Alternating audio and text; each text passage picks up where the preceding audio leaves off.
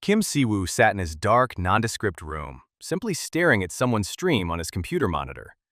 It was already deep night outside. The guy didn't understand what kind of stream this was. It seemed to him that he was talking to himself because he had been under a lot of stress in his life lately. But on the other end of the network, they answered him and even asked him questions.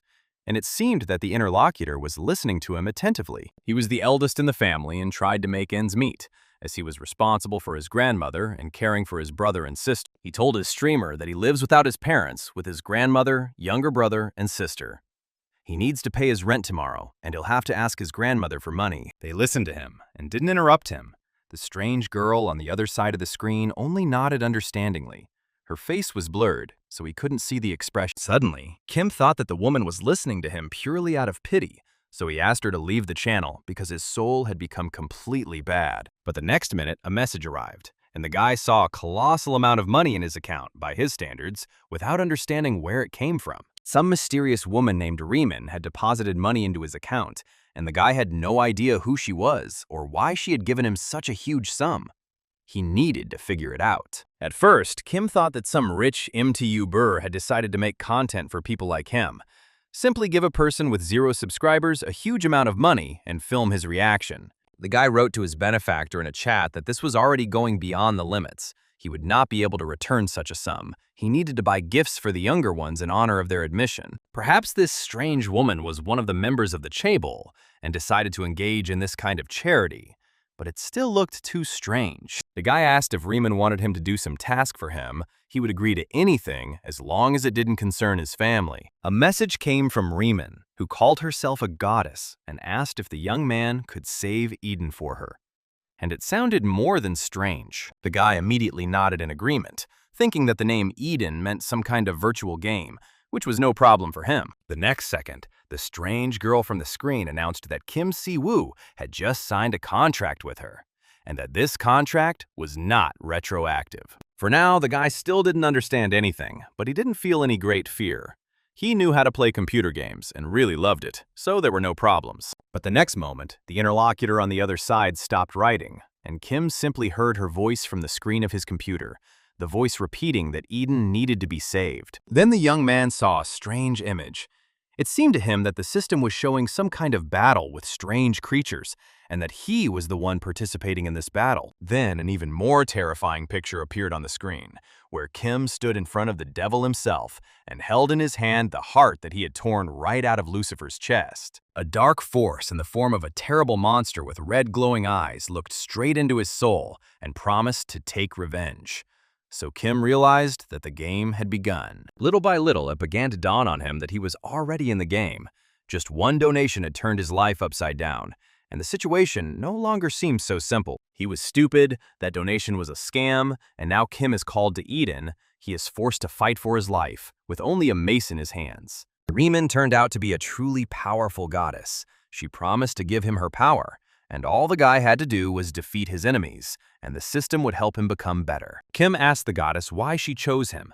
She should have chosen someone more suitable for the job, for example, an assassin, but she only smiled mysteriously and told the guy that he was chosen by higher powers, and he is the only one who can save Eden. The fact is that she is only a guide in this system, and is responsible for helping the hero, who will be engaged in saving the Garden of Eden. Riemann also hopes that Kim Si-woo understands what he has signed up for, and that now his actions affect not only the lives of his loved ones, but also the lives of the entire continent. Only now did the guy fully realize that he was now in some kind of parallel reality, and that this was no longer an ordinary computer game where you could pretend to be a superhero. Then Riemann explained to the boy that if he saved the Garden of Eden from all sorts of evil spirits, then she would definitely return him to Earth to his grandmother, brother, and sister. Otherwise, he would not see them. There was no turning back, so Kim simply asked the girl to take care of his family while he was away from the city, and indeed from the planet. He also put forward one condition. Upon returning to Earth, Riemann would have to provide him with a normal job with a decent salary. Otherwise, he would not do anything at all. In such a strange way, without expecting it, Kim entered into a contract with the goddess of the otherworld named Riemann. The goddess said that all the monsters in this strange parallel reality were his bitter enemies, so he had no choice but to destroy them one by one. Kim promised to help, so he must keep his word and complete the tasks with all his dedication. He hoped that the goddess would keep her word too. In this strange way, Kim Si-woo was enrolled in the otherworldly order that served the goddess Riemann and became the Pope in another world. But it turned out that these were not all the surprises, because once upon a time, the wonderful Eden was full of demons and enemies, and he had to kill each of the 7 demon kings. He killed them all just to save the Garden of Eden. But it's worth noting that it took the guy 10 long years to do so. It seemed like he hadn't seen his family for an eternity. Kim couldn't even imagine what his brother and sister looked like, or whether his beloved grandmother was still alive. Another question that tormented him was whether he would be able to live a normal life when he returned from the parallel reality back to his normal world. The goddess Riemann, as promised, kept her word. At the end of the mission, she thanked the brave knight Siva for his service and sent him back home to Earth. The very next second, the guy remembered his home planet and its indescribable beauty, a riot of colors where green grass grows, birds sing, and flowers bloom. Although in the world he had to save, everything was now also calm and beautiful. The inhabitants of the otherworldly civilization would now also live in normal conditions. Kim looked around and realized that his efforts and struggles for all these 10 years were not in vain. He saw the results and honestly enjoyed them. The guy, in turn, thanked the goddess of the otherworld for giving him the chance to test his strength and become much stronger. Now he is more self-confident. Riemann's image began to dissolve little by little, and Kim again could not discern the features of her face. It seemed to him that she was simply evaporating. He still couldn't believe that he would soon return home. More than anything, the guy wanted to hug his family and then tell them in detail about all his adventures in Eden. All these 10 long years, he missed his native land madly. He missed the atmosphere to which he was accustomed, his loved ones, friends, the noise of the big city. But unfortunately, a huge disappointment awaited the guy. Kim could not believe that he had returned to his beloved and such a peaceful city, Seoul. This place became a real zone of some kind of brutal military action. And in the sky, instead of beautiful and singing birds, some kind of scary dragons or pterodactyls flew. Kim couldn't believe his eyes.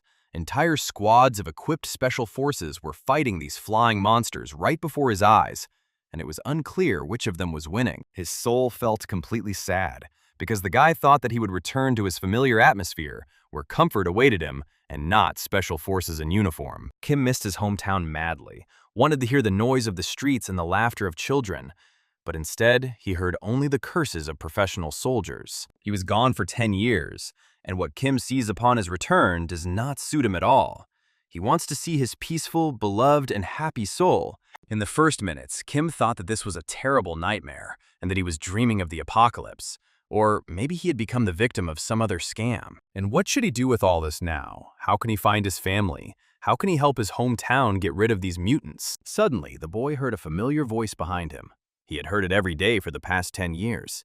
It was Riemann. Kim turned and looked at the goddess. She looked strange in her white robe against the backdrop of the brutal fighting. Well, what is she doing here? On his home planet, right in his favorite city. Why did she appear here? It was as if Riemann had read the boy's thoughts. She looked at him with a smile that expressed less joy and more deep regret. The goddess concluded that the guy didn't look happy at all, and it seemed there was no point in sending him back to Earth. Kim reminded him that his contract had ended a few days ago, but the goddess reminded him that it was thanks to her that he was able to return to Earth safe and sound. But the guy was furious, because if it weren't for Riemann, who dragged him to Eden, he wouldn't have had to fight for his return. But the goddess only smiled sadly again, and said that if Kim had stayed in Seoul 10 years ago, he would have certainly died during the disaster. These words began to irritate the guy. How did this self-confident woman know what would happen to him? Perhaps he would have been able to survive. But she, with a sly smile, reminded him that she was, after all, a powerful goddess, and she knew better what would have happened to the guy if he had stayed in the city. Suddenly, the system's voice announced that an alien force was interfering with the governance of the Earth, and that it was very powerful, so we would have to submit and cooperate. Riemann herself did not understand how this could happen. Most likely, it was because it was in this dimension that the main event was taking place, and it seems that this was the limit of her influence. The guy looked very carefully at the goddess and tried to understand what was happening now, because he clearly felt that there was some kind of catch here that did not bode well. And Riemann didn't make her wait long for the denouement. She smiled sweetly again and asked if the guy would like to make another deal with her, because she needed him. Kim frowned. How could she even ask him to get involved in such a thing again? She wanted to use him as her personal slave again. But the goddess insisted. For the fate of an entire city, his hometown, depended on him, and he would be able to use all the powers he had used in the other world to fight for Eden. Not everyone can move between worlds, much less transfer divine powers from one world to another. But she grants him this ability. Kim Seon-woo stood there like a statue. This was not how he had imagined returning to his native land and to his family. But this goddess seemed to want to drive him crazy and completely cloud his mind. But at that moment, the goddess's rhetoric changed dramatically. She said that she wanted to ask the guy to sign a contract with her again, which made Kim's eyes pop out of his head. The guy was the first to lose his temper. He was infuriated by the goddess's behavior. She was simply brazenly manipulating his consciousness, so he asked her to let him sign this damn contract as quickly as possible. Riemann said that she was opening a portal to Earth and that she would help him in the fight for a peaceful land. And in 5 minutes, the flow of time would be restored and the mission could begin. But unfortunately, the goddess has no support here, so she will not be able to stay on Earth for long. So now she will give him the most valuable instructions so that the guy can begin the fight. Divine power is mainly created by faith in another being, and without strong faith, Kim Si-woo will not have the strength to fight for peace and soul. Therefore, in order to maintain his power, Kim must make people believe in the existence of the goddess Riemann, and the guy can easily do this because in a parallel world, he was the Pope. Then the goddess Riemann very quickly said goodbye to the guy, asked him not to be bored, and, like last time, simply disappeared into thin air, leaving Kim alone. Kim understood that there weren't enough people in this world who believed in some otherworldly goddesses, so it would be very difficult for him, and the guy had 90 days to do everything. His consciousness gradually came to his senses, and finally Sivu realized that he had a difficult task ahead of him. In other words, he would have to become the leader of an incomprehensible cult. So what should he do now? Where should he begin to liberate his hometown from strange and terrible dragons, flying lizards, and some other incomprehensible creatures? But the guy calmed himself with the thought that the goddess had not left him alone with the problem, and had decided to leave him divine powers from the other world. This time, the guy hoped that he wouldn't need 10 whole years to rid his hometown of all evil spirits. After all, he already wanted basic peace. Then, Kim decided to test how his magical ability worked on Earth, just in case. And it turned out that the goddess had not deceived him. He really could fight monsters. This more than calmed him down and gave him strength. A wild desire arose to complete this mission as quickly as possible and return to his usual way of life. As it turned out, these terrible monsters that now inhabited the Earth were no different from their kind in the other world. They were insanely strong and physically resilient, but stupid enough to fight properly, choose tactics and battle strategy. A couple of hours later, the situation changed dramatically. The Special Forces soldiers looked at the guy and couldn't believe their eyes. He chopped the monsters into pieces in a matter of minutes. Kim Si-woo didn't even notice that his work was being closely watched. He was simply doing what he had agreed to with the goddess Riemann, bringing order to the city. Having dealt with another batch of monsters, Kim decided to take a little rest and look around. He needed to decide how to proceed and calculate his strength for further battles. Seeing the astonished looks of the Special Forces on himself, the guy decided to take advantage of this moment and asked if they would have a minute to talk about the goddess Riemann. The warrior's eyes seemed to widen even more in surprise, because it seemed like the guy was definitely not in his right mind. Talking about some goddess, he was probably wounded and delirious. It dawned on Kim that everyone thought he was crazy, and no Special Forces soldier in the 21st century would believe that goddesses still existed, just in a parallel reality. While the guy stood and looked at the Special Forces, a new batch of dragons flew up, and it was necessary to use magical power again to scatter these creatures in different directions. He knew that dealing with dragons and flying lizards would be much easier than convincing people to believe that he had signed a contract with a goddess from Eden. After 5 minutes, the last dragon was destroyed and fell to the ground with a roar, terrifying everyone who watched this terrible spectacle. An entire squad of warriors watched this battle, afraid to even blink, and the squad captain decided at all costs to get to know this guy. The partner reported that the detector did not detect the presence of magical energy, so how could this returning private be so powerful? The captain also could not explain this fact, since someone who returned and was able to bring a dragon down to Earth like that could not have the rank of an ordinary private. This fact alone is more than enough to award the rank of a returning disaster. In accordance with the instructions on emergency situations in the country, the captain directly in the city of Seoul requested an immediate convocation of the entire secret bureau. The man reported that he had detected the presence of an incredibly powerful returnee, who was not reflected by magic sensors.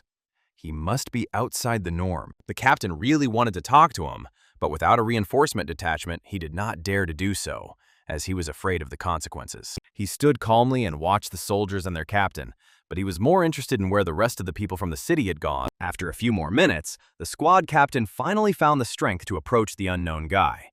He needed to find out who he was and where he was from. Kim looked the man over from head to toe and decided that such a man was worthy of being a captain.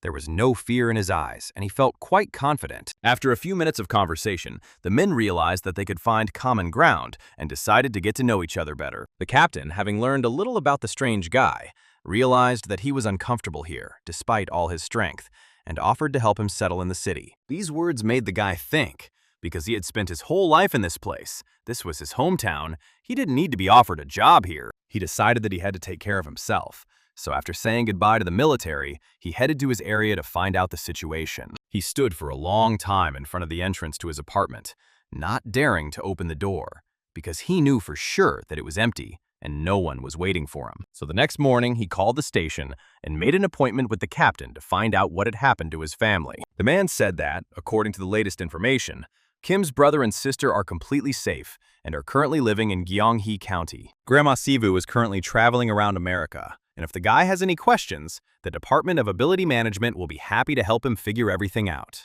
Kim Siwoo breathed a sigh of relief, because if you think about it, 10 years have passed. His brother should be around 27 now. But the captain stunned the guy. Only 5 years had passed on Earth, so now Kim is only 32 years old. He is in the prime of his life. He thought about it because he didn't know how much the Earth had changed in these 5 years. But it seemed that people treated those who returned from the other world well. His family, whom he missed so much in Eden, is safe. And now he desperately wants to see his brother and sister again after a long separation. He easily reached the area where his loved ones were now located and stood at the door again, afraid to ring the bell and not hear anyone behind the door. But what if his brother and sister don't recognize him at all? How can he prove that he is their brother and that he has been in a parallel reality all this time? Cautious steps were heard outside the door, and a quiet voice asked who had come. But Kim only smiled and said his name loudly, hoping that they would still remember him. But a voice behind the door said that they weren't expecting anyone, and that preachers weren't welcome at all, since they weren't religious people. But Kim Siwoo was persistent. He was not going to leave just like that. So he shouted for this little thorn to quickly open the door for him. And the door really did swing open. And on the threshold appeared an angry and nervous guy, Inwoo, Kim's younger brother. He laughed out loud because he had an iron bat in his hand, which he was going to use to scare the preacher. The family reunion wasn't the warmest, but within 10 minutes, Inwoo was standing at the stove, cooking delicious, wonderfully smelling ramen for his brother. And already, half an hour later, a satisfied and finally full Kim Siwoo was finishing his third serving of ramen and asked his brother to make more. The guy felt like he would never be able to get full and satisfy his hunger for Korean food, because this was the first ramen he had eaten in 10 years. It wasn't hard for Inwoo to keep preparing more and more portions for his brother. After what Kim told him, he even wanted to help his savior. In fact, for all these 5 years, Inwoo believed that his brother had been dead for a long time. But today, a miracle happened.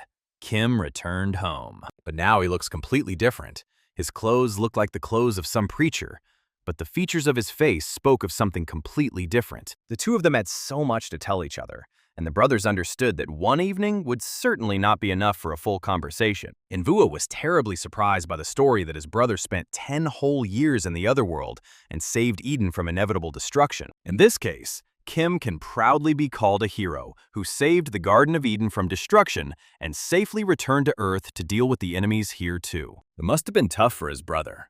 Carrying out a mission to save the entire Garden of Eden is quite a task, but Kim managed it. But what exactly his brother did in the other world, who he fought with, and how he was able to return back, the elder did not tell. But Inwoo desperately wanted to hear this particular part of the story, so Siwoo gave in and decided that his younger brother should know everything. But the next moment, the boy thought that it would be better if Inwoo did not hear the whole story, so that his brother would feel calm and safe. There is no need to tell how much blood he shed in order to save Eden, and a world filled with demons is very terrible, and no one needs to see this. He sighed and thought to himself that he had spent so much time, effort, and energy trying to restore order on an alien planet and return back home. He has been through so many trials that a simple, ordinary person could hardly endure. And now he may lose his abilities if he does not complete the task. Invu realized that the conversation was over, and his brother definitely wouldn't tell him where he'd been or what he'd been doing. So he simply went to his room and decided to do some work. When Kim asked him what he did for a living, the guy replied that he was doing editing work in MyTube, starting from the moment he disappeared, and that this is how he makes money to live. Kim never ceased to admire his brother because he did not give up, but began to support his grandmother and sister, and besides, things were going quite well for him. Invu showed one of the videos he edited. It was about so-called players who deal with gates, dungeons, and the monsters that crawl out of them. Kim paused for a moment and carefully examined the players who were using system windows and skills, a concept he was very familiar with. Inwu's number of subscribers continued to grow, as did the number of jobs he was offered, so the guy spent hours sitting at the computer. Perhaps by becoming a MeTuber, Kim will be able to fulfill Riemann's orders and gain subscribers who could eventually become followers of her faith. There was a need to open up new opportunities for the religious order. And then, as if by some command, this window popped up on the screen and displayed a list of all the available options. Invu laughed heartily and asked his brother if he wanted to open his own channel as well, but warned that it was unlikely to work. If Kim decides to create any kind of content based on players, he first needs to obtain permission from the government, and not everyone can do that. Plus, the guy hasn't been on Earth for a long time, and he doesn't understand the latest technology. But Invu is happy to help his brother because he knows this system well. Kim stopped his brother's merry laughter and said that he was very grateful for the offer, but Invu shouldn't get so cocky because he doesn't understand anything. Indeed, Invu had no idea how Kim Siwoo had found his relatives so quickly. In the situation that had developed in the city, finding anyone was extremely difficult. The captain, with whom the boy had become good friends, was worried about the young man and constantly asked what he planned to do next. Kim did not quite understand this interest in his person, but still replied that he planned to expand his order in the near future. The major was simply surprised. He asked if Kim's beliefs were contrary to social norms, but he assured him that Riemann was a merciful goddess. The man then noted that Kim was now a very important person for the ability management department, so he had to constantly keep in touch with their superiors. At this point, Kim Siwoo was Korea's #1 anomaly, so the department's second team would be constantly following him to observe and assist if needed. Inwoo's brother was the most surprised by this news. His eyes practically popped out of his head, because this was Kim, his brother, and not some kind of anomaly. It began to dawn on the boy that his life would not be the same as it had been before his disappearance, because now too much attention was focused on him. It seemed that Invu could not fit such news into his head. It was too much information for a young man. Kim Siwoo stood there smiling, probably looking stupid, but he couldn't tell his brother that he would lose his powers if he didn't get 10,000 followers. Finally, Invu realized that in Eden, his brother was a dad, and now on Earth, he needs to gain a lot of followers. And for this, he wants to start a channel on Meetup. The guy warned that it would not be easy to do this in such a form. Besides, no one on Earth has any idea who the goddess Riemann is. But Kim asked his brother to listen to him carefully. What if he had a unique ability to awaken ordinary people and convert them to faith? Inwu warned that Kim Sewoo's ability to create players would be hunted down by absolutely everyone who possesses the country's power. Moreover, such abilities simply do not exist.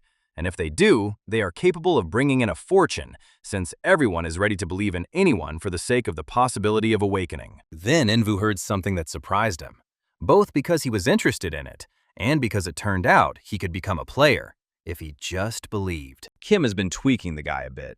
He can't do that yet, but once he gets enough followers, anything is possible. Invu suggested making a publicity stunt and announcing that every determined person can awaken once they find their audience. Invu shouted that he was burning with the desire to spread this good news among the people, for he believed in the all-powerful goddess Riemann. So far, he was planning something like an online service that would work through YouTube, but he needed to think everything through to the last detail, and his brother would help him with that. Invu was not against it. On the contrary, he really wanted to help his brother realize his plan, so he promised to help with ideas. But Invu immediately warned that it would not be easy, and besides, they had to take into account the fact that they also had a younger sister. The boys were so inspired and talking that they didn't even hear the girl enter the room and listen to them attentively for several minutes. Suddenly, Kim heard a quiet cough, He turned around and finally saw that his younger sister Shion was standing in the doorway. For a long time, the girl could not understand whether she was in a dream or whether it was reality, and her brother Kim was sitting in the kitchen. The young man immediately rushed to the girl. He didn't think that his sister had grown so much. She was very sweet and calm, which cannot be said about girls her age. The boy desperately wanted to hug her and cry, because when he went to Eden, his little sister was only 3 years old. The girl said that all this time she thought that her older brother had died, and now she just finds it hard to believe that her beloved Kim has returned. The little girl also said through tears that despite everything, she dreamed of this moment every night, and now it has finally happened. Two brothers and a sister sat in the kitchen until the night and couldn't stop talking. Over the course of 5 years, a whole bunch of interesting news had accumulated, and only the lights were on in the windows of their apartment. The next morning, just like in the good old days, they were tossing and turning to see who would cook breakfast for the whole family. Of course, Kim lost. Sian had breakfast, hugged her brother again to make sure he was real, and quickly ran to school, waving her hand to the boys. Kim also waved back to his sister. He knew that she would look back a few more times to see if he had left. The guy exhaled. He thought that finally everything would fall into place in their small family. Zion would stop crying, Invu would get to work, and he would complete the mission. He just headed to headquarters to tell them he had spoken with his brother. But for an awakened one to remain active on the Mitsuba channel, some degree of recognition is needed. It turned out that the department was so interested in the guy that the top boss promised to support the guys with everything they needed. The captain and his superior even began to quickly apologize and ask for forgiveness for finding the guy so late. The guy understood that the minister of the Department of Ability Management, Sasha, was a big shot, and this man had arranged a personal meeting with him. Sasha asked Lee if missionary work was the reason for Kim's activity, and he nodded affirmatively in response. It turned out that there was nothing wrong with disclosing the status of the person who returned to meet up, but the ministry requested that the status of Kim's anomaly be disclosed at a special press conference. The guy asked the ministry employees if they had seen the video from MeTube, because, as far as he understood, they were trying to block it to prevent it from leaking online. Kim thought that Inwoo had already looked at it a long time ago, since a specialist like his brother would receive all the information first. The minister said that since South Korea has not yet had its own anomalous returnee, the department does not have a large number of specialists. Kim Si-woo didn't see any particular problem with this. When he got home, he decided to finally contact his beloved grandmother. The grandmother was incredibly happy to hear the voice of her beloved grandson. She promised to quickly finish her business and return to Korea. For a moment, the guy thought that his grandmother probably knew that Kim would return to Earth, and Inwoo said that she saw him in her dreams. According to Inwoo, the woman saw him walking along the endless horizon and sometimes fighting winged monsters. That is why the elderly woman always believed that her grandson was alive, just performing some important task in a parallel reality. The same could not be said about Inwoo himself, who still could not believe in the return of his brother, especially an anomalous one. It was beyond his strength. They always had good friendships with their brother and sister, especially during their school years. And if it weren't for their grandmother, their upbringing would have been much worse. Inwoo probably waited for him for a long time, hoping that Kim was alive. But in the end, he had to give in and get to work. The younger ones said that they even held a funeral for Kim and planted a tree in his honor, which Sion decorated with various toys. But that wasn't what Kim wanted to hear now. He was most interested in what kind of cunning plan his smart brother Inwoo had come up with this time. Brother showed one of the players on the screen. This player talked about the dungeons where orcs most often appear, as well as their weak points. The guys assessed the player. He was quite attractive and also had a good character and did not do any controversial things. Inwoo said that the easiest way for those just starting out on the channel to gain recognition is to secure the support of large corporations. There's something the guy is working on right now that Kim can take part in, which is called the Rookie Academy. Minsu made videos training newbies and earned a lot of views from it. Sometimes there was downtime if a newbie was injured during a hunt. And then Inwoo mentioned Kim, who was immediately invited for an interview, since new faces always attracted a lot of attention. This was Inwoo's whole plan. This way the guy can easily attract a sufficient number of followers, because he is in fact a super powerful anomaly. They will participate in a simple scenario, where the protagonist very skillfully hides his strength. This plan is absolutely simple, but at the same time, brilliant. Inwoo hadn't yet told his friend the details of the plan, but he thought he would agree. Although he needed to conduct an interview first, and then everything would be decided by itself. Kim couldn't believe his luck. Had his simple actions really awakened the shark of capitalism and forced it to play in a new way? The next day, the guys went to the filming location, which turned out to be quite far from their home. It took more than an hour to get there. The location was located near the well-known Mountain of Magicians, but upon reaching their destination, the guys found no trace of the film crew's presence. In general, the atmosphere there was quite strange and a little scary. There was a forest all around, and the guys already doubted the veracity of the address. Even mobile phones stopped receiving a signal, and this made the guys nervous. None of them thought that there were still places in Korea where there was no internet connection. Kim felt that something was wrong with this situation. He couldn't explain it, but he decided that he needed to get out of this place as soon as possible. He suggested that Invu go back and put the guy's plan of hiding his power on hold for a while, as it could end badly. But the brother began to object, explaining that Minsu was currently filming, which is why he wasn't answering. He just needed to walk around the area and find the group. But Kim flatly refused, because thanks to the endless battles in Eden, his sense of smell had become extremely strong, and he sensed that something was wrong. In the next few minutes, the guy felt the presence of demonic energy, the kind that only monsters and demons possessed. Kim asked his brother again if he was confident in Minsu as a person. Maybe there were some bad rumors about him and he was unreliable in such a matter. But Inwoo only laughed in response, saying that he had confidence in his friend and that Minsu was simply a famous MeTuber. Kim looked closely at his brother and asked if he understood that if Silu had been an ordinary returnee, they would have already died here. But the stubborn brother continued to repeat only one thing, that his friend was a very good and honest person, and it couldn't be otherwise. Kim began to get annoyed by this situation. How could his stupid brother be so trusting? If this continued, they would simply die, and it would be Invu's fault. The guy suddenly remembered how he himself had become a victim of scammers, and the main scammer turned out to be the goddess Riemann, well known to him. Invu suddenly said that 3 years ago, when his grandmother was hospitalized, he paid all their bills. His brother and sister had absolutely no money for treatment. The guy's opinion of Minsu changed dramatically, because it's really hard to suspect someone who is willing to help their neighbor, and Minsu really helped. But now, who asked his brother to take back home with the taxi that brought them here, because this place is really very dangerous. Kim will stay here, and since Inwoo's plan didn't work, they will have to find a way around and solve this problem as quickly as possible. He struggled to collect his thoughts and decide how he should proceed without involving his younger brother in the situation. Kim firmly decided for himself that if his online propaganda did not produce results, he would change tactics and work offline. But the boy didn't really want to let his younger brother in on all the nuances of the job, so he ordered Inva home to take care of dinner. He was still too weak for such things. When the taxi with Inwoo left, Kim thought about how his brother used to be completely different, and it was all his fault. He is heading off to the subsequent battle himself and will not involve his family in these problems.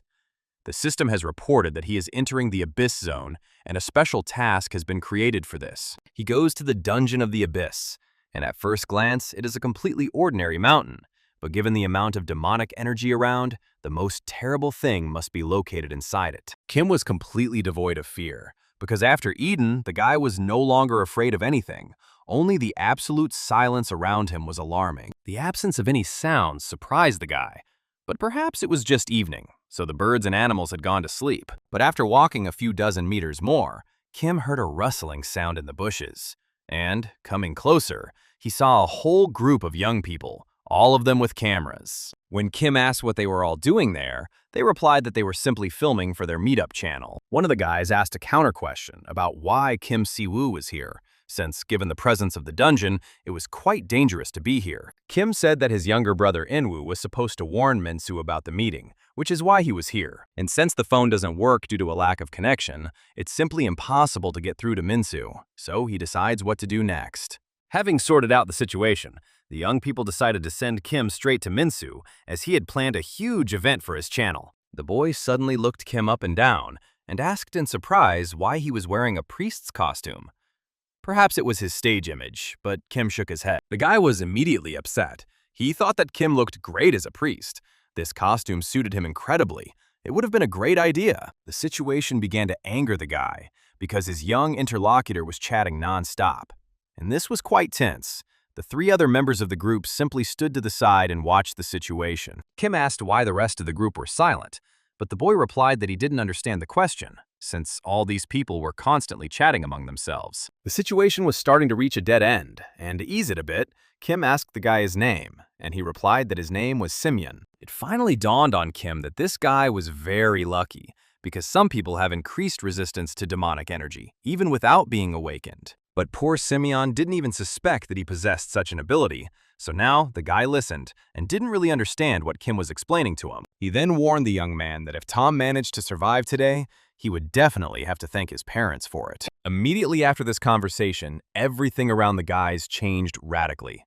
A terrible wind began to blow, and it seemed that lightning was striking with terrible force around them. Kim knew what was about to begin, unlike young Simeon, whose eyes immediately popped out of his head in fear, and he began to tremble all over. Suddenly, the heads of the remaining 3 team members disappeared from their shoulders, leaving behind black holes from which a terrible black smoke began to emerge. Simeon immediately froze for several minutes from deep shock, then jerked to run away. But Kim stopped him in time, otherwise it would have been worse. The guy started screaming in horror, asking what the hell was going on here, and why was he seeing this? But Kim tugged at his hand, and with just one look, ordered him to calm down. The rest of the monsters should be a little further away, so this place was more or less safe. Simeon should stay here so as not to harm himself. Finally, the guy regained his speech, came to his senses a little, and asked Kim who he was and what was going on here. Sevu was even at a loss for a moment. Now he needed to convey information about his goddess correctly and clearly, because not only his fate depended on it. He looked at the boy again, tried to smile, and calmly said in a friendly tone that he was here to spread the word of his goddess. The system gave a hint that Kim had just entered the right dungeon, which was a secret necromancer's laboratory, and was currently in the process of being absorbed by the abyss. Later, the name of the dungeon was changed to the Pride's Bridgehead, but the situation hardly changed. Everything remained in the most unpleasant colors and eerie demonic atmosphere. If Kim fails to defeat the dungeon's main boss, the entire land within a 5-kilometer radius will be corrupted by the abyss, and he has only 2 hours and 7 minutes left to do so. The guy immediately felt something was wrong, because the demonic energy in the dungeon was growing more and more, and he also began to sense the magical energy of the players. It seemed that there were those who tried to resist the demonic energy left here. After looking around for a bit, Kim Si-woo finally saw 2 men sitting near the wall. They were scared and terribly exhausted. But what surprised the guy was the lack of faces in these men. They had no eyes, no mouths, no noses, and this seemed like a strange and very scary phenomenon. But after a minute, the guy realized that this clarified the main essence of those creatures that he killed on the way to the dungeon. These were mimics. Strange and mysterious monsters that stunned their victims and then took on their appearance and completely imitated their behavior. Kim Si-woo knew very well that the mimics could only stun their victims because they were unable to turn into dead people. Since the mimics were low-level monsters and lacked vocal cords, they were unable to speak, and as a result, they were unable to survive on their own. It became clear that the boss of these monsters was Doppelgänger, who is also called the Proud Skirmisher. This monster was vile and very cunning. The system again gave a hint that the keyword Doppelhunter had been used recently, and the essence of the abyssal dungeon boss had been revealed. But Kim had expected this. Monsters like mimics that can interact with other monsters are very difficult to fight even with the right knowledge, as they can easily turn into your allies. So now it wasn't so important whether the person in front of you was a survivor or a doppelganger. It was simply impossible to tell who was standing in front of you. Therefore, the first thing that came to Kim's mind was to simply run as far as possible so that he would gain at least a little time and change the location to a more advantageous one. After running a little further, Kim finally saw the light, and then the monsters, who had gathered in a crowd on the platform near the entrance to the tunnel. But then the guy was a little taken aback. Strange voices were heard, spotlights and several cameras turned on, and someone behind him loudly shouted that the video had been filmed. When Kim looked back, he saw the director, who was terribly angry at the guy, and shouted that Si-woo couldn't just run onto the set like that. At first, Kim Si-woo didn't quite understand what was going on, because everything was going well, so did he really end up on the survivors team? But what was strange was that there were so many survivors here. This couldn't be. And the director, in turn, shouted that the guy had ruined the take and everything would have to start over. Then the director began to question Kim about who let him in here in the first place, since they had booked this dungeon for filming, and anyone was simply forbidden from breaking in. He explained that he was taken down to the dungeon because that was where Minsu had arranged to meet him, and since he heard the screams, he began to act without thinking. The meeting with Minsu was supposed to be private, but now Kim realized that it wouldn't be so easy to arrange because there were a lot of people here, and there was simply no place to be alone. The director nodded and apologized. It finally dawned on him that this guy was a returnee, and that was why he was dressed so strangely. The guy called a young girl to him and asked her to take Kim to Minsu, who was somewhere nearby. The girl nodded, smiled at Kim, and asked the guy to follow her. He in turn realized that he was attracting too many prying eyes. This was probably because of the suit. Some actresses were whispering among themselves that this time no one was subject to demonic corruption. But still, the atmosphere here does not inspire confidence. Kim Si-woo pretended that he was not interested in anything and that he was simply following the girl who was supposed to take him to meet Minsu. But in reality, the guy caught every sound. Out of the corner of his eye, he saw a teenager who was also without a face. This teenager was saying that he also really wanted to go home because he was tired of filming. This was the doppelhunter's group illusion, and its secret meaning was very difficult to unravel. Or rather, practically impossible. It was more like a strange theater, with the skilled actor doppelhunter playing the role of the protagonist and also closely watching the other videos. Kim Si-woo understood that even those present who had not been corrupted were still under its profound influence, and this problem had to be resolved somehow. Since Doping Hunter uses group illusion for his dark games, it means that he has recently accumulated enough strength to act now. Most likely, this is why the enormous demonic energy is gradually leaking out.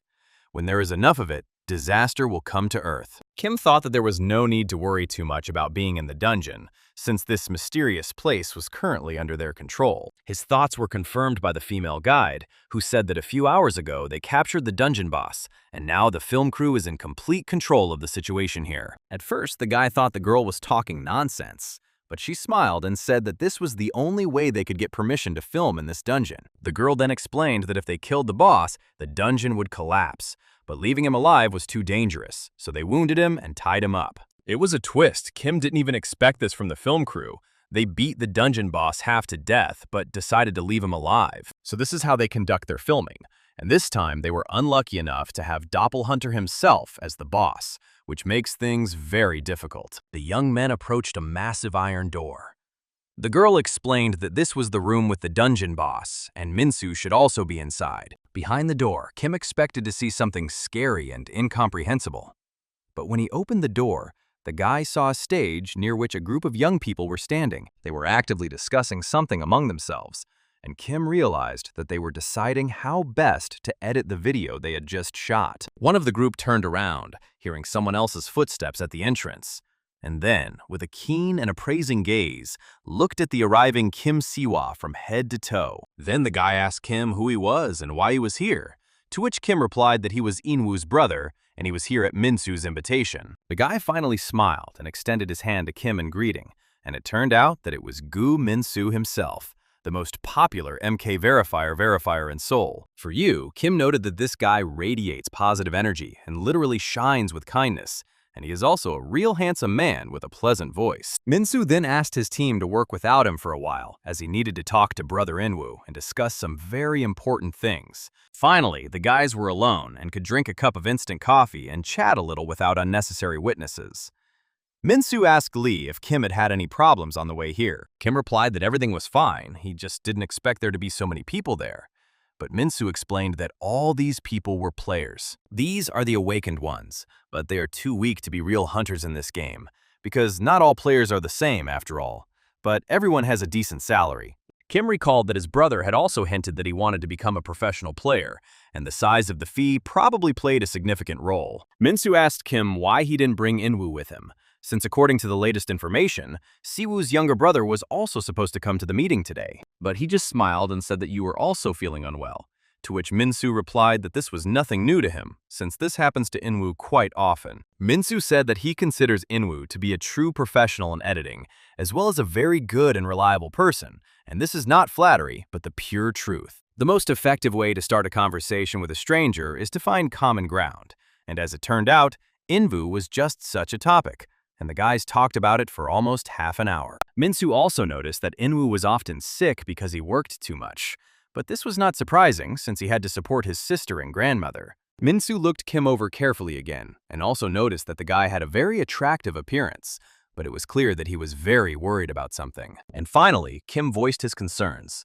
He was worried about whether this place was safe for this kind of filming, because there were obviously monsters here. Minsu nodded. He understood the anxiety of the guy who was in the dungeon for the first time. So, he suggested that Kim personally see what was behind the scenes. Without thinking twice, Kim pulled back the heavy screen and looked inside. The owner of the dungeon himself was in the metal cage. He was chained with heavy chains, so he posed no danger. Minsu said that several dangerous scenes are planned for the future, but the team thoroughly checks safety before each shoot. Several people actually want to leave the project, but it's not because of danger, but because they simply fell ill before filming, and in the dungeon, they simply got worse. MidTubers suggested that Kim take a little more time to look around and decide whether to join their project or not. He understood perfectly well that the guy had recently returned and was still feeling uncomfortable. It was as if Kim had been expecting such an offer. He really wanted to look around the dungeon more, to look into every corner, and only then make a decision about his participation in the filming. After some time, Sevu walked around the entire dungeon and returned to Minsu to make a deal and continue working together on the project. The boys shook hands to sign the agreement, and Minsu expressed his extreme joy that someone like Kim would now be working with him on the team. But as soon as the boys' palms touched, something unimaginable began. They were both struck by lightning, and a bright blue light from it scattered in all directions of the dungeon. The information about the Holy Fire passive skill was synchronized, and Minus seemed to begin to glow with some kind of black and incomprehensible energy. But he couldn't remove his hand. Kim said that if Minsu didn't stop deceiving him, their collaboration wouldn't be so pleasant, because there had to be some unexpected twist in the plot. Sivu didn't even intend to let go of Mituber's hand, and she gradually turned to coal and blackened before our eyes. Gradually, the eyes, mouth, and nose began to disappear from Minsu's face. All parts of his body began to merge with some kind of demonic energy, and something incredible was happening around the guys. Kim smiled evilly, realizing that he had easily managed to eliminate the demon, then thought that his acting skills were not so bad, but he needed to practice more. When he realized that the boss was Doppelgangther, he immediately became happy because this battle would be an easy walk for him and his team. But Minsu had no idea how wrong he was about Doppelgangther, because he turned out to be a real monster, and the guy was not ready for this. Only now Minsu realized what a fatal mistake he had made. And now, not only he, but the guy's entire team was in danger. After just a few minutes of fighting, the monster easily defeated the MyTuber and immediately took on his form. So the outcome of the fight was predetermined from the start. Half an hour later, the monster, now in Minsu's body, called the entire film crew to show the guys what kind of monster he had managed to catch. And no matter how much the imaginary doppelganger screamed and explained that he was not a monster at all, but that the monster was actually the one in Minsu's body, they did not hear him. And while the guys from the film crew joyfully entangled the monster in chains so that he could not escape, the real doppelganger enjoyed the picture. No one even noticed that real tears had appeared in the eyes of the monster, who could not move because of the chains. I wonder how he felt when people he trusted completely looked at him like he was a real monster. The group didn't understand anything. Everyone looked with puzzled looks, first at Minsu, then at Doppelgangter. Something in this situation was alarming. Something was wrong. The tied-up monster continued to cry, no longer holding back its tears and screams.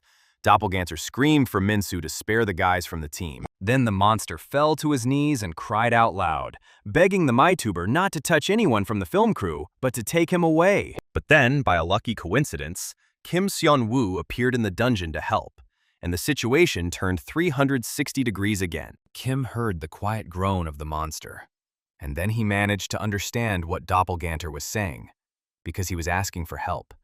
And the guy immediately understood everything. And now Minsu himself was already lying on the floor and begging for mercy. He was enveloped in a strange blue color that exuded magic. Sonu walked closer to the monster.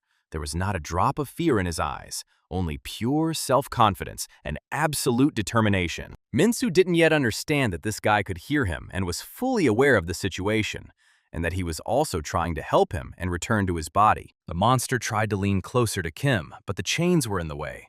Could this guy really hear him and understand that he was not a doppelganger? MeTuber almost burst into tears, but from joy, because even the closest guys from his film crew couldn't see a person in him. Then, Kim decided not to drag out this stupid situation, and explained that he was Inwoo's brother and they had an appointment right here. The imaginary monster said that Inwoo is a very good guy. He works hard to provide for his younger sister, and as for his brother, everyone knows that he disappeared long ago. It's interesting how everyone knows he disappeared 5 years ago.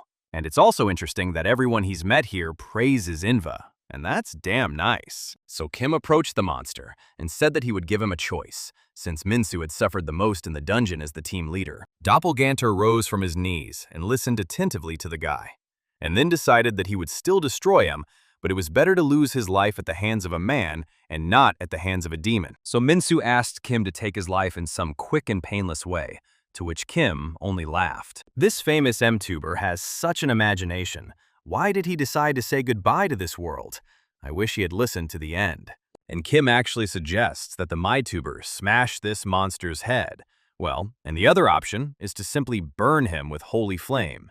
The second option is much more painful. When Minsu agreed to the second option, Kim winked at him cheerfully, because there is nothing better than burning nasty demons. And then something incredible began. The blue fire grew around the fake MyTuber with incredible speed and simply devoured him from head to toe, illuminating everything around with a strange light. At the same time, all the chains that were entangled around the Minus seemed to have dissolved into thin air.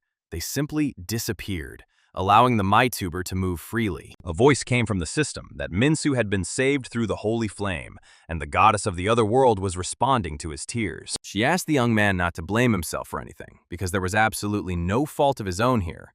The entire process was being monitored by the higher powers of the universe. Minsu thought for a second that he didn't believe in religion or any miracles. Well, what could you call his salvation, if not a real miracle? Kim completed the atonement quest and received 100 divine points. But how would things have gone if he had come to the dungeon a little earlier? Within a few minutes, the blue light had dissipated.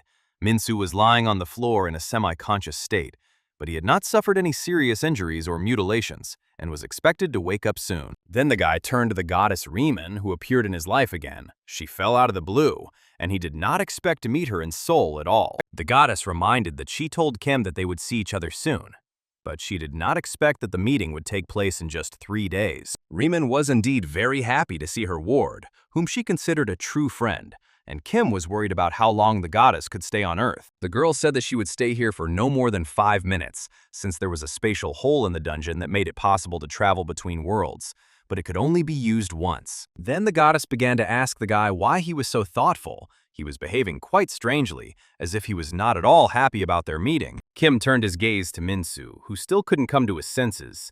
He had lost consciousness because he was directly exposed to the goddess's divinity. The girl just smiled and explained that she really liked Minsu. She considered him a kind person, so she decided to help eliminate the monster. A person who blames himself for his team's losses cannot be a bad person in principle. Besides, Minsu will be the one who helps Kim re-establish himself in Seoul. Riemann saw very well how hard Kim worked to recruit followers for her in this unfamiliar world, and that is why she helps people who will later help the guy. The goddess also asked how his family reacted to his return home, since so much time had passed, and Kim was probably now having a hard time getting used to the new circumstances of his life. And also, due to the limited time, she couldn't tell the guy something important. So now she asked Kim to remember the time when they made a contract on Earth. The causality that governs all dimensions in the universe turns out to be applicable to the gods as well. And it is precisely because of this that she, having come from another world, cannot influence things from this one at all. Kim was very surprised by this news. He even stood up and began gesturing actively because he had never expected such a turn of events. Well, how can he use his magical powers on Earth now? Besides, Riemann somehow managed to heal Minsu with her power. The goddess explained that this was why Kim needed to be careful. The Earth had allowed their contract, and therefore there had to be something heavy that would balance the scales. Of course, something needs to be placed on the second pan of the scale, but the goddess, of course, cannot answer the question of what should be there. He only understood one thing, that there was something completely unknown to him that was supposed to replace Riemann on Earth, and he would have to find out about it soon. The guy hadn't had a moment of peace since he returned to Seoul, and now he had to deal with the appearance of the monster on Earth, which seemed quite strange. For a second, the goddess felt guilty about the current situation. She had little time, but at the end, the girl decided to ask Kim Si-woo for forgiveness. Well, he politely said that he had no right to be offended by the goddess. He understood that the girl wanted to do what was best. The guy once again reminded the goddess that what happened to his land was not her fault. He would not be angry with Riemann because he did not consider himself so evil and vile. The goddess smiled sweetly and said goodbye once again, and Kim caught himself thinking that over these 10 years, he had become very attached to Riemann and would miss her madly. He came up with the idea of taking a photo with Riemann. Maybe people who see the photo will immediately become followers of the goddess, just because of her beauty. The girl once again thanked Siva for the compliments and asked him not to forget to do the most important thing. The guy asked again what else he should do, and in response heard that he would have to build a temple named after Riemann, so that it would be easier for her to incarnate on Earth and gather more followers. After some time, Min-soo gradually began to come to his senses, and eventually he finally woke up. After which, Kim asked the guy how he was feeling. He continued to sit on the floor and looked around the room in bewilderment. Min-soo tried to spot with his eyes the goddess who helped him stay alive. Much to his disappointment, the girl was nowhere to be found, and Kim sadly reported that Riemann had gone back to her dimension a few minutes ago. Soon the boys were calmly returning home from the dungeon. They already had 4 followers of the goddess Riemann on their account, but this was just a drop in the ocean. The doppelhunter incident that happened a few hours ago in the mountains between the mages, fortunately for everyone, ended without fatalities. But there were 12 injured people on Min-soo's team. No one was physically injured, but due to the brainwashing by the mimics and doppelhunter, all the victims suffered from severe migraines. Kim thought it was a great relief that Min-soo himself was not seriously injured. He was currently in the hospital, but the boy should be discharged in a few days. He briefly wondered what would happen if Doppelganger had succeeded in his plans and destroyed Min-soo and his entire film crew. If Kim had arrived in the dungeon a few hours later, there would have been no one left to save, and no one would be suffering from a severe migraine now. In-woo, who was sitting next to him, asked Lee Kim if he had seen a demonic gate in the dungeon. He nodded and said that some place had the ability to summon demons. There's a reason why doppelgangers are called proud skirmishers, and it's not a joke or a lie. When Kim was in Eden, he saw Doppelganger sacrifice an entire village and then summon a massive demonic gate through which legions of pride burst into Eden. The doppelganger that recently appeared in Korea most likely planned to sacrifice the entire Min-soo film crew that was in the dungeon. This is how he wanted to summon a high-ranking demon. They were very lucky that Kim and the goddess were able to stop the monster in time before it could achieve the desired misfortune. But only one thing did not give Kim peace. Why did the demonic gate appear right in front of him?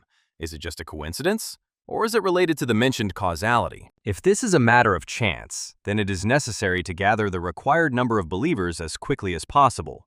Besides, In-woo's plan has been ruined by the incident with Doppelhunter, but In-woo was sure that Kim had somehow managed to brainwash Min-soo in the dungeon and attract the million-member MeTuber to his side. The younger brother was already beginning to think that his older brother was some kind of planted leader of a forbidden cult, and that now Kim was trying to attract as many people as possible to his organization. Kim couldn't even imagine that in such a short moment, his new friend Min-soo would be imbued with deep faith in the almighty goddess Riemann. Then he looked at Inva, who was sitting in complete bewilderment, and thought that Riemann, of course, is the goddess of mercy.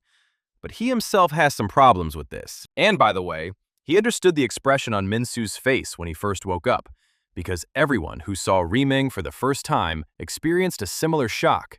And he himself was like that. The goddess is so beautiful that anyone can lose consciousness just by looking at her, and she also radiates holy power, which demonstrates better than any words that she is a true goddess. In-woo expressed the idea that it would be nice if the goddess Riemann starred on their channel in MyTube.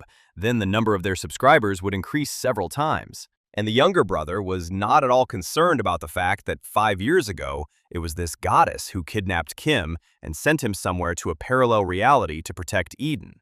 He simply admired this woman. In-woo decided to open his laptop and check the news, and there was a lot of it. For example, -U uploaded a new video to his channel, and it already had countless views. The video featured Min-soo himself, broadcasting from his hospital room and talking about what had happened to him a few hours earlier. And the story attracted the attention of thousands of Koreans. In the introductory part, the guy thanked the person who saved him personally and his entire film crew from the terrible dungeon demon.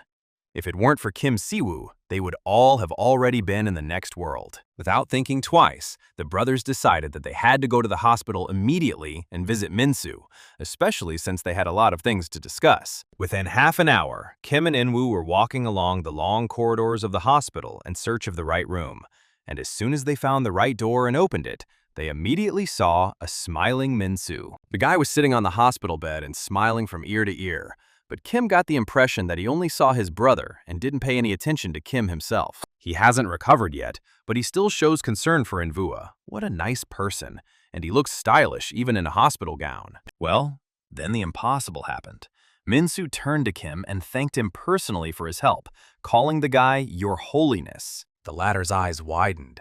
He didn't understand where this form of address came from, and when Min-soo managed to learn such a stupid term. Well, the victim sincerely said that he saw this on Wikipedia, but if this doesn't suit Kim, then he would like to simply call him Dad. Si-woo decided that it was useless to fight the guy and simply nodded his head.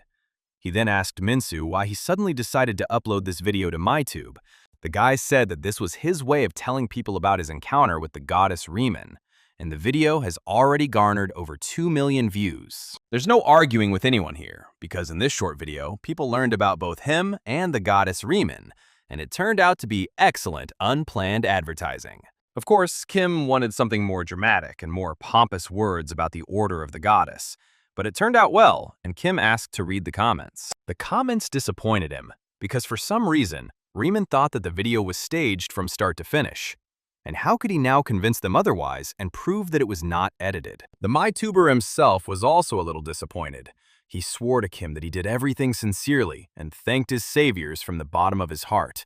But the comments say otherwise. The guy really wanted to send sincere words of gratitude, and he also didn't like seeing how really strange cults behaved in MidHub. Now, Min-soo was saying in all seriousness that he was ready to give up his entire fortune for the sake of the goddess Riemann and the dissemination of information about her order. Kim stared at the strange MidTuber for a long time and couldn't figure out if he had always been like this or if the situation with the goddess had turned him into an absolute fool with a kind heart. Kim decided to check the system, where there was a message that Kim Min-soo had unlocked a special profession of inquisitor. But in the guy's opinion, in modern Korea, this profession is somewhat outdated. The problem was that Kim was so poor that he couldn't buy Min-soo this profession. He had too few earned points in his account, and the Inquisitor cost a whole 500 divine points. Min-soo decided to calm him down and asked him not to worry so much, because he had a lot of experience as a MyTuber, and he knew that such a reaction from Riemann was quite possible. Those who see Kim's deeds will stop doubting him. They are simply sure of this, as is a young man named Simeon.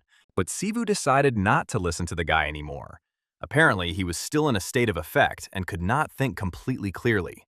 He needed more time to rest. In a parallel reality, a meeting of priests was being held at this time, and as always, the entire process was accompanied by a strange blue glow. The high priest approached the boy and said that from that moment on, he was initiating him into the warrior class, and that now this boy would use his heart and soul to participate in the great plan. The unknown young man bowed his head low and then shouted that he was ready to give his heart and soul for the higher will, and would not even spare his life. He will fight to the last drop of blood and protect the followers of his faith from the invasion of evil demons and monsters. It was quietly evening in Seoul, and Kim and her younger sister were returning home from the amusement park, where they had spent almost the entire day. Sion said that what she enjoyed most was the boat ride.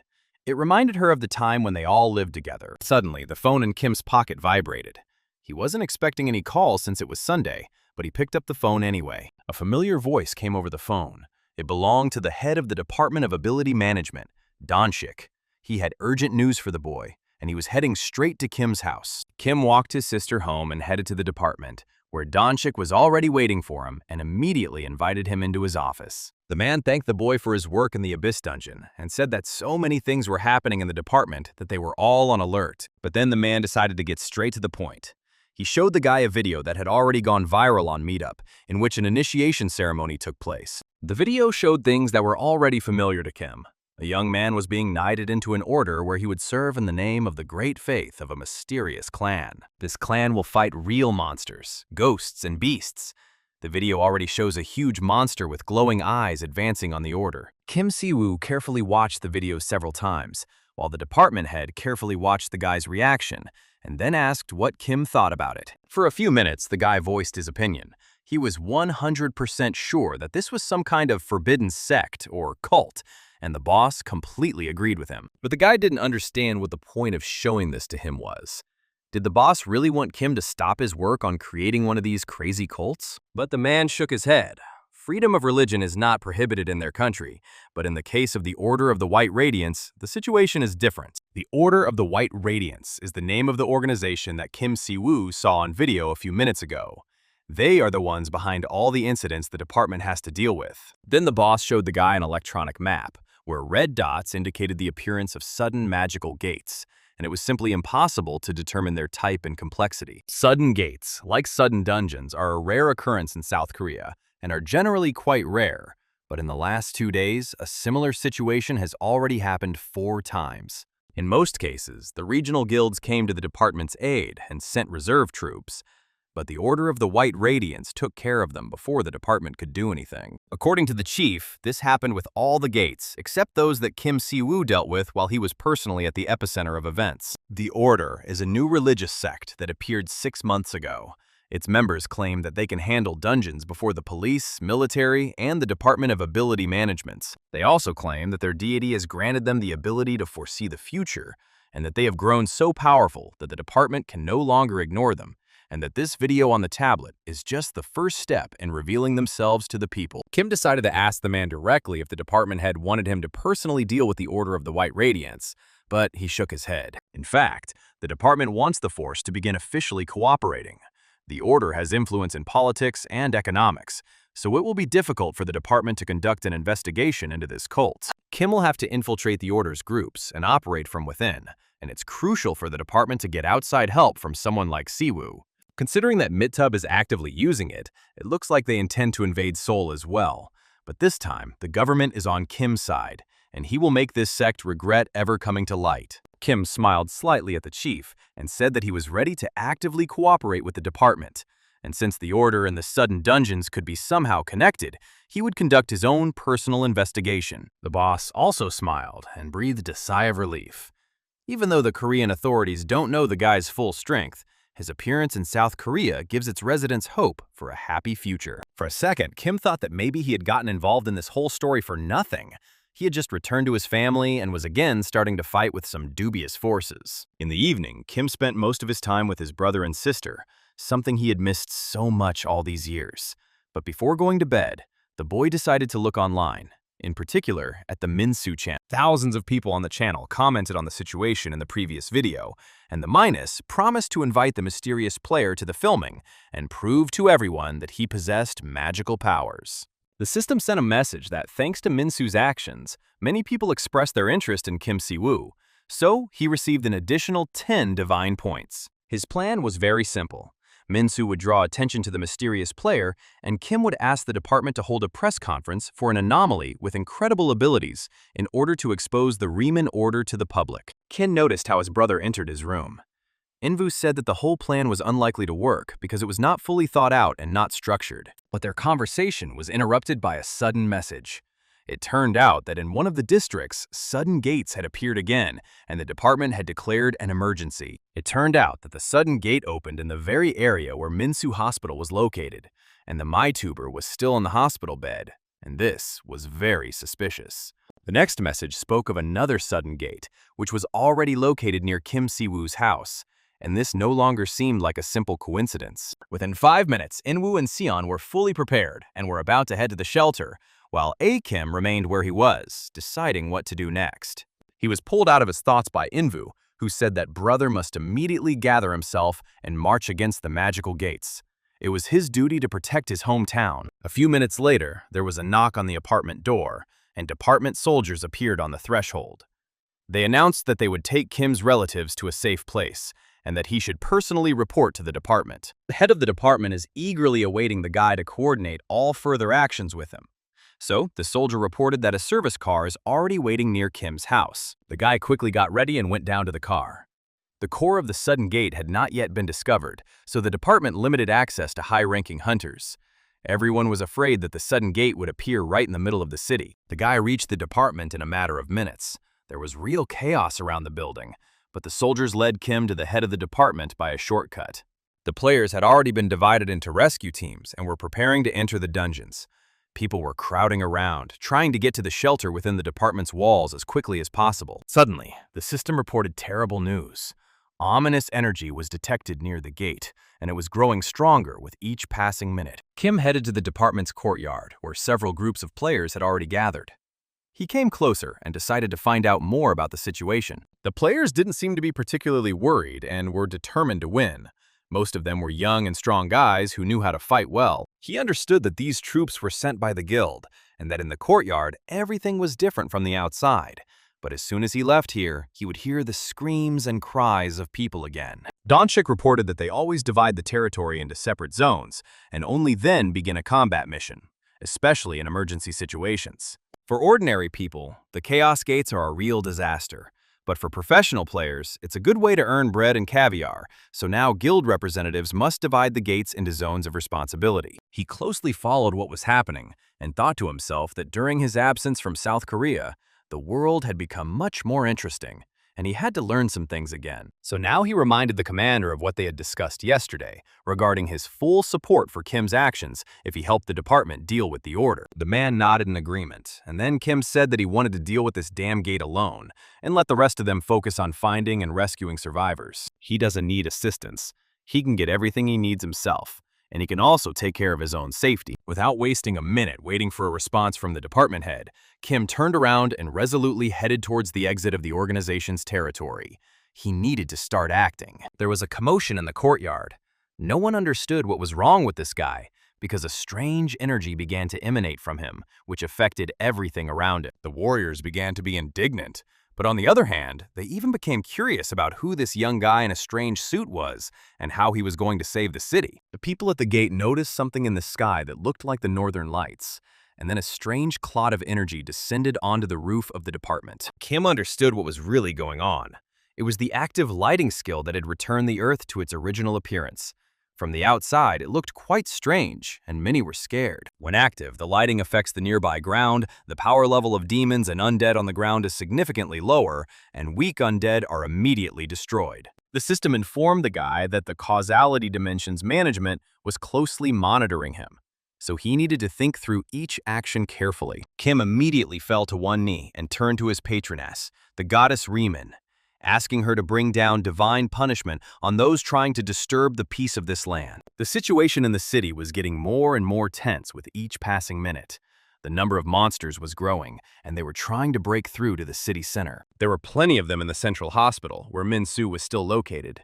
The guy and his team were desperately trying to hold the line. Min-soo asked his partner why he still hadn't found out where the dungeon master was, and he said that the group had gone out to track him down but hadn't returned yet. Mitsuber wasn't prepared to just wait in the hospital. He had to find the boss himself.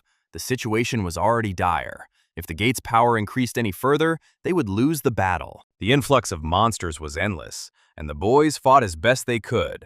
They no longer counted on help from the guild. Their only hope was in the Department of Ability Management. Min-soo encouraged himself. He believed that the department would not leave them to their fate, and someone would definitely come to their aid. Suddenly, the door opened and someone from the team ran up to them. The stranger shouted that they needed to quickly get up to the roof. That was the only way they could be saved. But as it turned out after 5 minutes, it was just a trap. Opening the door to the roof, Min-soo saw many ferocious monsters there.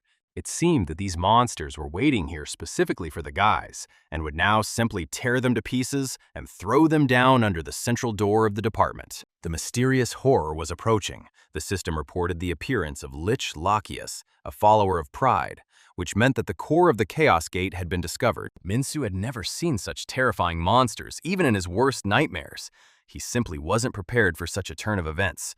The monsters were getting closer and closer. The most dangerous undead in existence was the Lich. Its very existence was already called a source of terror. Even as a hunter of the highest rank, Min-soo could do nothing against it. The teammate even burst into tears. He had already said goodbye to Min-soo and his beautiful Korea, since defeating Lich with bare hands was not possible. But Min-soo himself hoped for a miracle. And then he remembered the goddess Riemann and began to actively pray to her and ask for some kind of help in the fight against the Lich. And the goddess took pity on Mitsuber, because she sent him Kim Seva himself as an assistant.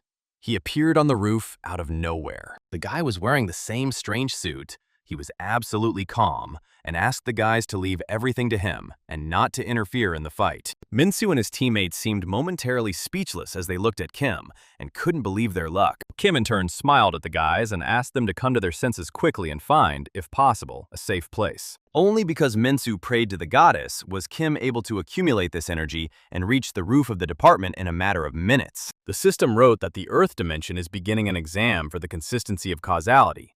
The gates of chaos are now violating the laws of causality. It seems that this evil spirit would simply never end. But the system produced completely different results and worked for Kim. The monster hissed that Kim had a rather irritating power. She didn't know who it came from, but it definitely wouldn't be enough to defeat the demons. This country will fall victim to the great pride, and soon absolute darkness will descend upon it, and no one will be able to dispel and destroy the demonic forces. But fortunately for Kim, the information about the sacred non-aggression pact was synchronized between Earth and Eden, and now this category was activated. As a result, the system destroys all demonic energy within a certain radius, and this energy was now in Kim's hands. The monster could not understand where the guy got such strength that allowed him to destroy an entire army of demons with such ease. No one in the universe had ever humiliated the Great Lich in such a way. And this guy, without putting in much effort, was able to deal with the demons in 3 counts. Lich warned that he was not going to leave a single person alive in this city, and Kim would not be able to resist him. It was beyond his power. Everyone knew that the Lich would use an advanced dark spell that would stain everything around with a curse and create a place exclusively for the dead. And this curse was located right in the center of Seoul. The Lich laughed that the helpless goddess Riemann would not be able to save either Kim or his foolish people from certain death. This city would soon become a city of the dead. The words of this demon were already starting to irritate the guy quite a bit. Who was he to tell him about Seoul, his native and beloved city? But if we do nothing, at this rate, this place will become hell on earth and will endlessly produce all sorts of undead. But Kim also had a skill for this situation, one he never wanted to use because it was too obvious and cringeworthy. At one point, Kim began to doubt whether he had enough strength to fight this evil spirit because there was too much of it. He had already dealt with almost the entire army, but new demons kept appearing from nowhere to replace the dead ones, so he had to act quickly and accurately. The guy decided to use all the skills he learned during his time in Eden, and this slightly evened out the situation on the battlefield. Not for a second did Kim forget about his patroness, the goddess Riemann, and firmly believed that she would not leave him in trouble and would come to his aid at the right moment. If you think back to his past life over the last 5 years, he has been in situations worse than this, but he never gave up or lost his composure. Now, he must go all the way, because the life of an entire city depends on his actions. He has been entrusted with saving Seoul itself. Suddenly, the guy heard strange sounds behind him and turned around to see what was going on. But when he turned his head, he was simply dumbfounded. Behind him stood representatives of the Order of the White Radiance, strange people without faces and in long white robes with deep hoods. And then the guy got really angry and promised this evil spirit a real show, and then activated the function of the Wings of Purification. And just a second later, huge snow-white wings appeared in the sky above the city, emitting a pure, bright light. It was a real miracle. The children stopped crying and squealed with joy, and the adults sighed with relief. The worst danger had passed, and there was a chance for salvation. Minsu and his partner appeared from around the corner. The guy was extremely excited by what he saw and couldn't quite believe his eyes, because Kim was performing real miracles. The system reported that the number of followers of the goddess Riemann had increased hundreds of times and had already reached several thousand. Everyone who watched the situation from the department's courtyard could not believe what was happening in the sky. A huge white bird, resembling an angel, was flying right above their heads. A large crowd also gathered inside the department, and the administration announced that a press conference would begin in a few minutes, in which the main figures would participate. Donchik came up to the stage and introduced himself to those present. As the head of the Department of Ability Management, he began his detailed report. The man told reporters that the danger to the city had passed, and all thanks to the awakened Kim Si-woo, who arrived on the scene in time and destroyed the Lich, which was the core of the Gates of Chaos. Then Donchik decided to introduce the hero himself and called him onto the stage. He decided that people should know their savior by sight, and Kim might also have something to say to the public. The guy walked up on stage, and immediately before him, camera flashes started flashing. Some reporters were broadcasting live from the meeting room. Journalists have reported that Kim Si-woo is the very same secret player who has been actively discussed on the internet in recent days, and now he has proven to everyone what he is truly capable of. Donchik, looking at what was happening, thought that he needed to report Kim to the main director himself because the guy was an anomaly and it was simply impossible to measure his abilities. Kim will be their most important weapon in the fight against monstrous, otherworldly enemies, and Korea must officially declare the presence of the returned irregular. At this time, Kim Si-woo began to communicate with reporters. He introduced himself not as someone who had returned from a parallel reality, but as the leader of the Great Order of the powerful goddess Riemann. The journalists' mouths dropped open at what they heard, and they listened attentively to the story about Eden, how Kim was the Pope there, and how, after saving the Garden of Eden, he returned to Earth. Then came dozens of questions that the guy simply couldn't answer. The journalists were interested in whether the guy would continue to lead the order here on Earth. An older male journalist was interested in the question of whether the Korean government would support the Order of the Goddess Riemann in the country, since various cults are not welcome here. The guy once again began to explain that, like the majority of the Korean population, he does not support dubious cults, but the Riemann Order is something completely different. He has already said and repeats again that he is not calling on anyone to support the order. People will see everything for themselves from his actions and then decide whether to believe him or not. But he promises that if dark forces ever appear in his home country again, he will, without a doubt, save the inhabitants from any monsters. A young reporter stood to the side. Due to his inexperience, he was embarrassed to ask his question. But Kim noticed him and decided to listen. It turned out that this guy is so fascinated by the order of the goddess Riemann that he wants to join it in the near future, but doesn't know how to do it. When Kim explained the procedure for joining the Riemann Order, the boy beamed with happiness, thanked Siwa several times, and called himself a true fan. Kim then announced that the order plans to actively expand, and to attract an audience, they will launch a YouTube channel, although they have not yet come up with a name for the channel. The boy became thoughtful, and Sivu realized that he was actively thinking about the name of the channel for the goddess Riemann. He was clearly deeply interested in this project. The next day was sunny. The sun was shining outside and the birds were singing loudly. But for some reason, Kim Si-woo didn't want to get out of bed at all. The guy decided that while no one from the Department of Abilities Development was bothering him, there was an excellent chance to just sit at home for at least one day and enjoy the home environment. He checked social media and read the news about yesterday's event, and was surprised that people's opinions were divided. Some supported him, while others believed that he was just a figurehead. The thought that over the past 24 hours, more than 10,000 followers had joined the order did not give him any peace for a minute.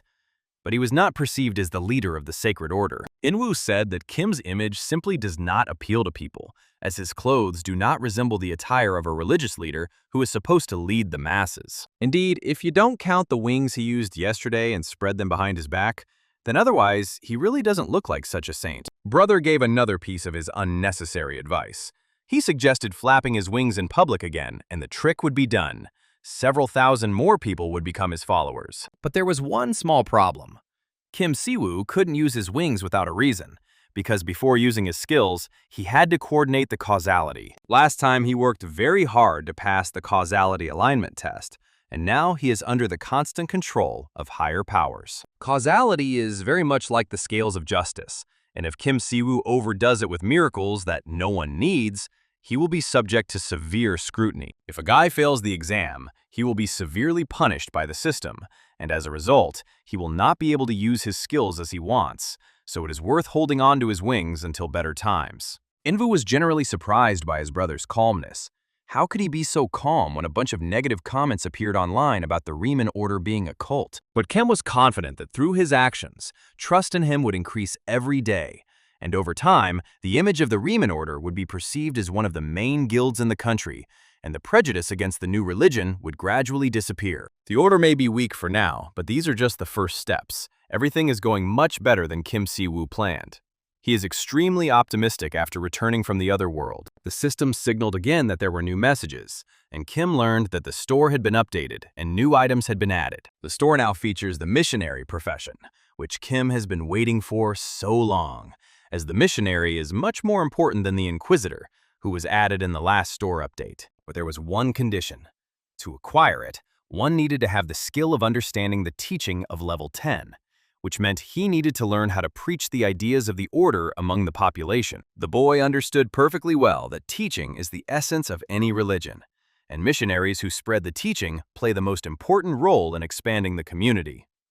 These are the kind of people Kim Si-woo needs now. He thought that things couldn't get any worse, but now it has arrived, and Invu still couldn't calm down and asked his brother, like last time, to just go and use his magic wings. The system sent a message again, stating that due to the increase in the number of believers in Riemann, the goddess's powers had expanded sufficiently. The goddess was happy and was giving the oracle to Kim. Suddenly, the phone jumped out of Kim's hands, and the voice of the goddess Riemann was heard from the speaker. And the guys literally squealed with joy, especially Inwoo, who still couldn't get used to what was happening. In order to have a serious conversation with Riemann Kim, he decided to leave the house. The goddess informed him that thanks to the boy's actions, the number of believers had increased so much that she was now able to communicate directly with him. Kim breathed a sigh of relief. Now Riemann would be able to help him manage the order on Earth, and she would also tell him everything about the teachings of her order. Riemann decided to calm the guy down a little and said that from now on, she would constantly contact him and help him in difficult situations, because the good he did to Eden cannot be forgotten. The boy smiled. Now his life would change for the better, because the patronage of the goddess herself meant a lot, and he would be able to cope with all difficulties. It turns out that Riemann has come to terms with causality and measurement. She has passed the causality exam, so Kim Si-woo should soon be receiving system alerts, and it appeared in just a few seconds. By purchasing the special missionary profession, the guy will be able to spend an additional 1,000 coins to send a missionary from the dimension of Eden to Earth. That is, the goddess wanted the guy to bring missionaries from the Garden of Eden to his country, just as she once brought him to Eden. That is, representatives of an otherworldly civilization will appear on Earth. It turned out that Riemann chose them from among the most worthy volunteers. Then the goddess announced that the volunteer missionaries must arrive on Earth, or more precisely in Seoul, through the gates of chaos.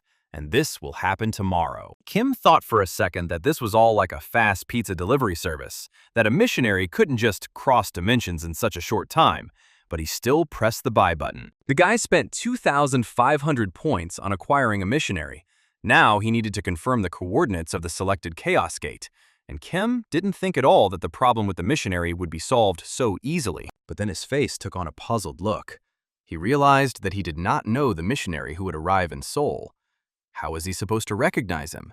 And what if their characters did not get along? But the goddess's cheerful laughter could also be heard from the phone. She said that a surprise is the best gift, so Kim shouldn't worry about it. But the guy still couldn't calm down, no matter who the missionary was. He was tormented by vague doubts. He generally didn't like situations in which he didn't understand something. How would he even know how to deal with these persons? And Kim was already imagining scary and not very friendly missionaries. I couldn't avoid appearing in the department for the manifestation of abilities, so I had to appear in front of Chief Donshik and have a little talk. They talked about the C-51 gate that had appeared in Anyang, and the chief said that, unfortunately, it had already been appropriated, and if it were given to Kim, the reaction of the other alliances in the country would be negative. Kim smiled sadly and said that it was a pity, because he had hoped that everything would go smoothly, since the goddess Riemann herself had sent her missionaries from Eden here. Donchik reminded that this gate is sponsored by Yusung's group, and it will be difficult to persuade them to leave this gate, and therefore the money. Kim realized that money was involved, and that the gate would be used as a training ground, and he couldn't tell Donchik why he needed this particular gate. But there was nothing to be done. I had to explain that it was through these gates C-51 that a missionary from the goddess Riemann was to descend to Earth. This was bad news for the boss, because when representatives of the guild and representatives from other worlds collide, real problems begin. During this time, all the humanoid monsters that appeared in Korea were extremely strong and had a deep hatred for humans, but the reward for destroying them was also great. In other words, Donchik tried to explain to Kim Si-woo that if the Goblin Guild accidentally met the missionary, a war might even start. But the guy already had an idea. He asked his boss to try to arrange a meeting for him with the Goblin Guild. He would take care of it personally. Donchik just nodded, and an hour later, Kim and the department head were on the grounds of Anyang City High School, near gate C-51. The place was rather strange. Even the people here didn't look like residents of Seoul. and for some reason, this atmosphere made Kim nervous at the same time. Kim sat down on a bench near the school building, worried about the strange purple tint of the air, which indicated the presence of the gates of chaos. The guy heard footsteps behind him and felt the presence of a stranger. He turned around sharply and saw a stranger who apologized for being late. The man introduced himself. His name was Choi Sejin, and he was the leader of the Goblin Guild. He looked impressive, like a huge block of trained muscles. Kim Siwoo also introduced himself and noted to himself that this man radiated an incredible amount of mana, which is why Choi was the strongest of the top-ranked players. Siwoo thanked the hunter for agreeing to meet him on such short notice, and the hunter extended his hand to shake his and said that he was very pleased to meet the Black Priest, as Kim had already been nicknamed. It so happened that neither of them felt any confusion or awkwardness. Kim was actually pleased that the situation had turned out exactly as it had, but the system stubbornly gave out only one message, which said that the opponent's mana was too strong and was pressing on him with terrible force. Kim felt that due to the high level of resistance, Choi Sejin's mana pressure had no effect on him at all. The man came close to the boy and said that he was very interested in the order of the goddess Riemann, and that he would not mind joining her followers and serving her faith. Kim smiled happily and replied that they and the order are always glad to have new followers, especially those who are influential, strong, and insanely brave. It turned out that Choi was already aware that Kim wanted to use the C51 gate, and he was willing to do anything to fulfill such a person's request.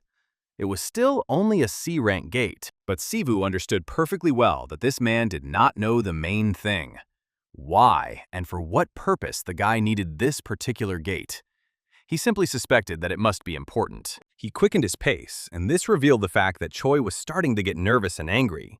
This man clearly didn't like omissions and was used to keeping the situation under his control. The situation was getting tense. Choi thought that this guy was being too arrogant.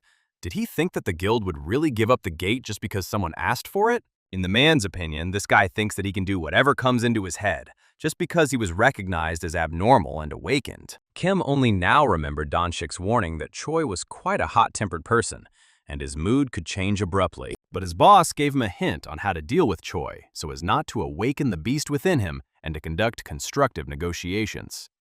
This was the method used by experienced employees of the department. So Kim, seeing the change in the man's mood, folded his hands in supplication and began to ask him to demonstrate his great power, which everyone was talking about. Then came the words of skillful flattery about how the Goblin Guild was a true legend in Korea, and he had never seen its representatives fight. They didn't have time to finish speaking or agree on anything, because the air around them began to thicken and became almost purple, which indicated that the gates of chaos would soon open. The words of flattery really did work just as Kim had intended. Choi began to smile again and even patted Siwa on the shoulder in a friendly way. So far, everything was going exactly according to plan, and the guy didn't care how the goblin leader would react. The main thing for him was to get into the gates of chaos at any cost. The guild representatives gathered in a circle and waited for the gates to open. But Kim wasn't sure if they were truly ready for such an event. Choi began to boast about the fighting skills of his guild members, but Kim could clearly see which of them were truly prepared for the appearance of the representatives of another world. When asked if there were any players in the guild responsible for healing others, Choi replied that such players were very few, and all of them were worth their weight in gold, because they were considered A rank. This information was very valuable, and Kim thought that since there was a shortage of healers on Earth, perhaps this was a chance for the Riemann Order to find its niche here. While Kim was thinking, the system notified that a missionary was descending to Earth through the gate, but he needed to be protected from the goblins who were protecting the gate. Kim looked at the goblins, and a slight chill ran down his spine. These creatures were truly terrifying. Their eyes glowed with malice, and real poison oozed from their fangs. Choi gave the order to his guys. They aimed straight at the monster's head. But as it turned out, the guild representatives were very panicked and could not concentrate. Kim Siwoo offered his help, but the Legionnaire immediately refused and assured the guy that the squad had the best players and they should resolve the situation. Kim decided to trust Choi's people and simply observed the situation. As it turned out, the guild commander was a good player who was interested not only in money, but also in preserving the lives of his people. The system reported that the Chaos Gate had expanded to its maximum level, and Choi then ordered his warriors to be on guard and prepare for a tough battle. But the battle was not destined to happen because the trolls suddenly changed their tactics. It was clear that they were very afraid of something and were confused. The next minute, the monsters simply turned around and started to quickly run away. But the guild representatives did not let them do this. The fact is that the Legionnaires had a clear tactic, which was to surround the enemy from all sides and not let him leave the battlefield alive. Even the experienced and seasoned warrior Choi was discouraged. He did not understand why the monster was behaving in such a strange way. Something was definitely wrong here. From the monster's behavior, Choi guessed that they were being pursued by some strange but very powerful force, but he still didn't understand where it was coming from. The man himself was also overcome by a wave of strange energy, and despite his mother, Choi could barely stay on his feet. Kim also decided to step aside to assess the situation well. He understood that Choi would claim the role of the winner in this battle and would want to take the missionary for himself. But the guy couldn't allow such a turn of events and was already thinking up options for what he would do if he had to fight the missionary off the Legionnaires. While the guy stood in deep thought, the trolls' heads turned in different directions. But it was not the Legionnaires who dealt with them. It was some other force. And finally he saw this power, which turned out to be concentrated in one single man. His name was Leo Rubin, and he was a missionary sent to Earth from Eden. Leo was the incredibly outspoken leader of the Order's Riemann Doctrine Study Group, and a man who became an archbishop at just 29 years old. Behind Leo Rubin's back, in Eden, this man was called the Mad Dog of the Order, and he could control the minds of all the subjects of the Order of the Goddess Riemann. Kim's face was filled with bewilderment, and in his head there was only one question. Why did the goddess Riemann choose him as a missionary? But then Choi intervened, deciding to demonstrate his skills as the best player and send Leo back beyond the earth. Then a real fight ensued, during which the Legionnaire decided that this stranger, if he did not go back to Eden, would definitely become a Legionnaire. Kim could only stand aside and simply observe the situation. He simply did not dare to interfere in the fight between such strong opponents. He was simply overcome with hysteria, and a crazy smile played on his face. Now he was in a situation that he would not wish even on his worst enemy. The situation was getting completely out of control. In this chaos, it was no longer possible to make out what was going on in the courtyard of a simple, ordinary school. The Legionnaires were in complete shock. They couldn't believe that one person could possess such enormous power, many times greater than that of their commander Choi. But the commander of the Legionnaires could not calm down and continued to fight with the alien from the other world, even though he was from Eden. Leo Rubin did not want to continue this pointless activity any longer, so he shouted that it was time to stop this activity, which would lead to nothing anyway. The alien said in a clear and calm voice that he did not intend to fight any longer, because the goddess Riemann, whom he served, was upset by such actions. Kim approached Leo, a smile playing on his face. He really found it funny, because the representative of Eden trampled the leader of the Legionnaires, Choi Sejin, into the ground. Rubin decided that he should formally introduce himself. He is a missionary sent from Eden to Earth. He is the head of the Society for the Study of Doctrine and the bishop of the Second Church. He then addressed Kim Si-woo directly, calling him the Papal Holiness, the first apostle of the goddess Riemann, and said that he had appeared here for his full support. Kim was immediately surprised by the fact that the man spoke Korean as if it were his native language, but he said that it was all given to him by the great goddess. It was Riemann who commanded him to use this great and beautiful language in order to spread her faith and her sacred word throughout the entire country. Now Si-woo mentally thanked the goddess for at least removing the problem with the language barrier. He would somehow figure it out on his own from now on. He will have to sort out the situation and dot all the I's. He will somehow have to justify this performance to the head of the department, Donchik. While the boys were exchanging greetings, the leader of the Legionnaires, Choi, also came to his senses. He still did not understand what had happened to him and why he found himself waist-deep in the ground. Someone like Leon was the ideal representative of the Riemann order. He remained true to the doctrine in any situation and was ready to sacrifice his own benefits for the sake of the order. But in fact, the missionary was not as simple as he seemed at first glance, because the fact is that he belonged to the direction of the so-called fighting priests, and this meant a lot. The boys' conversation was suddenly interrupted by the head of the Legionnaires. He came up to put an end to the conflict with Leo and show who was boss. The Legionnaire decided that he would not leave this matter like that, and would prove to this alien who was in charge here. And Kim was unable to get through to Choi that this was the missionary, the bishop of their order. Finally, Choi nodded in understanding, but did not back down from his own words, saying that the dream of every Legionnaire is to fight a truly worthy opponent. And Kim realized with disappointment that it was now that Choi decided to fulfill his dream and defeat his opponent.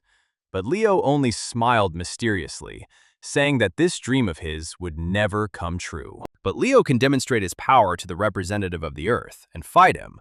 But first, he needs to ask permission from His Eminence Kim Si-woo. Choi Se-jin jumped up in indignation.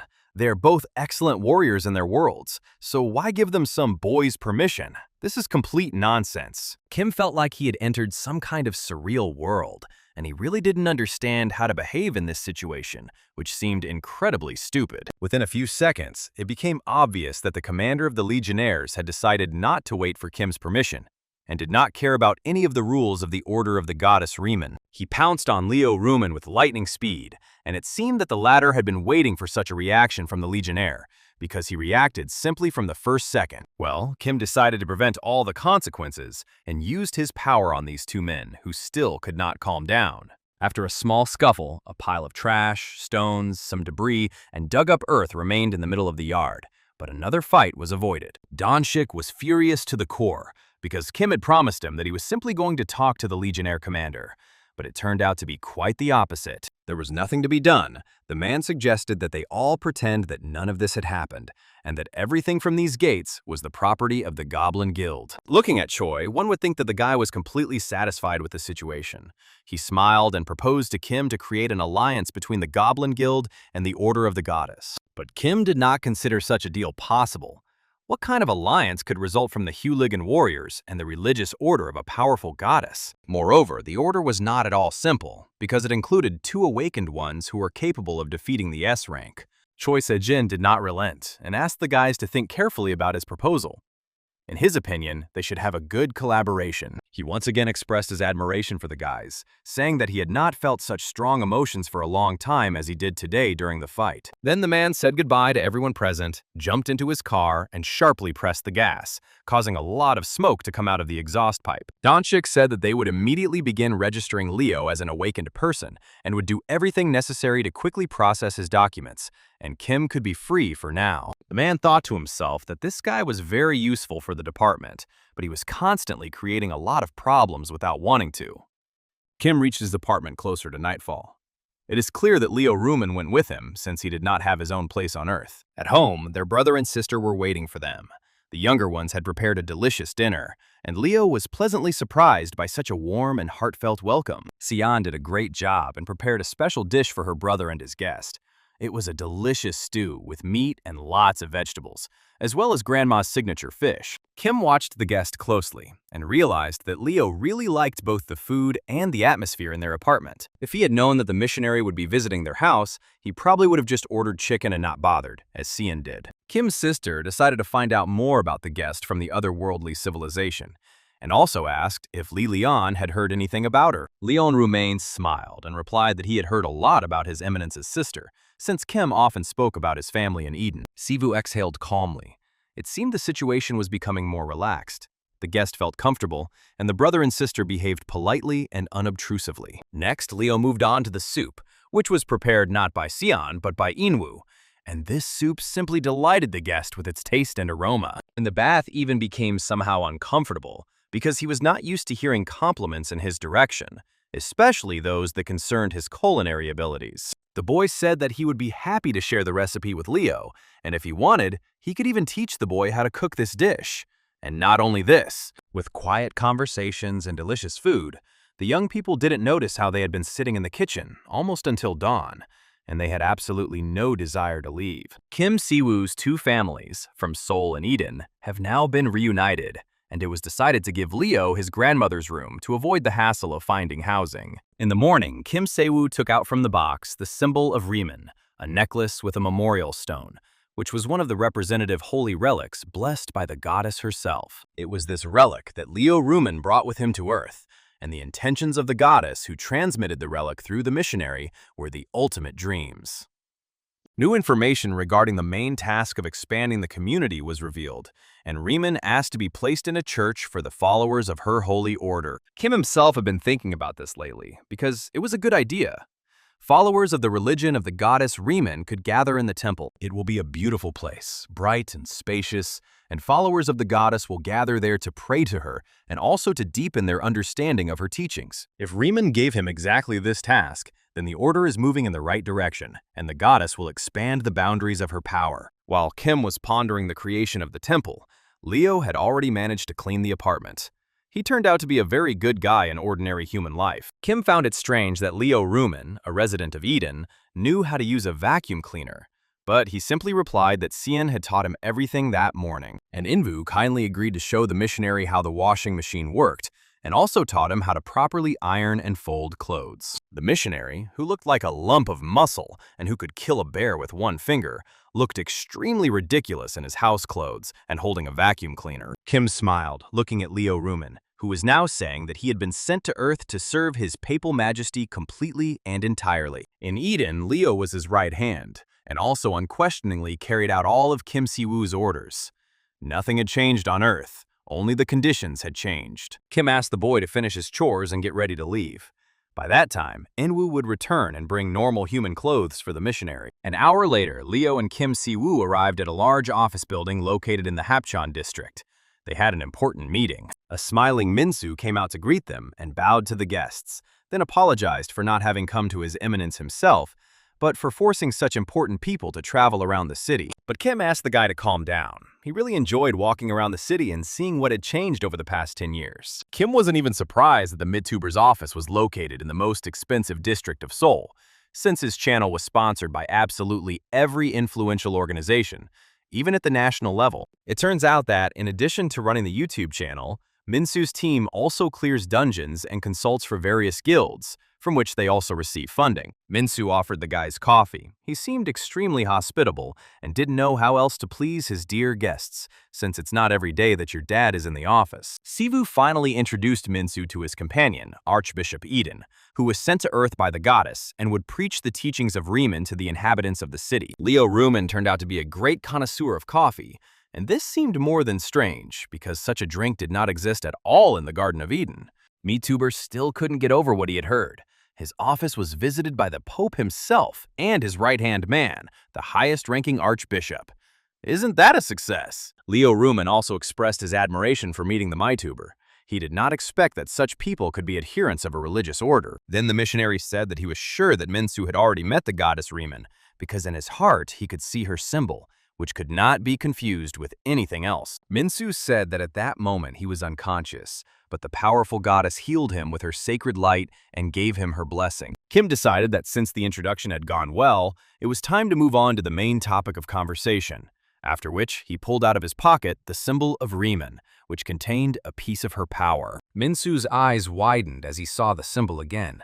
And then Lee told him that the artifact was to be installed in a temple, for which a location had to be found. But the forcibly captured Earth would not be suitable. Kim then explained everything in more detail. They had to build a temple that would serve as a place of worship for the sacred goddess Riemann, and they needed his help. This was not a problem for Minsu. He said that he would immediately begin collecting funds from the finance department, since the creation of a temple is an important part of religion. But Kim sighed sadly. Money is good, but the problem is different.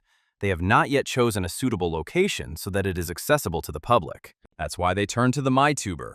He knows the whole city very well, and perhaps he will have some ideas about a good location for the temple. Mi wanted to be useful to the order, and he admired the deeds of the goddess Riemann and was himself a follower of hers.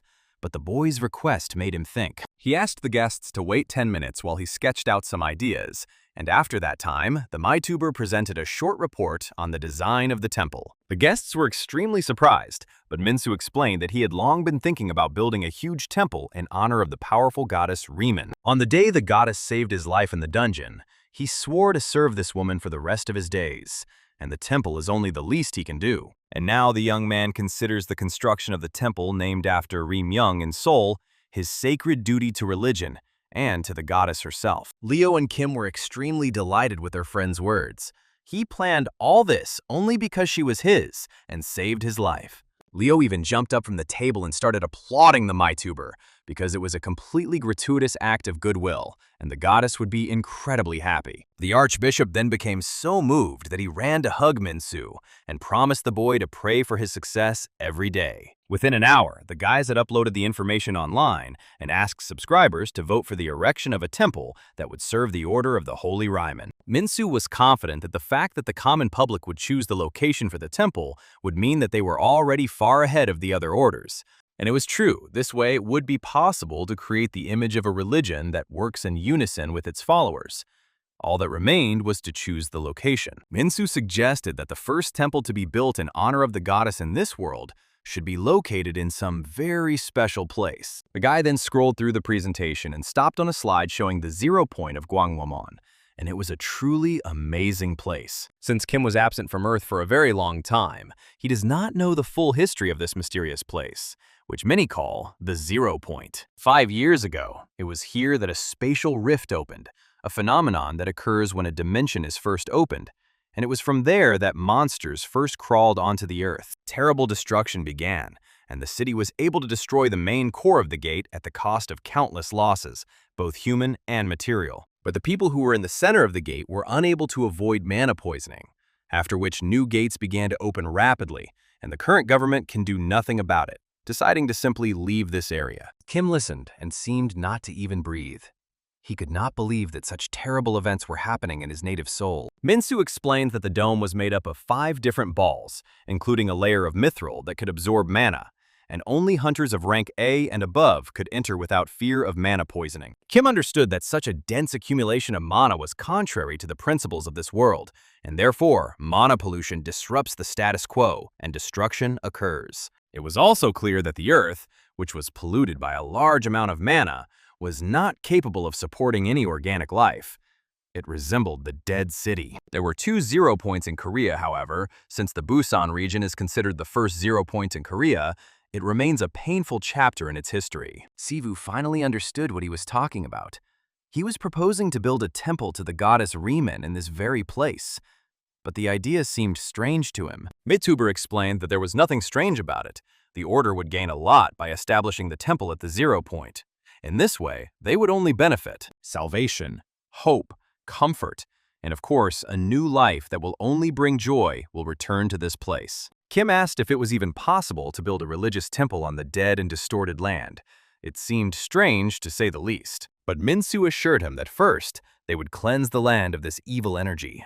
But they would need to ask the goddess Riemann for help. Leo Ruman liked this idea and fully supported the MyTuber's idea that the temple should be built in this particular location. Kim said that he would think about this idea and would definitely discuss it with the goddess, because the earth contaminated with mana must be completely cleansed, and this is not so easy. But then he remembered that Minsu had started an online vote for the choice of location, and what they would do if subscribers chose a completely different location for the temple. But the MyTuber just smiled and brought up the next website, which already showed the voting results, and his subscribers supported the 0 point location for the temple's construction. Kim couldn't believe his eyes. He didn't even expect that the problem would be solved so quickly and in such an easy way. The guy then looked at the monitor and read the updated task, which stated that the artifact for the temple's construction must be used precisely at the 0 point of Seoul. As it turns out, many ordinary city residents disappeared at point 0, and their relatives still don't know whether these people are alive or not. Kim was convinced that this place would truly change the course of Seoul's history,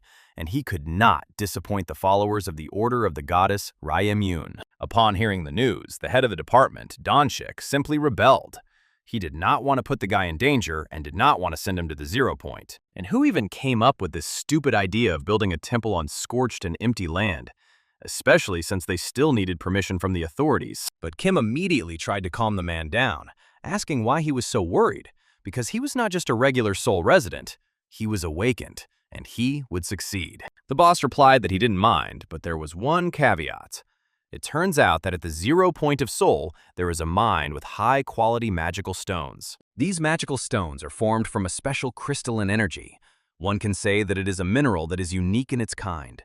Kim learned that the mine was created after a high concentration of magical energy opened up when a spatial explosion occurred, resulting in the land being contaminated. The chief reported that a year ago, after the discovery of the 0 point in Seoul, large guilds created a team of professionals to mine these stones. Only recently did the department learn of information that some guilds were fighting among themselves for control of the mines, in order to gain sole ownership of the mine. Kim found this news strange, as the government could have intervened and resolved the conflict between the guilds. But it turns out that the majority of those who can resist mana pollution are members of large guilds. The Department of Ability Development was powerless here.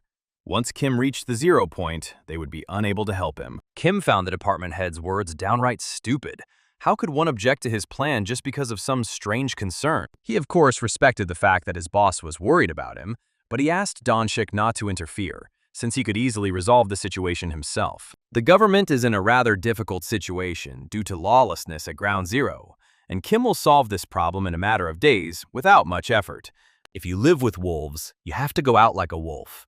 And since it's a lawless zone, that's how you'll behave regardless of the rules and laws. The next minute, Kim Si-woo presented the department head with a document stating that the government had no objections to visiting the 0 point. And already the next morning, Kim Si-woo, Leo Ruman, and the head of the department stood near the huge wall behind which the 0 was hidden. The head of the department was concerned that these two guys wanted to enter the 0 zone alone, without any outside help. He promised Donchik that they would not create conflict situations and would not be the instigators of a battle with the local inhabitants.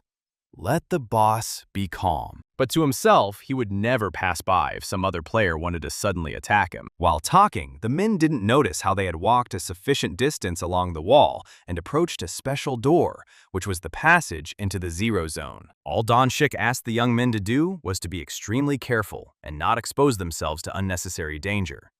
But the boys assured the man that they would be fine. Kim started this business, and he definitely intends to bring everything to its logical conclusion. The Null Zone will once again be a beautiful place with living soil. The boys went inside, and Leo immediately became wary. He reported that he definitely felt evil demonic energy. The system also rushed to give the guys a hint, which indicated that the goddess Riemann was also in control of the situation and giving them the information they needed. Donchik remained waiting inside, and being in his deep thoughts, he did not immediately notice how a man approached him. It turned out to be the minister himself. The visitor thanked the head of the department for his work and expressed regret that Donchik was wasting a lot of his personal time due to his duties. But the boss wasn't upset about his life and his work. He hadn't been as inspired by any project for a long time as he was now. But the minister said he had received information that Donchik was very much opposed to the ministry's decision to send Kim into the 0 zone. And now the minister has arrived here to find out firsthand the reason why Department Head Tak is afraid of the 0 zone. I had to tell the politician that 5 major guilds were fighting for the 0 point. So there were too many risk factors that could not be calculated. The appearance of the manifested ones will cause unnecessary problems. By sending the first abnormal one to such a place, they expose him to great danger. But the minister reassured him. The guilds had already requested confirmation of the awakened Kim Si-woo's status as an anomalous, so the fight had already begun. The guilds stated that there was a possibility of deception, since both Null Zone locations were under government control. And all this happened due to the weakness of politicians. The only way to combat the illegal actions of the large guilds is to force them to comply with the law.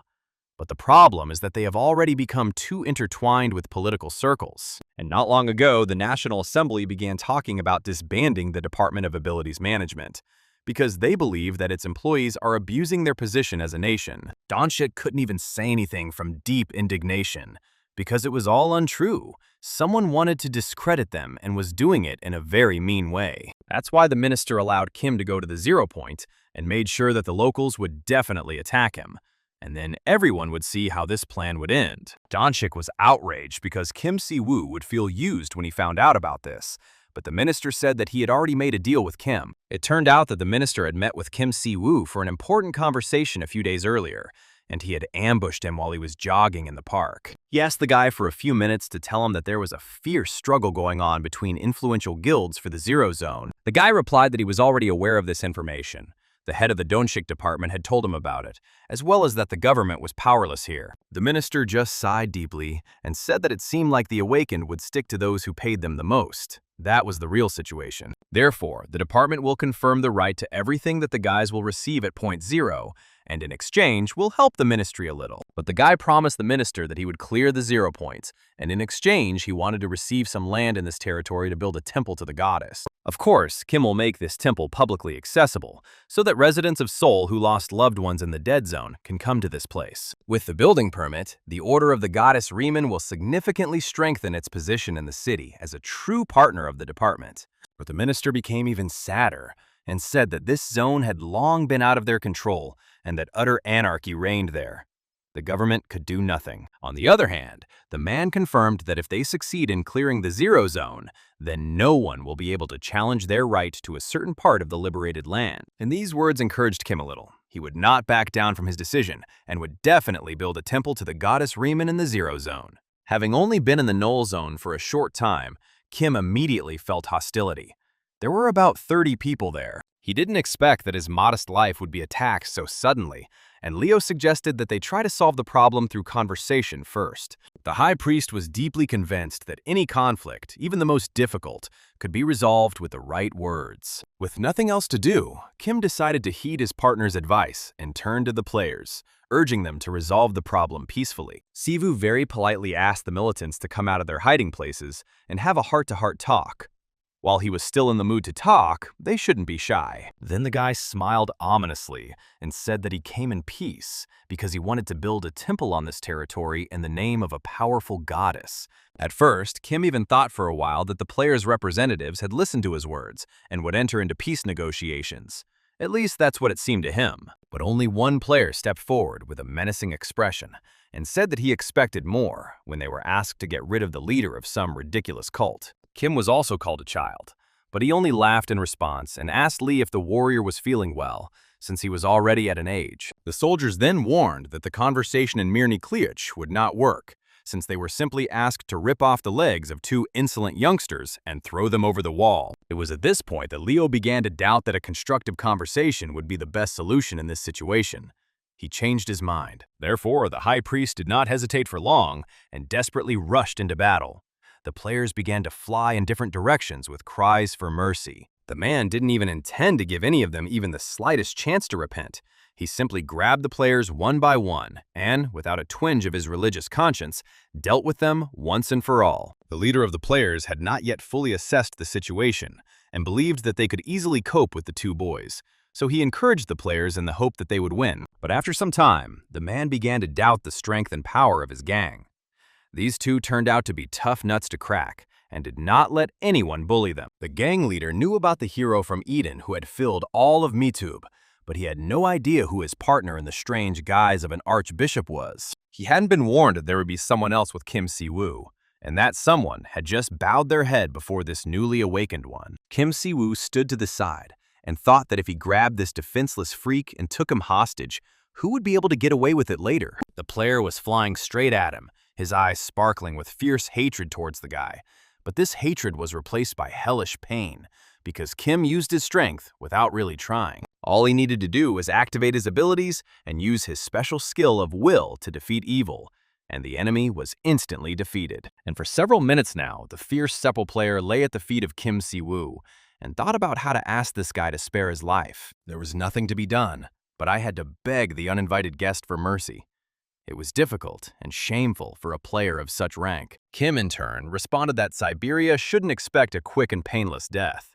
He couldn't give the player such a generous gift. It was too unfair. The guy slowly stepped on the lying player's toes and asked him to slowly and clearly tell who hired his gang to kill him and his friend. Sepia had no choice but to tell Kim that the Cheongak Guild had paid them to deal with the uninvited guests, and they agreed because the sum was not small. It was obvious that this gang of players was sent here to test Kim, and Sepal, as an experienced person, should have understood this.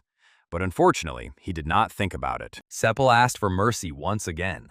He didn't think that everything would turn out this way and that he would lose a lot of his best people. But Kim replied that forgiving people was not his job, but that he was going to send Appeal to the scales of justice before God. Then the system reported an update, but the guy, after looking through all the information, realized that nothing had really changed. Only a panel with his characteristics had been added. But it wasn't all bad, because information arrived that the causality restriction had been lifted, and a second update was still needed. And this made the guy very wary. Leo turned to Kim and informed him that the Awakened had arrived and they would have to fight again. But Kim noticed that the new arrivals were not at all in the mood for battle. These people just wanted to know the truth. Why did Kim Si-woo appear in this place? Was he and his partner really sent here by the government? Leaving the awakened ones behind, the young people began to look for the mine. It was definitely nearby because they both felt a strange flow of energy. A medium-sized magic tower uses approximately 700 kilograms of magic crystals per year, which Si-woo believes will be a great resource. Kim understood that magic stones were clots of the purest mana. These stones were like pure water, and when combined with divine power, they would turn into divine stones. But suddenly the boy felt the same demonic energy that he felt from the lich in this mine. It belonged to the demon, the king of pride. It was this energy that he felt at the 0 point. The guy stopped dead in his tracks and asked the awakened ones if anyone had recently entered this mine, but the people refused to explain anything. Kim tried to explain to the players that while they were caught in a terrible power struggle, they were overlooking the obvious and fighting each other, missing out on important news. He knows that the lawless land is located here, which means that if Kim gets rid of these player gangs and influential guilds, he will easily take the mine into his own possession. The players became slightly busy. Their faces showed that they were nervous. The players did not fully understand whose side Kim was playing on, but he said that he had no intention of fighting them at all. He was simply interested in this lawless earth as a location, nothing more.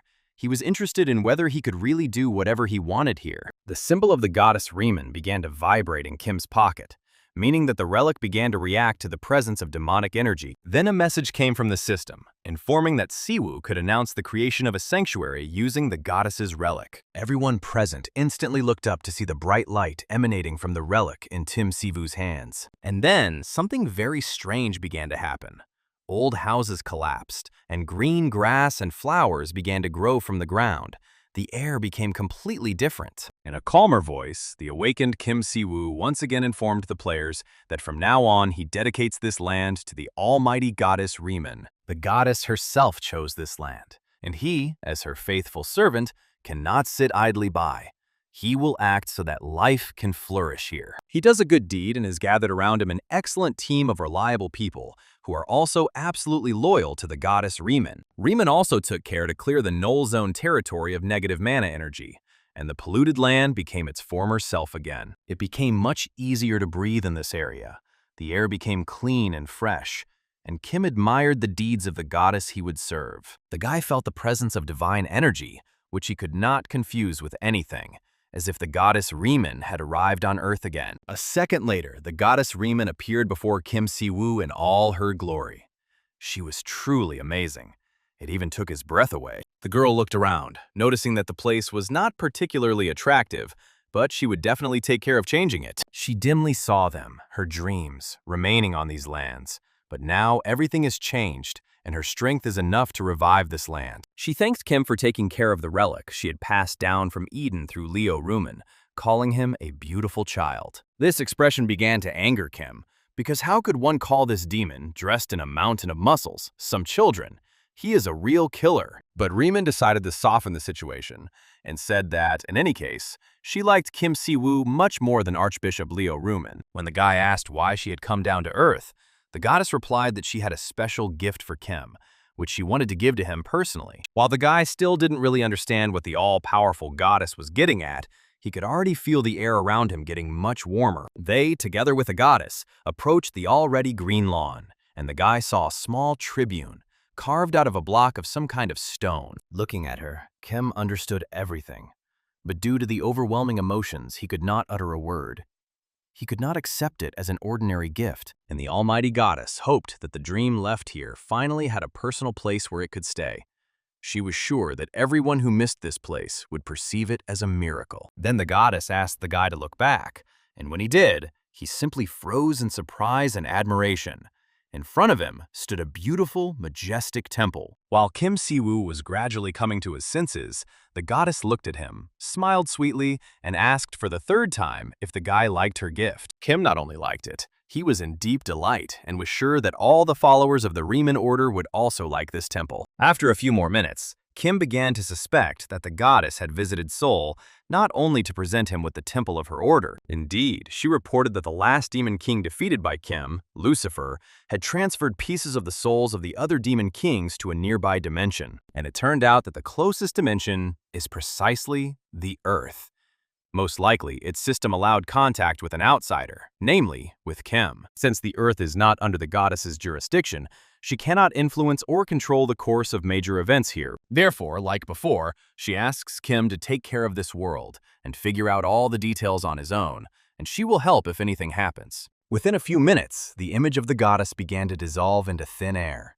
She was leaving this planet again, leaving Kim with a bunch of new worries. Well, since the guy completed the task of expanding the community, he can take on new things, and Leo and Minsu will help him. The system reported that the creation of the first temple on Earth brought the order of the goddess Riemann closer to making her religion the main one in this world. From now on, they will manage the temple as a whole team, and thanks to the interdimensional contract, there is the opportunity for significant expansion. The next day, Kim and Leo decided to show Minsu temple and have a short meeting about how they would proceed. Minsu immediately organized a presentation of the temple for his followers, not forgetting to remind them once again that it was all thanks to Kim.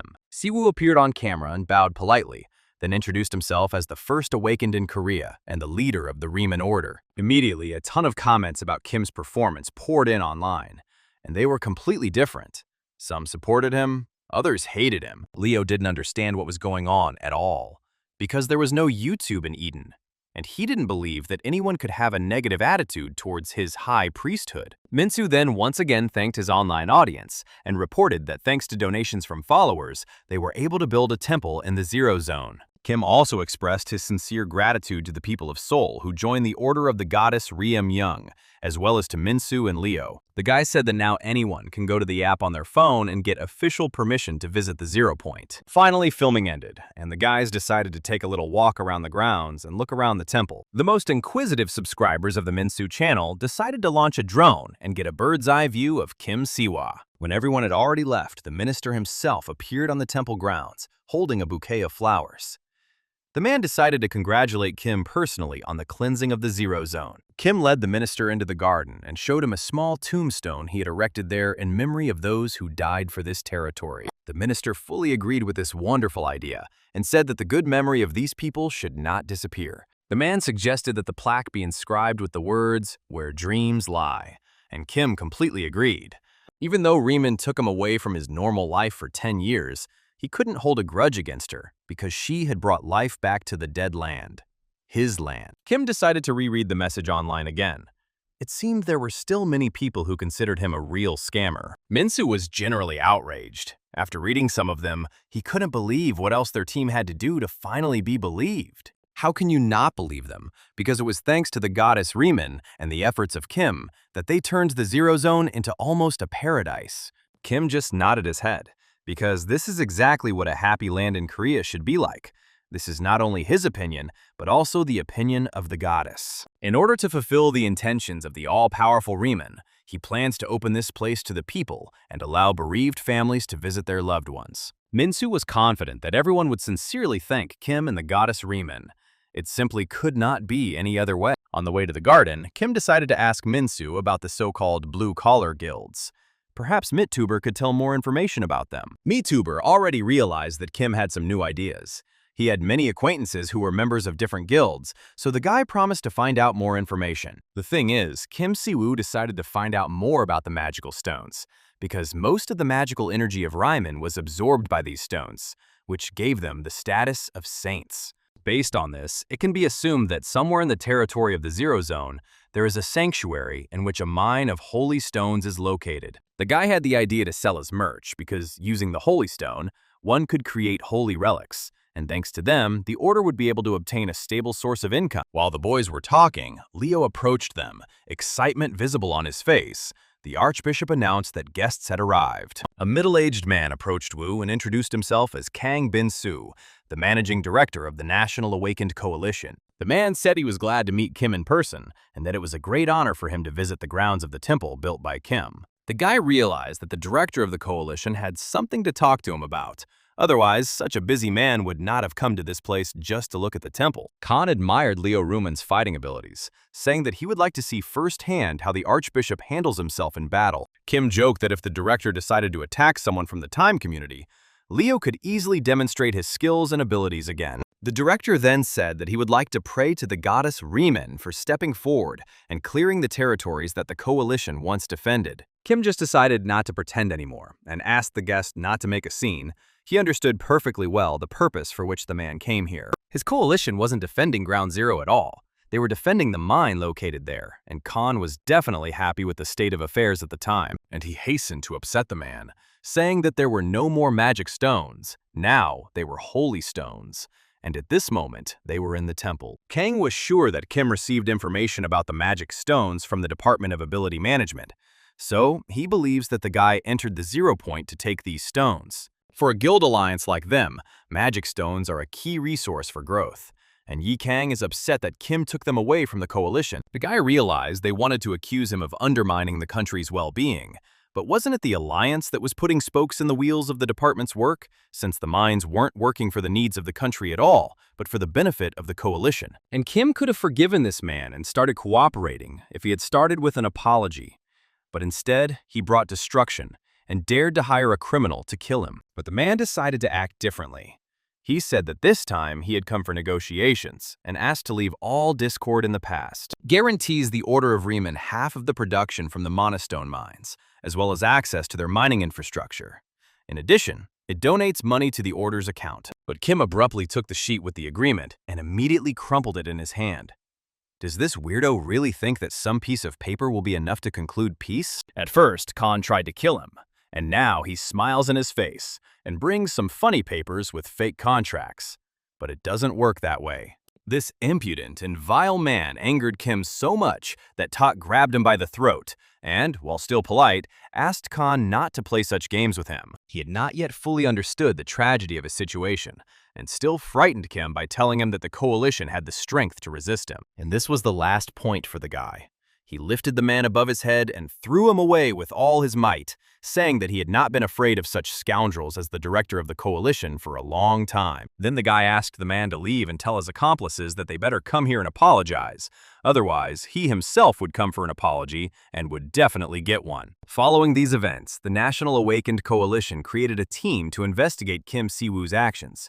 But this didn't frighten the young man, as the Riemann Order had attracted the attention of the entire world after the cleansing of 0 point. When Kim arrived home, he found his brother in a less than ideal state. But he explained that he was working hard to launch the Riemann Order channel. Sion expressed regret that Leo no longer lived with them, but spent all his time in the temple of the goddess Riemann. The girl asked permission to visit the archbishop. Kim agreed to take his sister to the 0 point to visit Leo Ruman, but only on the condition that he had enough time for it. The sister, in turn, asked Kim not to consider her a little silly girl. She knows perfectly well that her brother is the father, and it was he who cleared the 0 point. Inwoo laughed and reminded Kim that his sister also had a phone with internet, and that Xion also watched Channel Minus. Inwoo said that Sion, although small, is not stupid at all, and will support Kim in his endeavors in any case. Then the younger brothers said that their grandmother called and warned them about her return to Korea.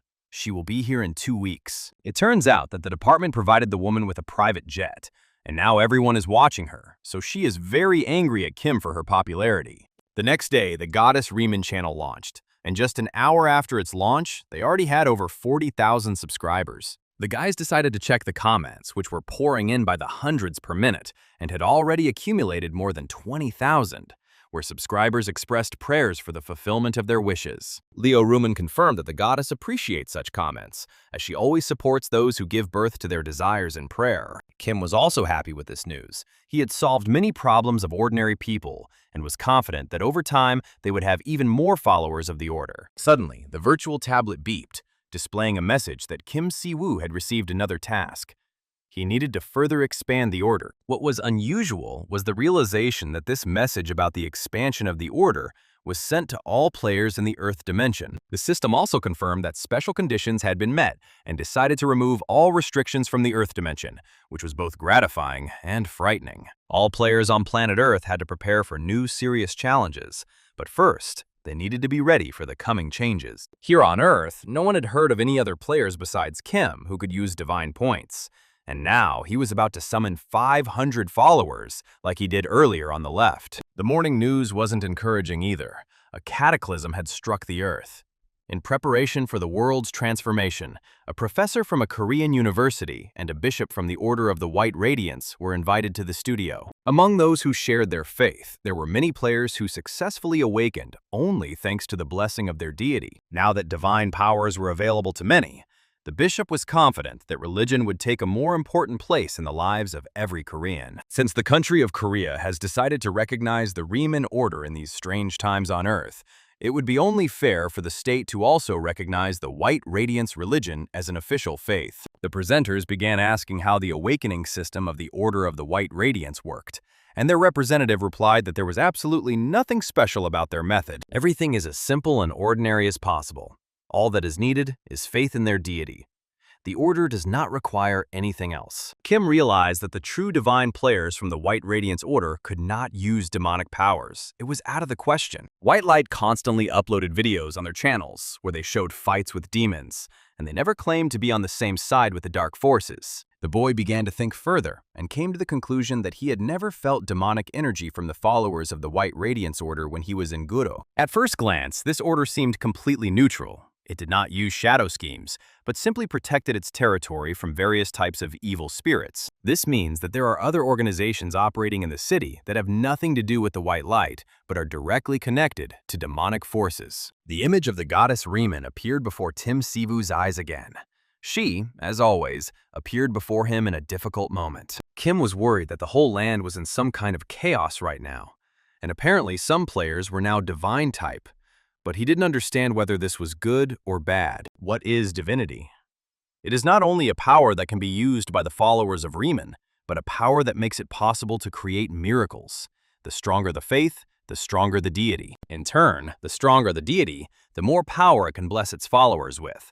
This is the law that works in all dimensions. Just as the will of players directly influences their magical abilities, divinity itself is closely tied to the strength of the faith of the deity's followers, and awakened ones can use this power to perform miracles. The goddess explained that the power of a deity depends on the level of faith it can inspire in its followers. A deity without believers will simply disappear. Kim realized that the Age of Order referred to the gods, but he wondered why there were no divine powers on Earth at all. Perhaps the system had imposed limitations on people's potential. He also didn't understand why the system hadn't simply removed all restrictions 5 years ago, but only allowed the existence and use of mana. Well, now the goddess replied that the time had changed, and now she blesses him and increases all traits by 1 level for a whole 90 days. In simple terms, the goddess is needed by Sivu in order to preach his faith on Earth and strengthen his divine laws here. Well, Kim asked for a favor. He wanted the goddess to send more people from Eden, since the big guilds were already trying to monopolize the divine-type players. If Riemann does not send reinforcements in time, then Archbishop Leo Ruman's power will have to be exploited even more. So far, the guy didn't fully understand how he could best influence the era of order in his country and who he could attract to his aid. If the message from the system was sent to all players, then the dimension of the Earth is indeed expecting great changes. What he could definitely do well now was manage the temple of the goddess with dignity and continue preaching. But where to go next, he didn't know. 5 years ago, when he disappeared, North Korea ceased to exist as a nation due to interdimensional rifts, and, according to Inwoo, it is now a true land of monsters. And now the system is notified that the orc tribes are near Pyongyang and are going to move south. A meeting was immediately scheduled, to which the main representatives of the guild were invited, including Choi Se-jin, who was only too happy about the new adventures. It was necessary to soberly assess the situation and come to a common decision on how to proceed further in order to protect our country. Much to Kim's surprise, Choi announced that he would not cooperate with the National Coalition, as he did not do business with gangsters. But the head of the Goblin Guild only pretended to be a carefree warrior. In fact, he had many questions for Kim regarding divine powers, since he was the one who wielded them best of all. Kan Binsu, who was also present at the meeting, did not like Choi's behavior at all, and decided to reprimand the guild leader. Kim, in turn, understood that the director of the Awakened Coalition continued to irritate the people around him and turn everyone against his team. Next, Kang decided to offend Choi by discrediting him in the eyes of the other guild leaders, calling the man completely irresponsible. It was clear that the leader of the Goblin Guild had no intention of listening to the accusations against him, so he became seriously angry and was about to start a fight. But Kim stopped the man in time, reminding him that they had not gathered here to sort out personal relationships. They had more important things to do. Suddenly, the door to the meeting room opened, and the Minister of the Department of Abilities Management, Yoo Sun-ho, appeared on the threshold. Choi immediately jumped up from his seat and kindly invited the minister to sit at the table, saying that the politician was in very good physical shape. Then the minister decided not to joke and got straight to business, because they had all gathered here to discuss plans regarding the orc horde heading to Korea. Orcs were nocturnal creatures that operated in the tribe, and their capabilities were not to be underestimated. Also, usually orcs from different clans are hostile to each other. But now, for some reason, all orc tribes have united into one gang. This is happening for the first time since their appearance on Earth. Kim Si-woo guessed that, according to the intelligence reports, something was forcing the orcs to stick together. This had never happened on Earth before, but he had already encountered this in Eden. An orc born with the power to overwhelm other orcs is a true monster, capable of channeling the unbridled wrath of his brethren into a single force. Currently, the ruler of all orcs is the so-called Chung-jun-myung, and according to reports, this monster has gathered around 100,000 orcs under his command. Now it's clear to everyone why the country has been put on the highest alert level. The jokes are over, and we need to start fighting. What makes these monsters special is that they carve tattoos of their tribe on their arms.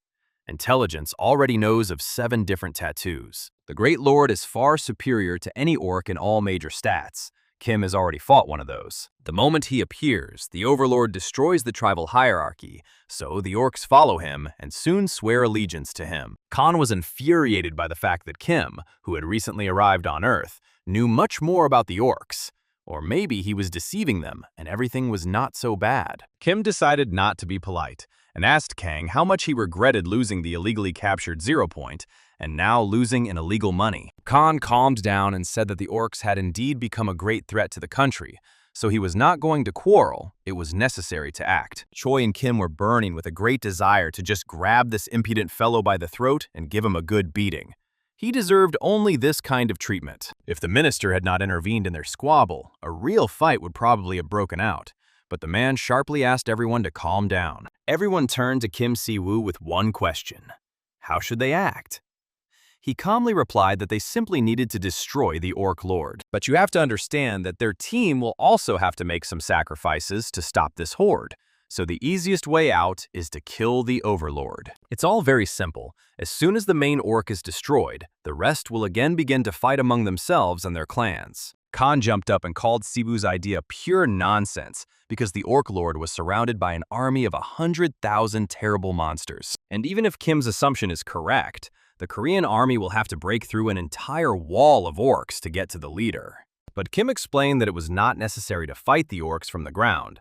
One could bombard their army from the air. One of the committee members objected, saying that there was no guarantee that killing the Overlord would stop the monsters, so the plan needed to be carefully thought out. Kim realized that no one wanted to listen to his words, as they thought he was simply trying to gain publicity from this difficult situation. A representative of one of the guilds said that Kiev has no specific proposals or solutions.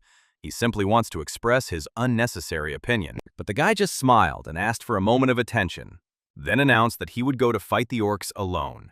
He didn't need anyone else. He had heard that some channels were allegedly faking and inflating his strength, and now he would take this chance to unequivocally refute those claims. And if anyone has any objections, they need to be voiced right now, and if not, then just let them prepare a helicopter for him. An hour later, a helicopter descended on the office where the meeting was being held, and Kim was about to fly out alone. He didn't even want to take pilots with him, saying that he could handle it himself, since he already had experience flying such devices before. Then the guy slowly walked around the helicopter from all sides. It seemed as if he was touching this machine and using his hands, transmitting some important information to the helicopter. In fact, Kim used the active skill of the House of Consecration and placed a powerful blessing of the Riemann order on the object for a certain period of time. The effect had to be simply mind-blowing, because even the monsters themselves don't want to run towards certain death. Semyon also appeared near the helicopter. On Minsu's orders, he, like last time in the cave, would have to film everything. Previously, it was impossible to film at the 0 point due to mana contamination, but now there will be no problems, except for the monsters themselves. Given the intense competition, it was important for Kim to get views for the live broadcast, so there was no reason to refuse Simeon's services. Then he can give the video a title like, "Single-handedly fought 100,000 orcs," or "Flew a helicopter to the Lost Lands." Kim saw that Simeon was scared. The guy was shaking all over, so he had to calm the young operator down and tell him that he was in the safest place next to his dad. Simeon even blushed and said that it was a great honor for him to fulfill this duty, and he thanked Kim for the honor given to him by being here. This situation made Kim Siwa a little nervous, as he felt that now was not the time to express gratitude and admire his father's deeds. After all the preparations, the helicopter suddenly took off and began heading towards the Null Zone. From there, they would see the direction of the Orc army. The flight was short. Only Kim and Simeon were in the cabin, and there were only 5 minutes left before arrival. As Kim Si-woo had predicted, the Orc army had not expected to be watched from such a great height. They were not prepared for such a turn of events. Simeon was simply delighted. He couldn't even imagine that he would be able to broadcast live the air attack on YouTube. The minister was also a little tense about the broadcast. He didn't understand whether the broadcast was helping to control the situation or, on the contrary, making things worse. But then the man calmed down a little. Remember that Kim insisted on the broadcast to prove his skills to Riemann. But on the other hand, if the awakened Kim fails this task, then the government will have to bear the burden of live broadcasting the failed operation. And if such a situation were to happen, the crystal-clear reputation of the Department of Abilities Management would be completely tarnished. Well, the minister believed that the department's work was already discredited. Its members were incapable of anything. So the situation with the broadcast would change absolutely nothing. It has been quite a long time since the awakened of the private large guilds surpassed the country's army in strength and continued to serve it faithfully. But the minister responded that the country did not have the strength to control the national coalition of the awakened, nor did it have the strength to avoid the coalition. He then turned to Donchik and asked him if he knew why each country independently classified those who returned to Earth. Returnees who are classified as disaster rank are people who played a major role in their worlds before their return, and they are so powerful that they can influence the world order. It is clear that such people are unlikely to obey local authorities, so the situation is becoming quite delicate. But the powers of those who return from a series of catastrophes can still be measured. But as for the anomalous returnees, their power is simply limitless. Therefore, according to the minister, conflict here is inevitable. This situation must be channeled into the interests of the country and the general population. That is, they will seek the help of Kim Si-woo to keep the national coalition of the awakened under control. Here, politicians are powerless, and in this situation, they simply have to trust the awakened Kim Si-woo and his superpowers. Judging by the comments under the live broadcast, many subscribers did not believe that Kim would be able to resolve this matter on his own. But Kim didn't care much about this. He had just arrived at the operation zone at that very moment, so there was no point in being distracted by commentary. Kim Si-woo reported to the central point that he had already managed to locate his main enemy, the Orc Lord. The leader of the army of monsters looked like a huge lump of meat. He held a bat in his hands and was in a very aggressive mood. To Simeon's great surprise and fear, Kim opened the helicopter's hatch and was about to dive down, right to where the main orc was standing. Kim then simply said hello to his subscribers live on air and asked them not to leave the broadcast until the end of the battle with the evil orcs. Finally, the orc army itself decided to see what was going on above their heads, and they tensed up a little when they saw a strange picture. A few seconds later, Kim had already landed on the surface. In fact, he didn't even have a clear plan. He decided to act instinctively. The orc leader was approaching him directly. Kim thought to himself that this monster was much taller than it appeared from above. But this did not frighten the guy. He had seen such an orc somewhere before, and he knew for sure that last time, the monster ended up lying at his feet. All that irritated Kim was the disgusting energy that was pouring out from the orc, and this energy was extremely hostile. It seems that orc lords do not appear by themselves. They are created by someone else's demonic energy. First there was a wyvern, then a lich and a doppelganger, and next was the orc leader. His demonic energy was definitely from Lucifer. He was the first demon king of pride, but now he is called the demon king of wrath. But the leader of the orcs decided not to listen to the stories of this strange guy. He had a clear order to destroy, and he followed it at all costs. Orc was ordered to kill Kim Siwa, no matter the circumstances, but he didn't think it would be difficult to carry out the order. Kim nimbly dodged the axe, which the orc leader wielded very skillfully. So far, everything was going as he wished. But the guy also didn't think that the orc would be so strong as to use the maximum amount of negative energy. He had to act deceptively and draw on more and more of the magical skills that the goddess Riemann had bestowed upon him, because the orc did not want to give up. The orc lord blocked Kim's attacks, much better than the guy thought. It looks like he'll have to ask the ranked hunters for help. But the chief of the monsters said that their work had already begun long ago, and now no human force could stop them. The war had begun. The monsters shouted to her army to follow him. Now they would show this arrogant guy all their strength. Sivu knew that he had to make a decision as quickly as possible. He had been told that demonic energy was related to despair of life, but this was even better. He will be able to get rid of the orc army and their leader before they become even more dangerous. Kim hoped that his subscribers would enjoy the video broadcast. He planned to get at least 10 million views from it. While the orc leader threatened the guy with cruel reprisals, he simply laughed and asked the monster to run a little slower because he wanted to take a photo as a souvenir. Kim allowed himself to joke about the army of monsters and said that their presence only spoiled the background. Besides, he has nothing against cowardice, because if you think about it, he is not a real warrior after all. The system is warned that Kim's skill usage is beginning to exceed causality, so some of their functions have been modified. Then the guy decided to use all his abilities and activated a special skill called the Holy Spear Tomb. This was supposed to help in battle. It all happened like in an epic movie. Glowing spears started falling from the sky like needles, and it looked absolutely amazing. On the other side of the screens, everyone was watching what this crazy Kim Siwoo was doing, and his brother Inwoo was no exception. The entire battlefield was strewn with glowing fiery spears.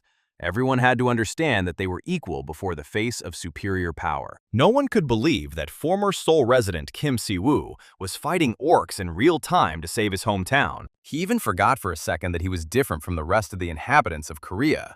He was awakened and even abnormal. Looking at your brother through the screen, you simply admired him. Even if you take the strongest heroes of Korea, Kim will still be stronger. He was proud to be the brother of the man who had already saved their city several times in a very short time. The orc leader fell to the ground and was no longer able to rise to a vertical position again.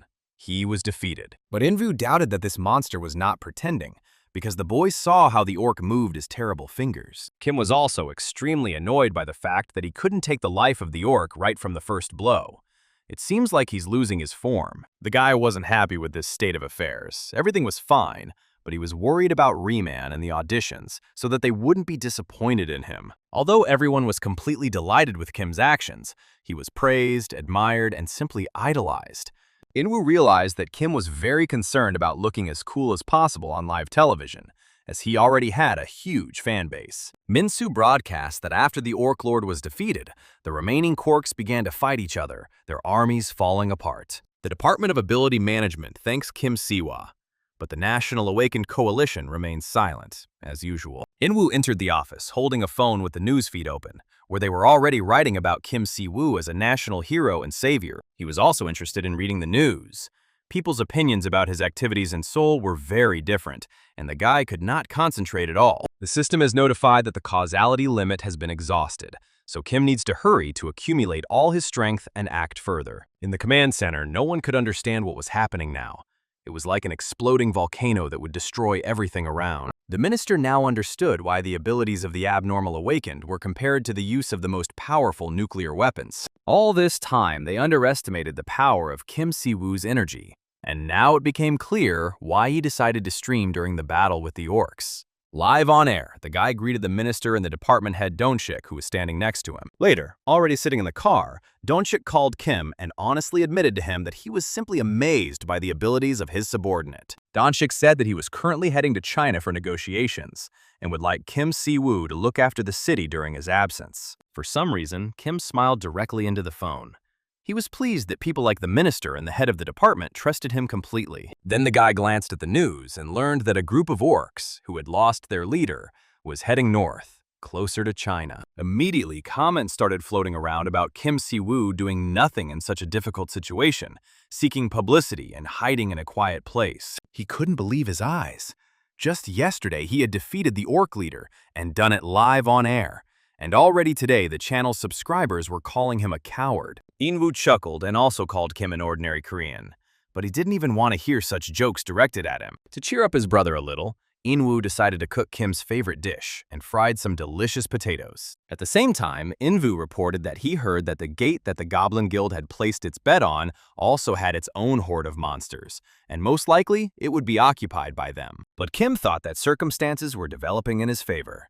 Now he had to prepare the temple for visits from the Order's followers. It was a lot of hard work, but he got through it and protected the land from the onslaught of monsters, thereby supporting his allies. Now, when he looked at the status bar, he saw that the divine power limit had been exhausted and suspended for 24 Earth hours. According to statistics, another 255 followers of the goddess joined their order, but they were still a long way from reaching the 50,000 mark. While Kim Si-woo was dealing with the problem of increasing the number of believers, Archbishop Leo decided to simply go out to the people and talk about the goddess Riemann. As it turned out, after the horde of monsters, many people appeared in the city who wanted to become official followers of the goddess Riemann. Leo Riemann simply beamed with happiness. He was proud that their order now had real brothers and sisters on Earth. Kim Si-woo also decided to join the Archbishop and talk to the people, and he was received very warmly and friendly. It turned out that hundreds of people are grateful to Kim and the goddess Riemann for cleansing the 0 point, because their relatives and friends are buried here. Kim thought that it was for this very moment that he brought Leo Riemann to Earth, because he would make an excellent preacher. Everyone already knew that Leo was the Archbishop of the Riemann Order, and from now on, he would teach the followers of the Order the covenants. Just in case, Kim asked Leo if he knew how to preach. He nodded his head, but complained that there were too many followers. At these words, he merely smiled and warned the Archbishop that from now on, he would have a lot of work spreading the laws of the goddess Riemann. But the Archbishop still couldn't put this information together in his head. He alone would most likely not be able to cope with such a number of people. Kim decided to calm his friend down and reported that the goddess Riemann had decided to send more people from Eden to help with the teaching of the new believers. Inwoo observed this whole situation and thought that he could also be useful in such a matter. He also knows and can do a lot of things. Inwoo was also interested in whether the Order had money. More and more new people were arriving and needed to be supported. The team will need a lot of money to live and properly manage the Order.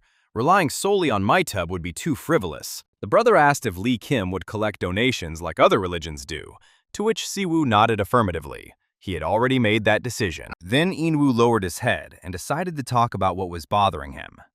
He told his brother that Zhen's education was very expensive and he had almost no money. At these words, Kim looked closely at his brother, then approached him and whispered something in Inwoo's ear, who was very surprised. Then Inwoo shouted that this was actually illegal because it was already a business, not a religion, or rather, a cult. Brother asked Inwoo not to be indignant and to be a little quieter. If Leo heard them, he would misunderstand their conversation. The guy decided to check the system, which reported that active construction of a lighting house was currently underway, for which 5,000 points had been spent. Then Kim led his brother to the House of Illumination, and Inwoo finally saw where Siwoo would produce magic stones. Inwoo smiled sweetly. These stones were unlike any other. They had many facets and emitted a pleasant light purple color. The head of the craft guild, Mr. Khan, said that this is a completely new mineral and they are very interested in starting to work with it. Kim was pleased with these words. The guy understood that cooperation with Mr. Khan would be very productive, and he needed to start work quickly. The man said that it was an honor for him to work with the Riemann Order, and that he could process 100 to 200 stones in one day. Both men had no doubt that each of them would benefit greatly from this collaboration, so they quickly signed the agreement. Inwoo was very skeptical about the situation. It seemed to him that this activity had nothing to do with religion. The master announced that he planned to create a piece of jewelry with the sacred stone. It would be a magnificent bracelet, testifying to membership in the order. Although Inwoo didn't approve of the idea, he said he would help advertise the decoration on the channel so more people would know about it. But if the Riemann religion were to sell these bracelets to improve health and well-being, it would look like a scam. Kim countered that their bracelets would indeed have the desired effect, they just needed to be blessed by a religious priest. Siwoo told Inwoo that he could enroll his little sister in any educational institution in the country. He would pay for the full course. Inwoo gave in and agreed to advertise the bracelets. But first he needed to broadcast a live video of the priest blessing the jewelry. Since Kim couldn't use his sacred energy now, he spent it during the fight with the orcs. Leo will do it for him. In his mind, Invu had already begun to turn to the goddess Riemann with a request that she bring Kim to his senses, since he had already gotten quite carried away. A notification came from the system that an oracle had been sent to Earth from the goddess, and Invu was overjoyed at this news, as Leo would be able to rest a little. Riemann reported that she would send reinforcements to the ground in the same way as last time, but Kim was not at all pleased with this news. Sivu's magical powers were still blocked, and the store offered the purchase of a special role, the Commander of the Paladins. The only thing that surprised Kim was why the prices in the virtual store were so high. A Paladin Commander costs the same as a new building, but there was no way out. Kim Shiwoo couldn't let his friend, Archbishop Leo, die of exhaustion, so he quickly pressed the buy button. He lost 5,000 points again, but acquired an important player, the Paladin Commander, and the entire purchase took less than 2 minutes. The boy asked the goddess Riemann to tell him in advance where the gate would appear, so that he could properly prepare for this event. Without thinking twice, the goddess Riemann replied that the commander of the Paladins was already on his way to Earth, and Kim's eyes widened at this information. Riemann said that she was very ashamed that she had not sent help to her friends for so long, so this time she did it immediately. It was logical because the world was already plunged into chaos due to the strange gates and the dungeon's phenomenon, so it was necessary to prepare to welcome the guest. Kim looked at the channel and almost fainted. There was a live broadcast of the operation to close the gate. Some girl was fighting with a monster. After just a few minutes, the girl managed to defeat the terrible monster, and now she stood and looked down at him. The department's warriors could not determine whether this red-haired girl was an enemy or a friend. They tried to figure this out. Representatives from different guilds immediately flocked to her. Everyone wanted to demonstrate their strength and skills in front of this fragile girl, but her skills proved too incredible. As the warriors approached, the girl jumped up and flew several meters above them. Then, from somewhere above, she shouted that the guild warriors had attacked her first, and now it was her turn. No one expected such a turn of events, especially the department representatives did not think that they would be attacked from above. General panic began. Kim watched the broadcast and didn't understand anything either.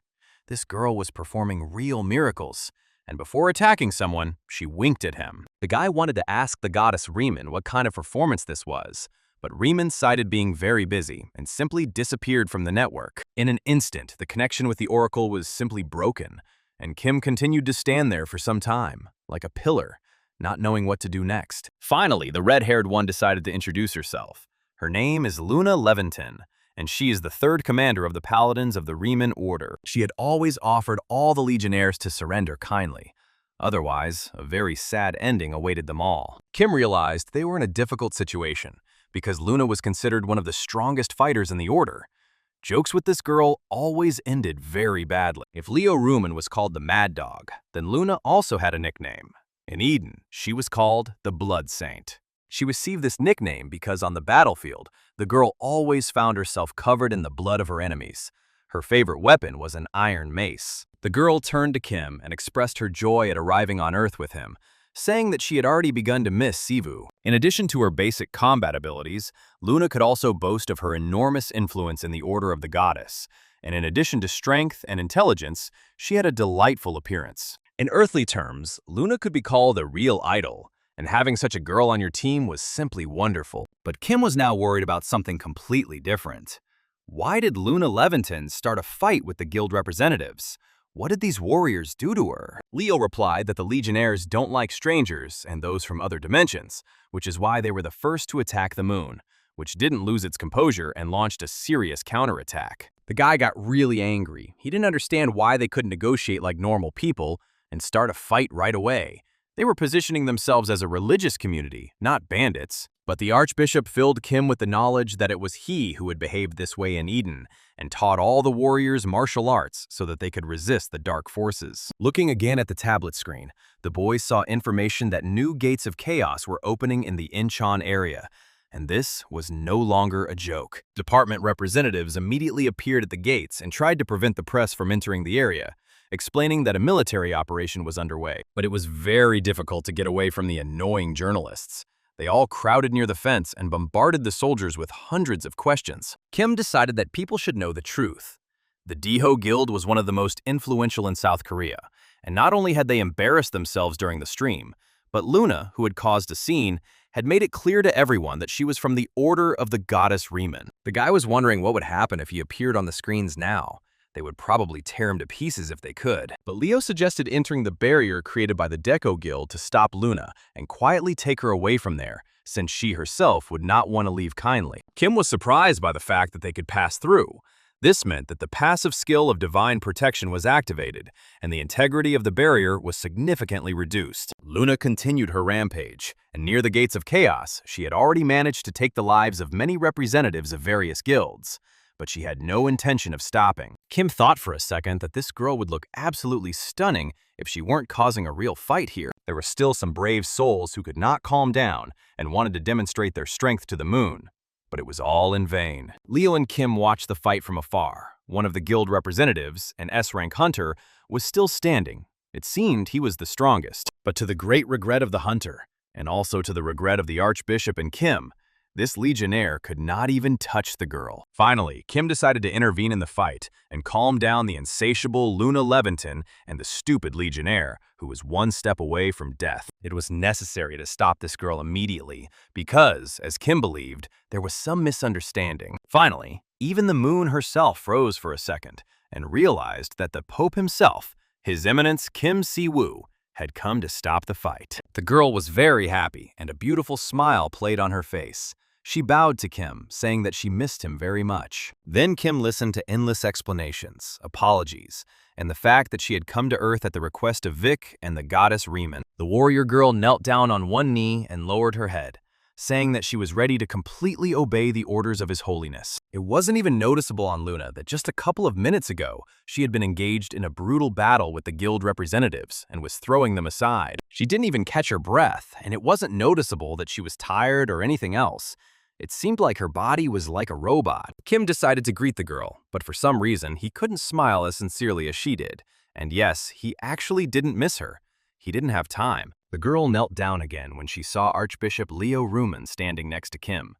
She was also incredibly happy to see him. The situation needed to be resolved somehow, and Kim apologized for not being able to greet the guest as expected. She had to wait, but she did not waste her time. He delicately asked the girl why she had beaten the legionnaires to such a state, and how he would now correct this stupid situation. The girl replied that it was all thanks to his lessons. But life doesn't always go according to plan. But sometimes, unplanned things make the situation better. Kim overheard a conversation between the legionnaires who had fought Luna but remained unharmed, about how they should take some of the responsibility upon themselves. One of the warriors was indignant. He was not going to apologize, because they received an order to attack an unknown entity, and they were just doing their job. Another warrior objected, saying that it was they who decided to attack the girl first, despite several warnings, and that is why they should apologize. The situation seemed very funny, because Kim Si-woo planned to apologize in the same way, but fortunately, this was not necessary. It seems that the girl managed to brainwash the warriors during the battle, as a result of which they still had to justify and apologize to her. But Luna laughed again and said that she simply lacked the skill of brainwashing. She did not know how to do such a thing at all. Then the girl grabbed Kim by the arms and said that his muscles were too weak. He needed to do more physical activity, because leaders must always be in shape. Luna liked to call Kim brother. She believed that since they were all saints serving Riemann, that automatically made them all related. Then the girl concentrated all her attention on Leo Riemann and began to pester the Archbishop with her sharp and often stupid questions. On the sidelines, group leader O, who was the guild leader's right-hand man, apologized and was ready to accept any punishment for his mistaken decision to engage in battle with Luna. The girl turned her gaze to the young assistant of the guild leader and smiled slyly.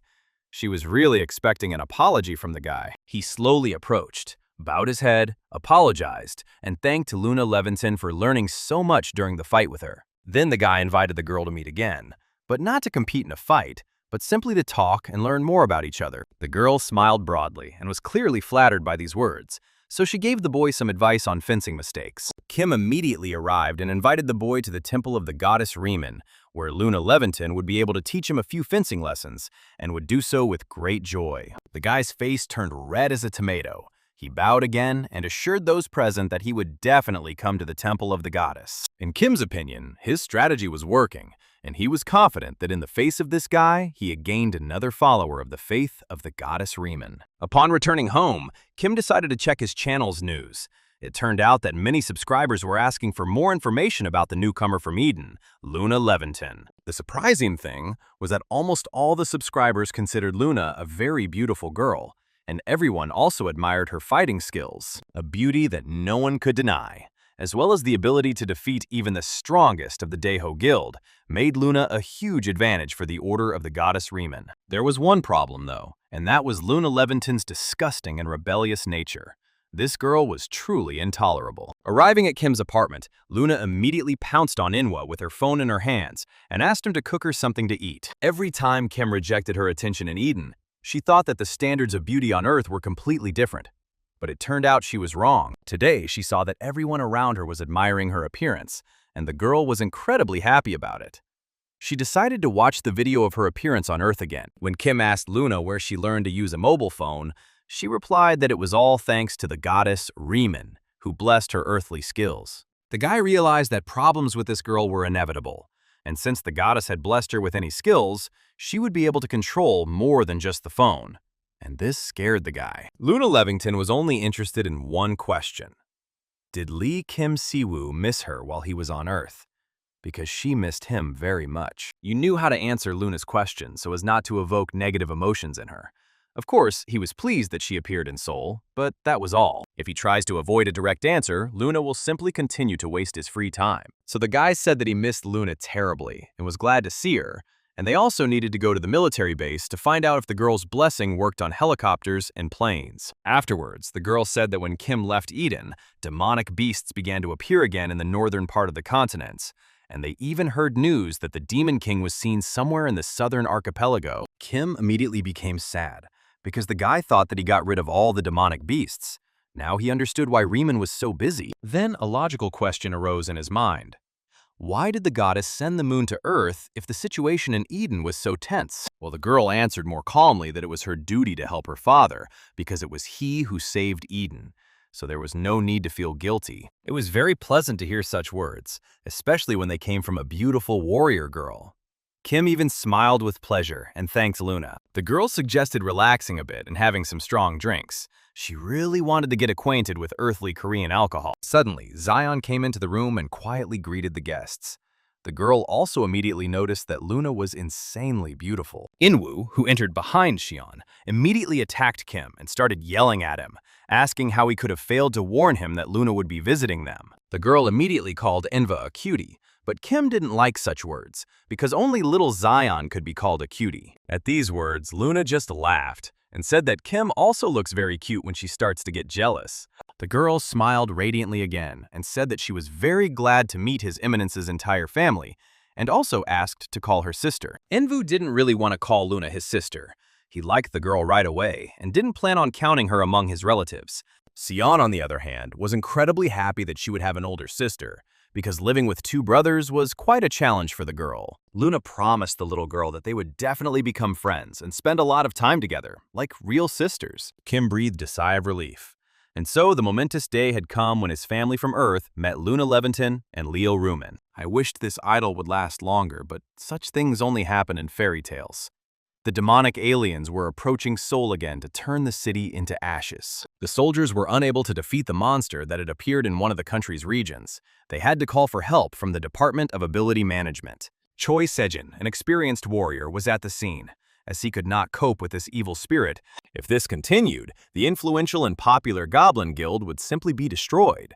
So it was necessary to urgently ask the Pope of the Order of the Goddess Riemann for help. Choi shouted for the warriors to retreat and quickly informed the department, as well as Kim Si-woo, about the monster attack, while he would try to hold them back in the meantime. He considered himself an experienced warrior and understood that it was his duty to protect his team, and only then think about his own interests. The only thing that was needed now was to hold out as long as possible until help arrived from Dad and the department. At this time, many religions existed on Earth, but even those that no one had heard of before, such as the Order of the White Radiance, began to report players capable of using holy power. The Riemann Order began putting a lot of effort into recruiting divine-type players who chose Riemann as their deity. Luna Leventon thanked the new arrivals for being either a unit or simply a unit, to the Sacred Order of the Goddess Riemann. Kim was thinking that it was time for Luna to start training new members of their order in martial arts. Among the crowd of new arrivals was a boy named Song-woo, who had arrived at the temple with his father and was eager to meet Luna. The little boy approached Kim and Leo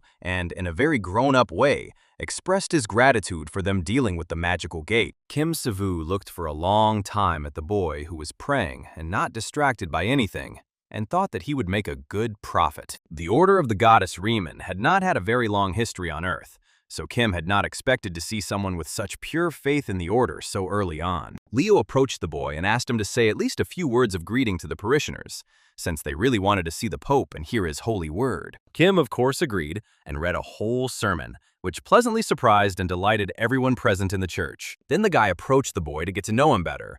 He decided that he would not make false promises like other orders, but would act honestly. Instead of various deceptions and manipulations, they will teach the followers of the goddess and the temple how to properly use and develop holy power. His Grace told those present that he was not there to perform a miracle, but to show that he could help them. One day, I will be a miracle. If everyone adheres to the laws and canons of the religion of the goddess Riemann, then happy and prosperous days await the followers of the order. While Kim was preaching, several soldiers burst into the temple grounds. They immediately ran up to the Pope and said that they needed to talk urgently. A frightened warrior approached Kim, and from the tattoo on his shoulder, Si-woo realized that he was from the Goblin Guild. The guy immediately fell to his knees in front of Kim and began asking for help. He said that leader Choi was fighting monsters and was in a very difficult situation. Now Choi is in great danger because he is at the 0 point of Busan, and he may have already said goodbye to life. So the guy begs for help to save his commander. There are 3 0 points in the territory of the Republic of Korea, one of which was located on the territory of the temple, but it has already been cleared. There are still 2 left, the Daejeong 0 point and another one in Busan, which was the result of a major breakthrough. Right now, Kim, Luna, and the soldier from the Goblin Guild were heading to the breakthrough point in Busan, which was very dangerous because it was located in the center of the city. After they discovered that the 0 point was connected to dungeons located in other worlds, it appeared in Busan several more times, and the Goblin Guild was allowed to choose which gate they would explore. Closing those gates was not possible, as it would have cost colossal amounts of money and human resources, which were already very scarce. Experienced players should have noticed that after the announcement of the scenario update, such gates began to open all over the world, and they also opened in Busan. But everyone had already gotten used to this and wasn't too worried. About 2 days after arriving at the 0 point of Busan, the Goblin Guild started having problems. They received a message from Choi Se-jin from inside the dungeon gate, reporting a problem that even the highest-ranked hunter could not handle. Luna couldn't understand why the people of Earth rode in these strange carriages. She would also like to ride in one, but a little later, Kim noticed that the girl had become very similar to an ordinary Earthling. She had bought herself a lot of fashionable clothes and even cosmetics. Getting out of the car, Kim asked the soldiers to take him to the mentioned gate because he had to hurry to save Choi. They didn't have to walk for long. After a few minutes, they were already approaching the entrance to the dungeon. It was impossible to confuse it with anything else. Kim had a familiar, yet new feeling. He now understood why the head of the Goblin Guild had asked for Kim Si-woo's help. The boy and the girl approached the gate. They both understood what was happening now and what they would have to face. As it was, she did not want to admit what she was now seeing, but there was no other way out. Before them was the Holy Land of Heretics. Kim Si-woo had already sensed an unpleasant holy power coming from there, and he couldn't say anything good about this power. Things would definitely be difficult for them. It looked like they were in for a busy night, as a new gate of chaos called the Holy Land of Fallen Faith had been discovered, and they needed to go inside. The new task was quite difficult, but Kim understood that he would receive a huge number of extra points for completing it, so he only moved forward. The atmosphere inside was completely different from what he expected. It was neither like Earth nor like Eden. It was like another dimension. Kim wondered what the world would be like if someone had only one thing on their mind: devastation. The warriors explained that this is what the dungeons opened by the guild look like. Since it is a pseudo-space, the space here is much larger than one might expect. The guild warriors were interested in whether Lee Kim could quickly determine where in the dungeon their leader, Choi Se-jin, was located. The guy understood that if the local holy power was based on the power of the goddess Riemann, then finding the head of the Goblin Guild would not be difficult at all. But this place was controlled by a completely different order. Luna was also puzzled. She even stopped joking for a while and looked for some ideas that would help in the search for Choi. There were no active religions on Earth with such temples. The young people had never seen anything like this before, and the structure looked quite mysterious. Sivu thought that this was most likely the holy land of a god from another dimension, someone who no longer had a name. And the guy was absolutely right. This monster had long ago lost its name. Everyone had long forgotten about it. It decided to return. Kim thought that holy power is the power of a living being's true faith in someone or something, so it cannot exist without life. But why can holy power be felt in this place? And if they take this equation and apply it to the current situation, they will get the answer that somewhere here there is life, believing in God from another dimension. Well, the guy didn't have to think for long because terrible things began to happen in the dungeon. The young people were surrounded by ghosts with glowing eyes. At that moment, Luna decided to joke and said that when they were around Kim, their worst fears always came true, and she didn't expect anything else. With each passing minute, the ghosts became more and more numerous. It seemed as if they were hovering in the air around the temple, but were afraid to approach people. Kim felt like he had experienced such events before in his life, and he was right, because the first time this happened was 3 years after his arrival in Eden. When the endless battles and the relentless desire to return back to his family began to weigh on him, that was when the boy felt the worst. He wondered, just as he had then, whether an entity that was like a true god could simply up and die in an instant. Once in Eden, the goddess Riemann asked him if Lee Kim Si-woo could kill her, and then he remained silent, not answering his benefactress's question. Sivu was offended by the goddess for taking him away from his family for such a long time, and in the most difficult moments, he blamed her for everything. Then Riemann said that gods like her could only exist if people like Kim believed in them, and when they were forgotten, they died. More than 7 years had passed since that strange conversation, but Sivu still couldn't understand at what point such divinity ended. Now being inside the gates of chaos, he thought that perhaps these ghosts had failed to complete their divinity at some stage. Luna was a little worried about the situation. She had never seen monsters that emanated divine energy before. Kim always adhered to the golden rule that you can't judge a book by its cover. You have to get to the root of the problem. He remembered the goddess's words that they must show compassion to absolutely everyone, even to the monsters that were in front of them. The guy began to get confused in his own conclusions. He no longer understood whether this energy could be called holy or whether it was a complete deception. Luna Levinton was the first to come to her senses. She shouted that it was time to deal with these monsters, otherwise they would be able to get to the Earth. She decided not to wait for Kim Si-woo to collect his thoughts and began to act on her own, immediately using her mace. A little later, she finally asked His Eminence for permission to deal with the monsters using her personal methods. Kim decided to leave the monsters and the Legionnaire soldiers on the moon, and he himself went in search of the goblin leader Choi Se-jin. But the girl drove the soldiers away and ordered them to accompany Kim. She did not like it when strangers interfered with her during fights. Siwoo understood that it was simply useless to argue with this girl, so he took the guys and went to the very center of the dungeon to look for Choi. After walking a little further into the cave, the warriors suspected something was wrong. A crater appeared in front of them, and after it, Choi's traces simply disappeared. Given the size of this crater, it was clear that the battle had been fierce, and Kim could sense the goblin leader's energy here. Since there were no more tracks, Kim decided to leave the guys near the crater and continue alone, without putting anyone in danger. He categorically refused the guys' request to take them with him.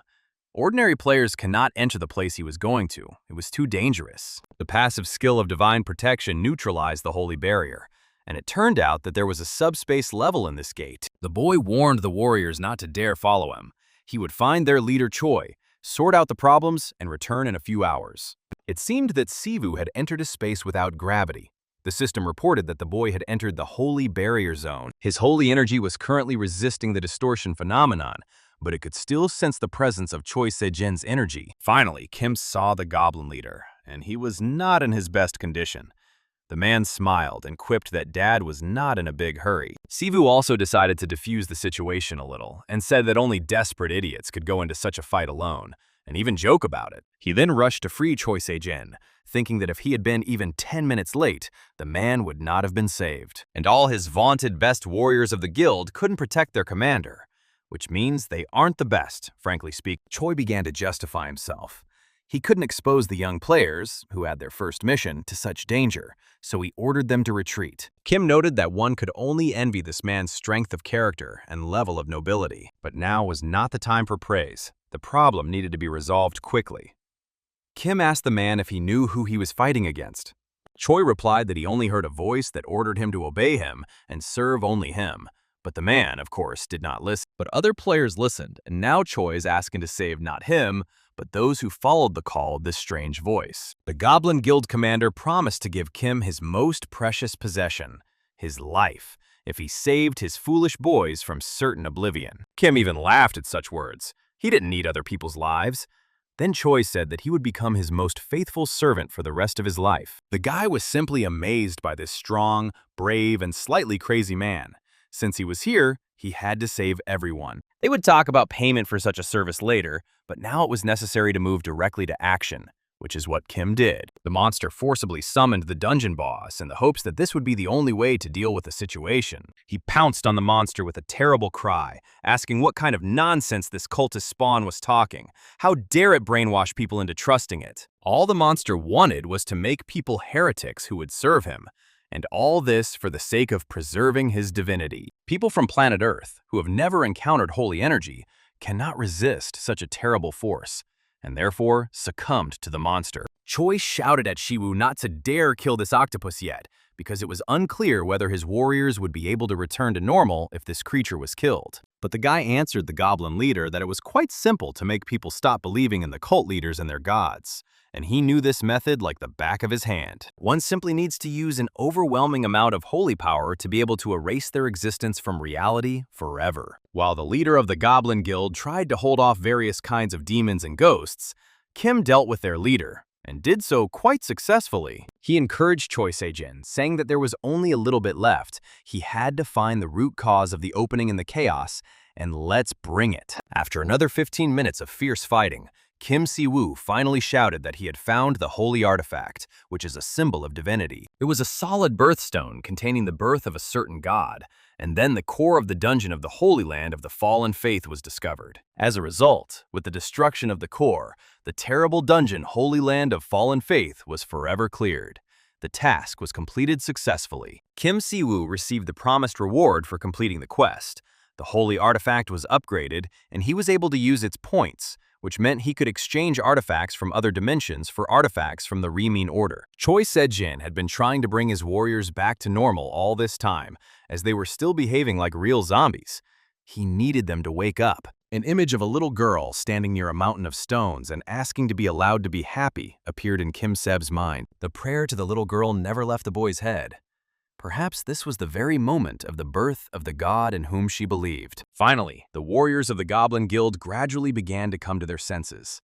The guys did not understand what had happened to them or where they were. They also couldn't remember what task they were supposed to complete, and they were also frightened by the appearance of the guild leader, who looked, to put it mildly, shabby. He decided to make fun of the guys and pretended that he was on the verge of life and death, which frightened the poor warriors even more. Kim was amazed by the fact that even in difficult situations like this, the goblin leader did not lose his sharp sense of humor and continued to joke like crazy. Luna and the soldiers who remained with her did not keep us waiting long.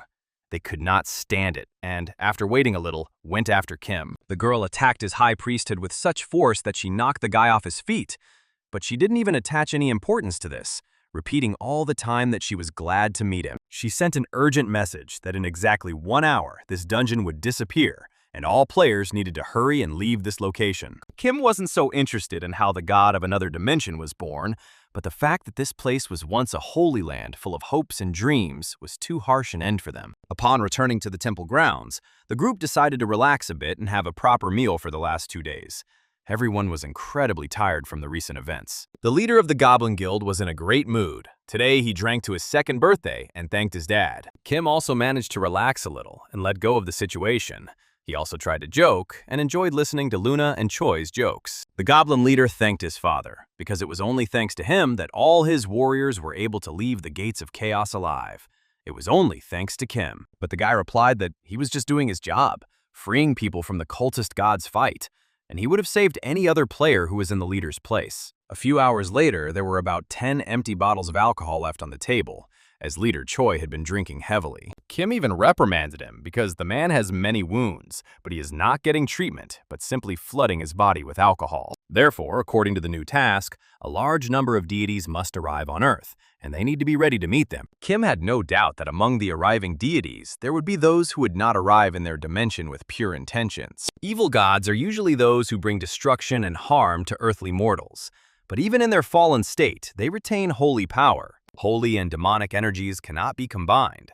So Kim became truly afraid of the consequences when they all arrived on Earth. A player from the Goblin Guild ran up to Kim. The guy was slightly excited and said that people from the Order of the White Radiance had arrived to meet with Dad. As it turned out, the internecine wars had no intention of ending, and the Order's representatives wanted to talk to Choi Se-jin. The leader of the Order immediately warned that if they were not listened to and began to attack, they would definitely strike back. The leader of the Goblin Guild did not keep them waiting long and stepped forward, asking the representatives of the Foreign Order why they needed him. Oddly enough, the leader of the White Radiance Order was quite peaceful and said that he was very glad to meet a hero like Choi. The guy introduced himself. His name was Shim Jin-yu.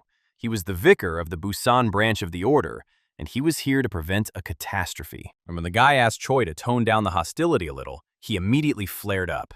He was not used to solving problems peacefully. Kim stood there and watched the situation closely, deciding that he would intervene if the goblin leader started a real fight with the guests. As always, the situation was complicated by Luna, who appeared out of nowhere holding her mace in her hands and ready to join the fight at any moment. The girl warned the brave guests that they were not to be trifled with and that he needed to be polite to both Choi and the rest of their team, not to mention his dad. Kim felt a huge amount of holy energy coming from the new arrivals. Each of them possessed impressive reserves of holy power. Considering that the holy power appeared on Earth not so long ago, it was obvious that each of them was a sincere believer. Finally, the guy reported that they had information that a god of some unknown origin was trying to attack the Earth again. For some reason, Choi decided to joke about this situation and said that the representatives of the White Radiance are almost seers, to which the guy replied that there was nothing funny about it. Their god did not wish harm to anyone, and that was why he rewarded his followers with the gift of foresight. The goblin leader still couldn't calm down. Now he didn't like the fact that so many representatives of another order had come to the meeting with the Pope. The young leader said that they did not wish to quarrel, but only came to warn of the danger and also offered cooperation. Kim didn't like it. These people pretended to come in peace. But why was it necessary to bring so many representatives who possessed holy power? If he and Luna hadn't arrived at the dungeon in time, the goblin leader and his entire team would have disappeared in this mysterious place. Choi Se-jin, in turn, reminded the vicar that only invited guests were allowed to enter the premises where the order operated. The guild leader's eyes began to glow with an evil light, which meant that just a little more and a stupid, unnecessary fight would begin. Choi claimed that this brotherhood was encroaching on the territory of his guild, and doing so very openly and illegally. They have already confirmed that the abyssal dungeon has been successfully cleared. That's all. They can turn around and head back. To avoid the brewing conflict, the young vicar said that the conversation probably wouldn't work out, and they would come another time. The young man then thanked Kim for his calm and constructive approach, and then said that their diocese was very interested in his grace. Kim replied that he didn't need any extra attention. He had his own team and his own goddess, and he wasn't interested in other faiths. But the vicar insisted, and said that his diocese would be very pleased if his grace accepted the invitation and paid a visit to its leadership. The next morning, news came from both groups hated by the Order of the Riemann. The Coalition of the Awakened reported that the Order of the White Radiance would receive many benefits from it. Kim had imagined all sorts of things, but he couldn't even imagine such nonsense. An alliance between the Coalition and the Order of the White Radiance was not part of his plans. Now, Kim Si-woo had to carefully consider his next steps so as not to expose the followers of the goddess's order to any danger. Choi reminded him that after his salvation, he would serve his father faithfully, and suggested that he learn more about the Order of the White Radiance. Kim, somewhere deep down, already regretted a little that he had saved the goblin leader. Although the man was an excellent warrior, his obsession was already irritating. Choi Se-jin decided that it was now necessary to create an alliance between the Goblin Guild and the Eagle of the Goddess Riemann. When Kim asked why this needed to be done and what the main function of this alliance would be, the man was unable to give a specific answer. When Choi left Kim's office, his secretary immediately knocked on his door and smiled slyly. It seemed he had a new business idea. Sivu was right, because the guy suggested creating an alliance with the goblins, which would help them sell a large number of bracelets with the magic stone. But the secretary insisted that Choi Se-jin did not need to be told all the details, and that this vile man did not need to be informed of all the details of the deal. The boy also asked his dad if he was familiar with the activities of the company Yusan, which is the largest conglomerate in the electronics industry. It turned out that the secretary's grandfather runs the company, and his younger brother is the head of the logistics department. Therefore, if you need to sell something or carry out some kind of shady scheme, they are always happy to help. Since Yusan was one of the 5 largest companies in the country, this information was very tempting for Kim Si-woo. And the next minute, the guy said that leader Choi Se-jin is his younger brother and also a member of the Yusan family. This information made Kim Si-woo's eyes pop out of his head. This mountain of muscles is one of the richest men in the country and is even listed on Forbes. Choi did not deny the help from his family, but asked to note that he created the Goblin Guild himself without asking anything from his relatives. Kim already understood that he had to do business with such a person. It couldn't be any other way. So he immediately offered the man cooperation. No matter how you look at it, the Goblin Guild leader was the strangest millionaire Kim had ever seen in his life on Earth and in Eden. His Eminence decided to gather everyone in his office to hold a small meeting and discuss the most important current issues.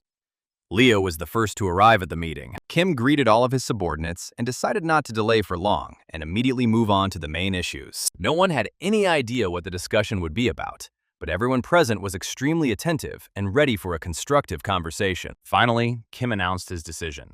He weighed the pros and cons for a long time, but now, as the Pope of the Order, he plans to declare the Order of the White Radiance their enemy. As the word heretic implies, one whose beliefs are at odds with their own, there were many gods in Eden, some of which the Riemann Order was even allied with. But then, in Eden, they had a common enemy, the Demon King, and they and the goddess fought this monster, combining their forces. But now the goddess claims that faith is born not from fear, but from loyalty, and she does not want her children to go through suffering. Therefore, the Order of the Goddess decided that coexistence with other orders, with the exception of some aggressive heretics, would be better for everyone. However, the heretics who harmed the ordinary inhabitants of the earth were silenced by the inquisitors of the Central Curia. And the goddess tells this story for a reason. Luna immediately became indignant. She asked, "Where is their headquarters? She and Leo will burst in there and wipe the floor with these heretics." But Leo was against such actions because it went against the teachings of the order. He who wants to be respected must respect others. A verbal altercation began between Luna and the Archbishop. The girl tried to convince the man and prove that these people did not deserve to live because they tried to kill the Pope. No matter how Leo tried to convince the girl, she still asked the Pope to declare a holy crusade against the heretics in order to destroy them on the fair battlefield. Choi intervened in the conversation and asked to join the holy war. In his opinion, it was an excellent chance to destroy the stupid heretics. Kim was starting to laugh at this situation. His team had probably gotten too carried away and forgotten that they were a well-known religious organization. So Kim finally stood up and said that as the leader of the Riemann Order, he was only declaring the White Radiance Order an enemy for now, and no one was going to start a war. When only Minsu remained in Kim's office, he asked if they had made a hasty decision. Perhaps there had been a misunderstanding with the Order of the White Radiance. Indeed, the actions of the White Radiance Order were absolutely simple, but very suspicious to Kim.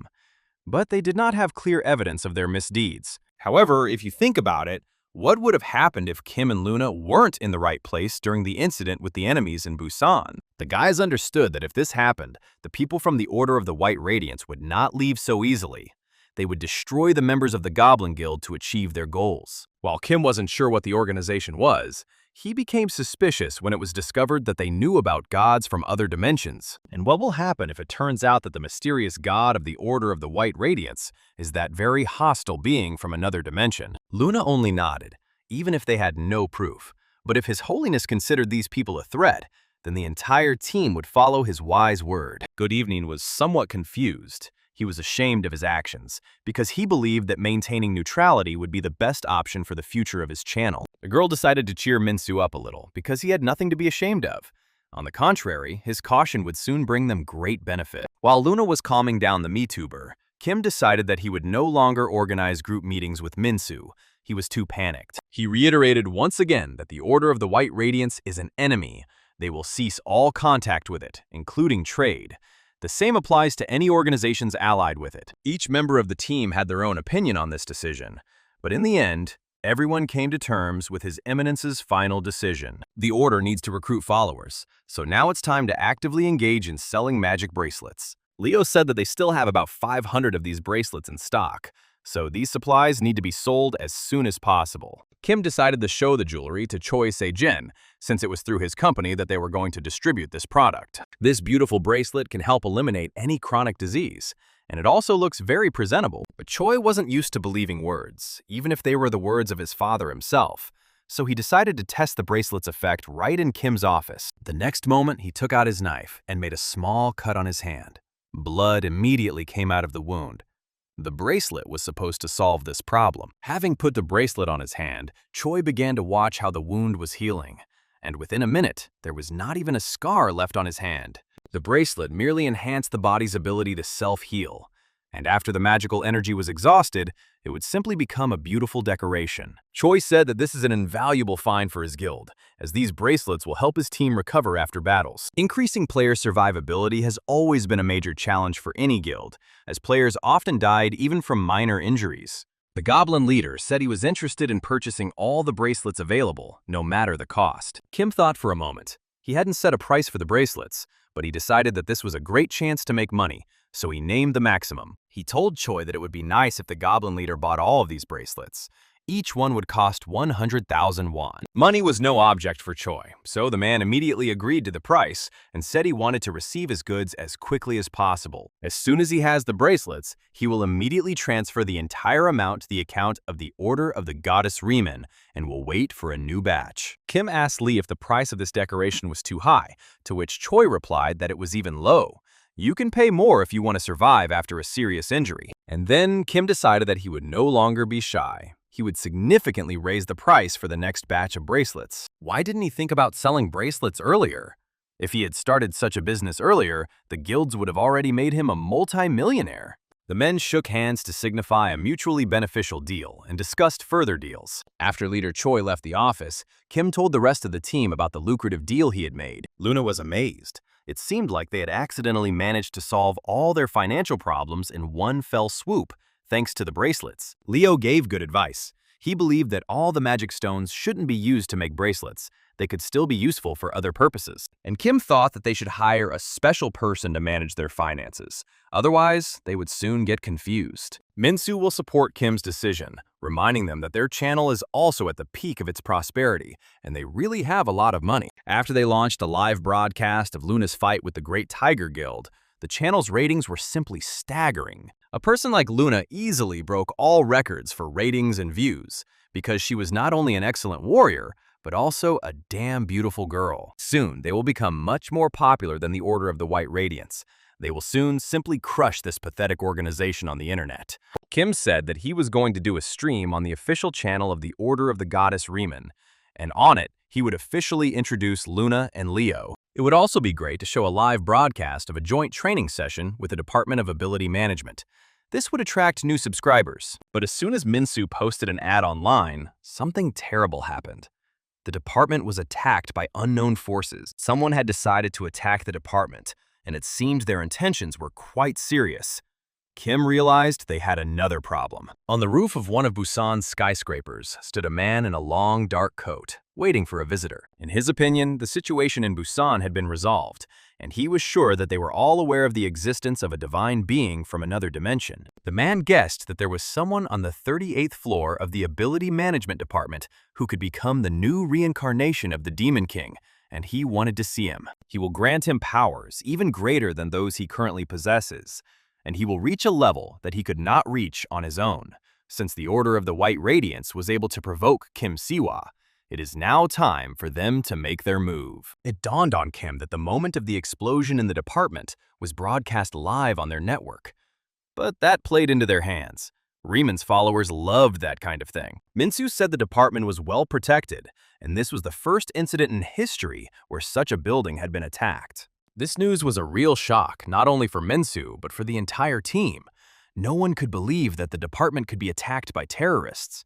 The next moment, news appeared that the second building of the department was attacked by an unknown organization. And this was no longer a joke. Someone seriously wanted to harm the reputation of the department. Kim was very worried about the condition of Donshik. The department head reported on the phone that high-ranking Magic class players were involved in the attack and asked Siva to help evacuate the civilians. But Donshik didn't have time to finish. He was suddenly interrupted mid-sentence, and Kim realized that the man was in real danger. In the receiver, he heard someone grab Donshik. Then he heard the man's phone fall to the ground, and the connection was simply cut off. For some reason, Kim was 100% sure that Commander Donshik was attacked by some woman. There was definitely feminine energy around him. Minsu guessed that it could be Li Shihe, a high-ranking awakened who always uses blue flames as a weapon. She is a top-ranking monster, a status she received 3 years ago. This woman destroyed an entire guild during a raid and then fled to another country. It seems she was the one who carried out the terrorist attack. For some reason, Luna was only pleased by this information. Perhaps the girl wanted to measure her strength with her new rival. Leo reported that there are some strange things. He senses mana coming from the second building of the Department of Ability Management, and this simply cannot be. Kim listened to his feelings, a little weakly, but he also felt Mana's presence. He and Leo couldn't be wrong. At first, he thought that the Order of the White Radiance was behind this entire terrorist attack. But when he met their people, he felt exclusively holy energy from them, which meant that someone else was involved. Leo and Luna decided that the most important thing now was to clear the way for His Eminence, and they should be the ones to do that. Both warriors knew they had made the right choice when they went to Earth. It had been a long time since they had stood in the front lines during a battle. Looking at this friendly couple, Kim was absolutely sure that they would clear the passage for him very quickly and without any particular problems. The guy then gave an order to Menz and asked him to help the department evacuate the area's residents.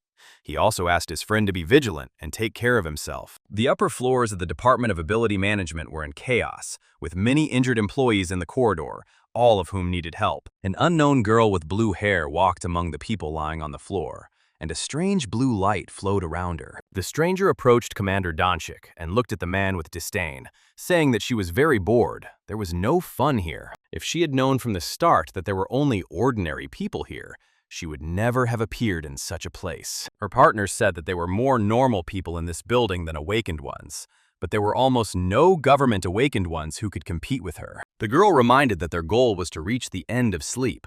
They needed to retrieve the vessel from the confinement room on the upper floor. That was their entire task. But Li Shihe once again reminded that this was all too banal. She would like some kind of show or a normal fight with a worthy opponent. She didn't see anything wrong with being crazy because it was better to be crazy than weak. And all this was happening only because her partner was very weak. Then the girl picked up Donshik's ID from the ground and smiled slightly. It was strange that the department commander was not in the main building, but she was interested in something completely different.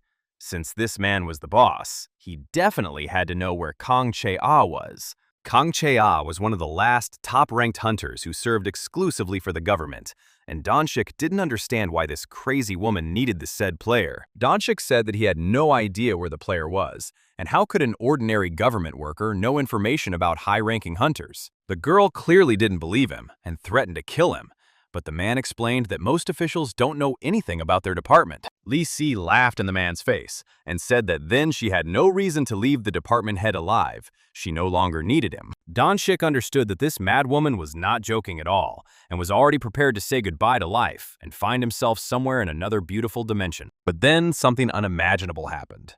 It turned out that Li Sia's flame had no effect on Donshik at all, and the girl could do nothing about it. Out of desperation, the girl said that in that case, she would take the man in for questioning.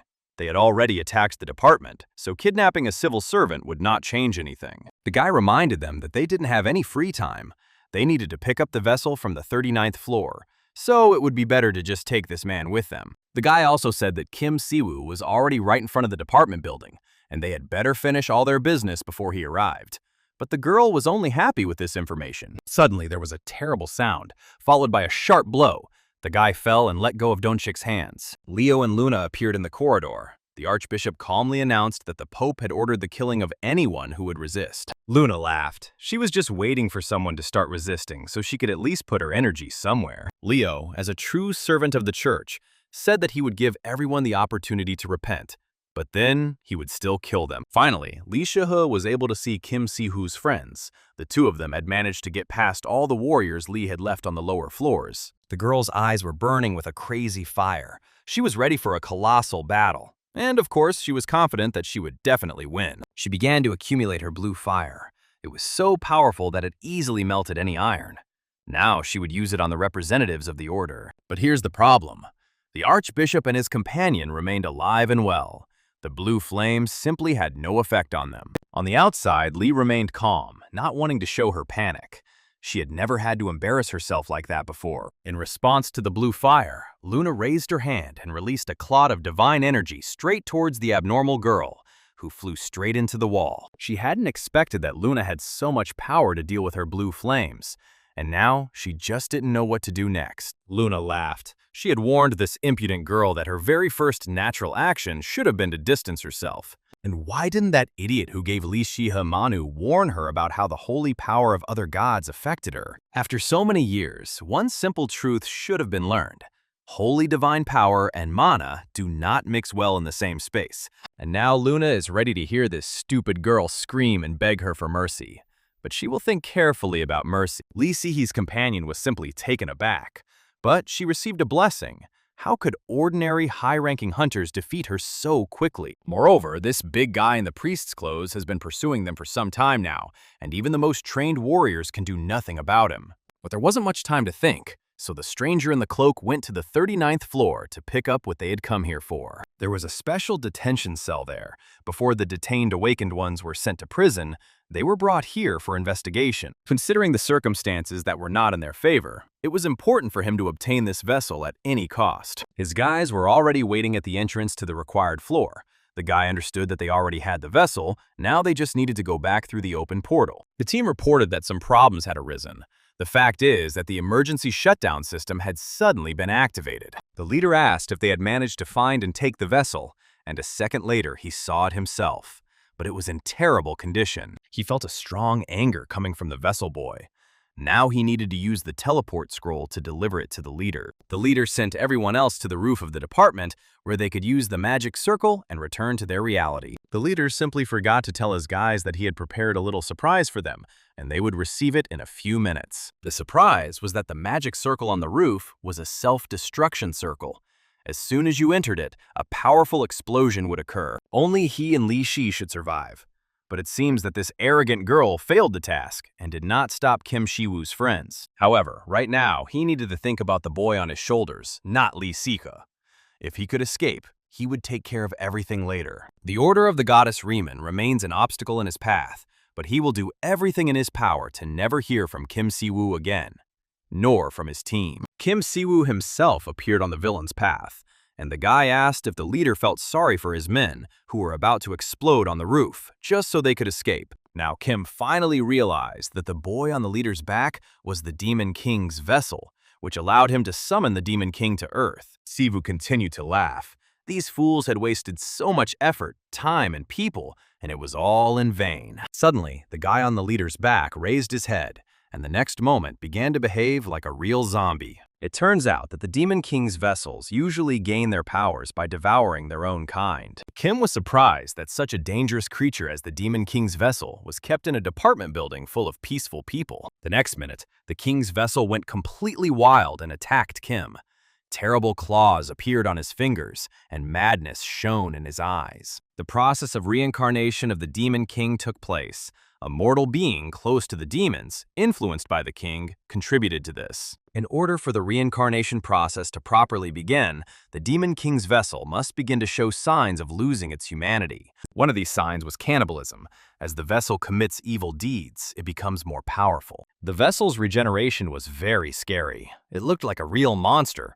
But Kim wasn't afraid at all. This kid hadn't killed enough people to become a real demon, and it seemed like he couldn't even control his thoughts properly. The passive skill Will to Destroy has identified this target as evil, so Kim won't be surprised at all if this guy is facing a life sentence. Si-woo played with this boy like a child. He could stop him using only his left hand. It seemed to the guy that there was still a small drop of humanity left in this bastard, because holy power usually has a much stronger effect on demons.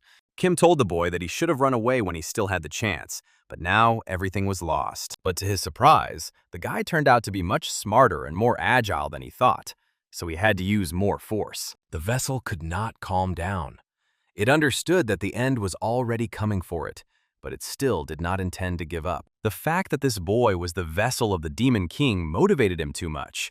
In rare moments, he considered himself immortal. The battle was too fierce. Neither side wanted to surrender, but both of them understood who would be the winner. Kim warned the boy that his fragile claws wouldn't even be able to scratch the Pope's holy barrier, no matter how hard he tried. Holy energy is the opposite of mana, and there was a significant difference in power between Kim and the vessel. And now His Eminence Kim Si-woo decided that the time had come to teach this foolish and arrogant boy a good lesson. Without any hesitation, Kim walked straight up to the vessel and lifted it above the ground with one hand. The vessel had already stopped resisting. It didn't have the strength for it. A strange purple energy enveloped the entire body of the vessel from head to toe, giving the impression that it simply wanted to strangle it. The vessel had to choose an opponent according to his strength. This guy never learned anything after Kim beat him in Eden. He still has to get to the Demon King, because he will not forgive him for the death of his vessel. But this will happen sometime later. With the increase in the level of holy power, the passive skill of Holy Fire was activated, and it was this skill that Kim used to deal with the vessel. Standing outside the department building, Leo Ruman watched as the mana began to gradually dissipate, meaning that Kim Si-woo had solved the problem. Using the divine energy of the goddess Riemann, Kim made it clear to all the dark forces that over time, they themselves would become the cause of their own downfall. Leo decided to go up to Kim's floor and tell him that he and Luna were able to stop those heading to the roof, and also deactivate the dark magic circles. The magic circle used the human body to trigger a powerful explosion.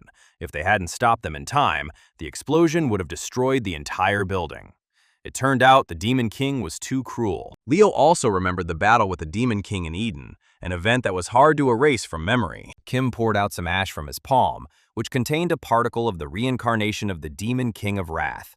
This was a way to summon Satan into this world. The second edition of the Department of Ability Management was attacked precisely because of this, because of the reincarnation of the Demon King. Leo's eyes widened. The reincarnation of the Demon King appeared. Then this means only one thing. There are many demon followers here on Earth. Reincarnation acts like a prophet of a religious order, and people, due to their inexperience, can often confuse a believer with a demon. There are only 7 demons, and Satan is just one of them. First the Order of the White Radiance, now the followers of the demons.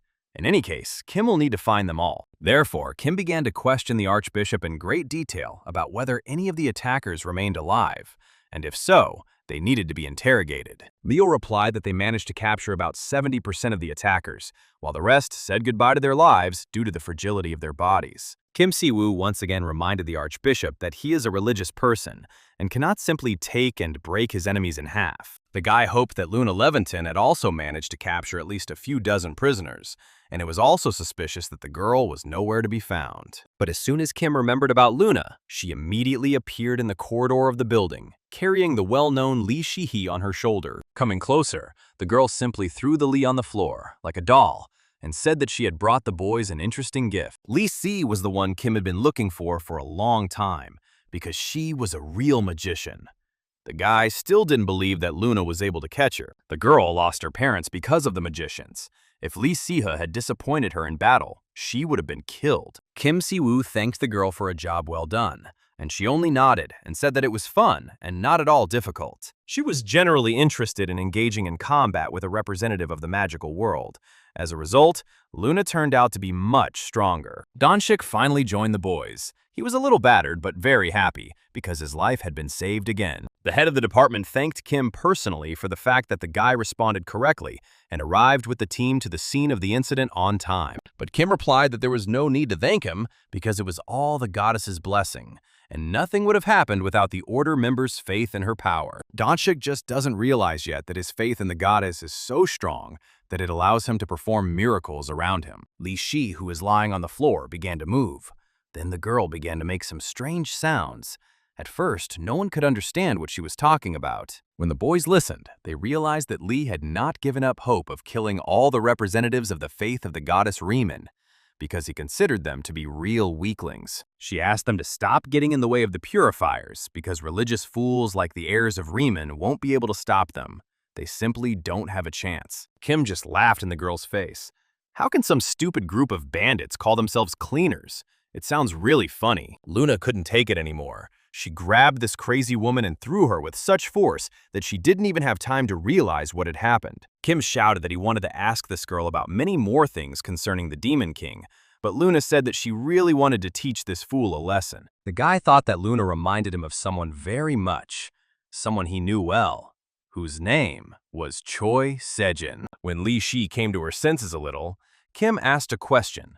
He was interested in who the purifiers were and what their true goals were. The response was immediate.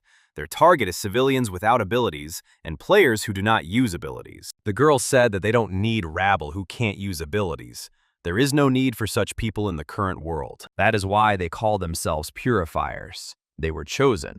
That is why they are the best in all dimensions. It was too unpleasant to listen to.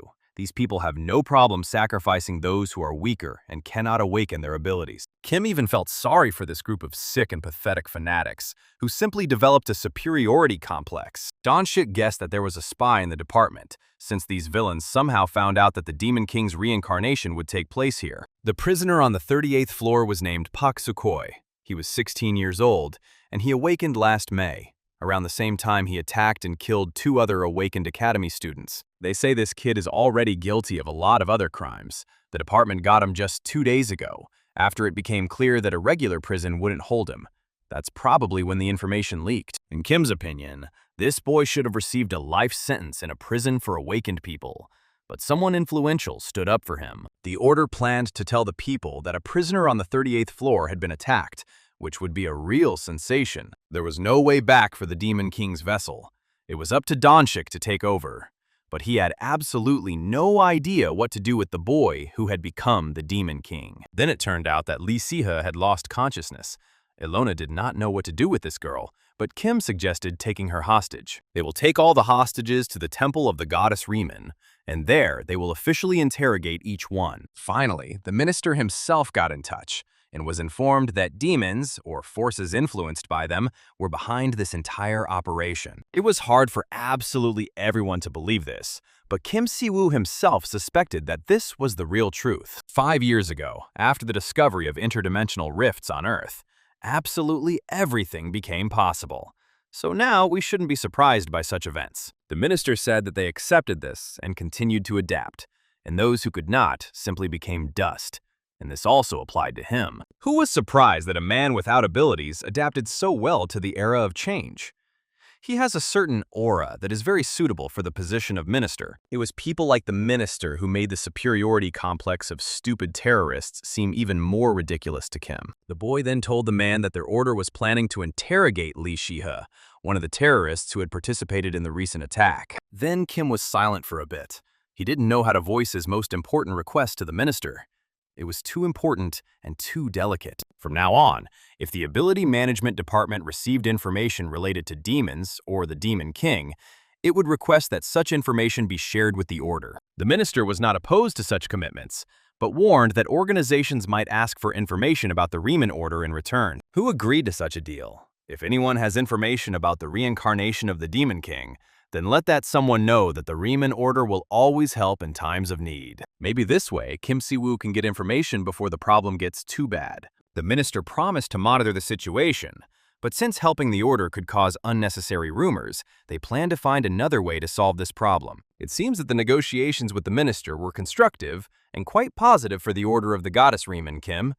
This calmed them down a little. Then the guy decided to call Luna and ask the girl how the interrogation of the terrorist Li Shihe was going. Information has surfaced online that a recent terrorist attack by supernatural forces on a department building resulted in 12 deaths and 52 injuries. Kim thought that they were just lucky that filming was going on all this time. It was amazing how they managed to minimize the number of casualties, and the goddess Riemann knew about it. The guy stopped for a minute and tried to mentally call his patroness into conversation. He concentrated all his energy and sent it to Eden. But Kim never received an answer. Perhaps the goddess Riemann had much more important matters to attend to at that time than those taking place in Seoul. Upon reaching the interrogation room, Kim learned that Lee Si-hee was already ready to cooperate with the Order of the Goddess. Although she knows how to use magic with invested mana, she couldn't say anything useful. The one next to her, the Masks, is the leader of the team. Kim told the girl that her partner had been eaten by the reincarnation of the Demon King, so she had better be more cooperative and tell the whole truth. Illy mentioned that she received her abilities abroad, most likely in China. There is a group from which the Purifiers came.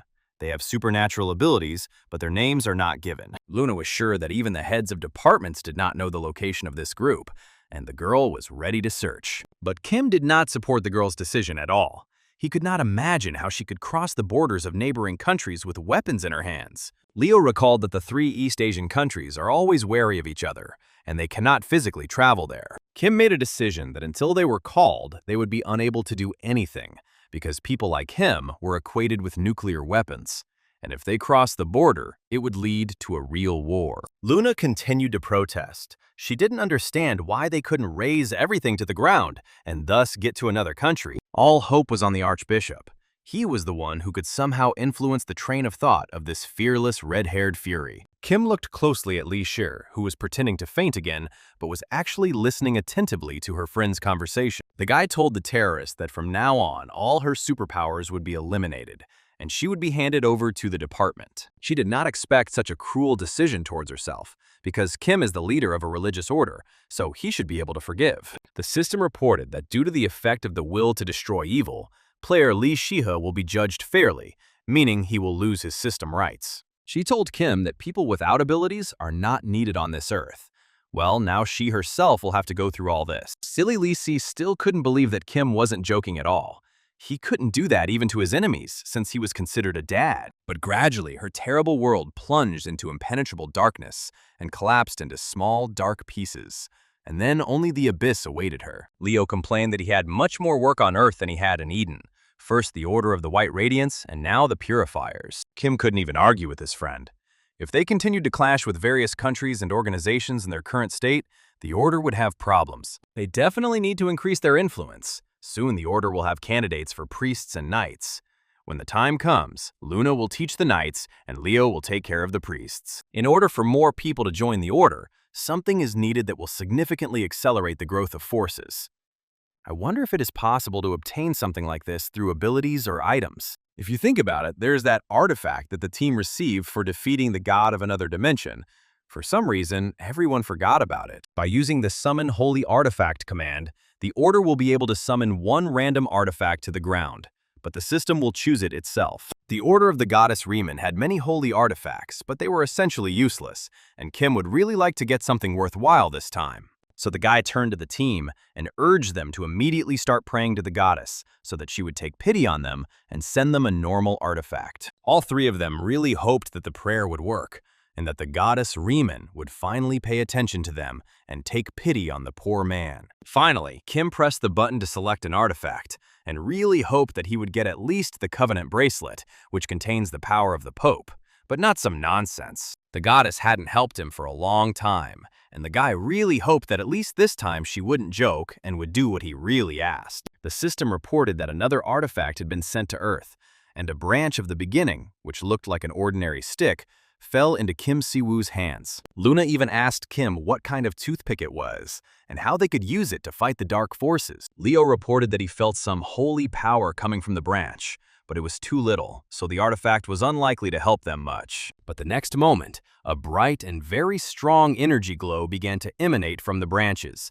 and Leo realized how wrong he was. The Archbishop immediately fell to his knees and began to pray to the goddess for showing her kindness and sending them a branch of beginning to the earth. As it turned out, this precious artifact, which the Order possessed, disappeared about 500 years ago, and even the most experienced players could not find it. In the distant past, when Riemann first appeared in Eden, she promised the mortals peace and prosperity in exchange for their faith, blessing them with one great tree. Later, this tree became the sacred plant of the Order of the Goddess Riemann, and thousands of people came to it to pray. But one day, about 500 years ago, the Demon King's forces burned the sacred tree during a war.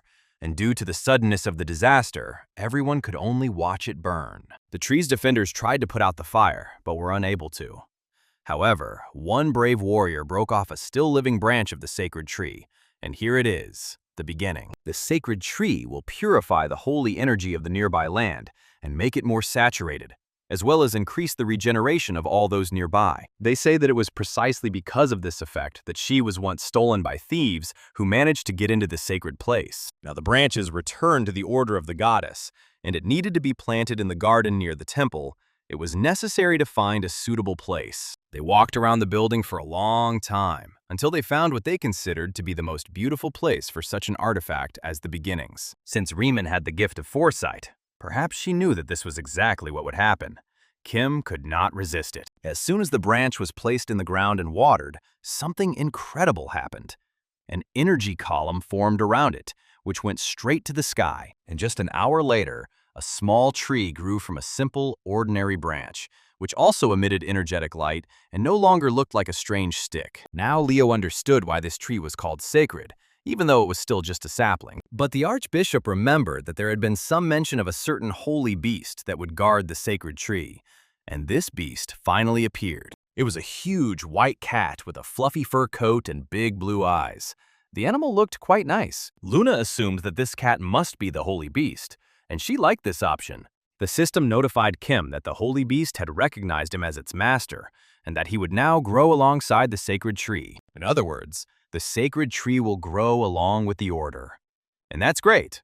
And you can take the cat home with you. Inwoo and Shion had always talked about wanting a cat, but both were allergic to cats, and Kim hoped that the sacred animal wouldn't cause allergies. They come to the temple every day anyway, so there won't be a problem if the cat goes with them there and back. The system sent a message again, stating that 10,000 points had been used to purchase the Paladin Barracks building, thus unlocking the Apprentice Paladin rank. There was no point in waiting any longer, so Kim informed the team that they would begin training knights and priests today. They no longer have time to rest. They need to develop and advance the order, and Kim's workday has come to an end today. He waved to his friends, hugged a white fluffy cat, and headed towards the exit of the temple grounds. On the way, the boy decided to call his brother and sister and tell them that a very pleasant, soft, and fluffy surprise was waiting for them at home. But Inwoo got ahead of him and said that they also had a huge surprise.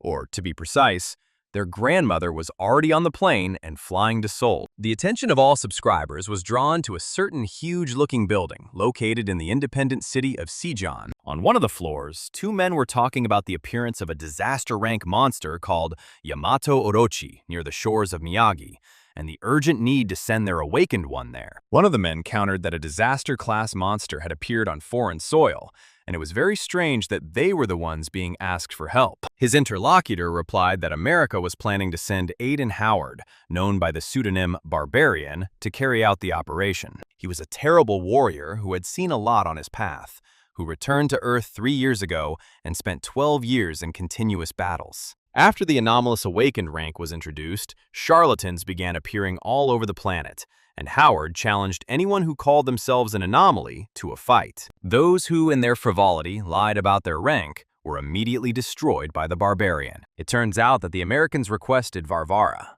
Japan requested Kim Seva, and now they want to probe the first Korean anomalous awakened. And no one will probably ask the opinion of these two appointed people anymore. The government has decided everything for them. Unlike China or America, they had no way to control Kim Si-woo, so they decided they just had to ask directly. If you can't control it, you have to make a deal. So the man decided that he had to personally visit his dad. The minister had ample reason to say that he simply wanted to express his gratitude to the hero who defended his people. One of the staff members asked the minister who he thought would win if Aiden Howard fought Kim Si-woo. Without thinking, he replied that, in his opinion, without any doubt and by a large margin, the Pope of the Riemann Order would win. Kim finally got home and for once decided to just lie on the sofa and watch TV. He heard that yesterday a national disaster rank monster had suddenly appeared on the shores of Japan. It was called Yamato Orochi. The Japanese government announced an emergency evacuation of coastal areas and sent requests for assistance to neighboring countries. America has already sent Aiden Howard to Japan. But all experts say these events gave the US government an opportunity to test Kim Si-woo's true abilities. The guy even lost his appetite. Inwoo assumed that since the head of the department hadn't called Kim, everything was fine for now. But Kim wouldn't be the Pope of the Holy Order of the Goddess if he wasn't sure that he was starting to have new, serious problems. To somehow calm down, he called the cat, whom he called Snowball, to him and began to gently stroke him. The animal quickly settled into the apartment, and now each family member fought to ensure that the cat slept in bed with them. Invu was incredibly pleased that this sacred cat did not cause an allergic reaction in either him or his sister. The cat could even eat from the same plate with the children. He was allowed to do this because he was a sacred animal. Kim told his brother that, if necessary, the animal could protect them, because the cat was capable of dealing with any awakened being weaker than Siwoo's rank. Because of all these events, the guys forgot about the main thing. Their grandmother was already on her way to Seoul. They would need to meet her properly. Inwoo immediately warned that he would be at work. The channel requires a lot of attention, so the meeting with the grandmother is left to Kim. To prevent his brother from changing his mind and forcing him to go to the airport, Inwoo decided to quickly run away from home to work. Kim noticed that after he returned to Earth, his brother became much happier. His eyes began to sparkle with joy and optimism again. It must have been very difficult for him, taking care of his grandmother and sister alone. But when she returned, there would be too little space left here, so he had to prepare to move. He quickly got ready and went down to the car to go to the airport to pick up his grandmother.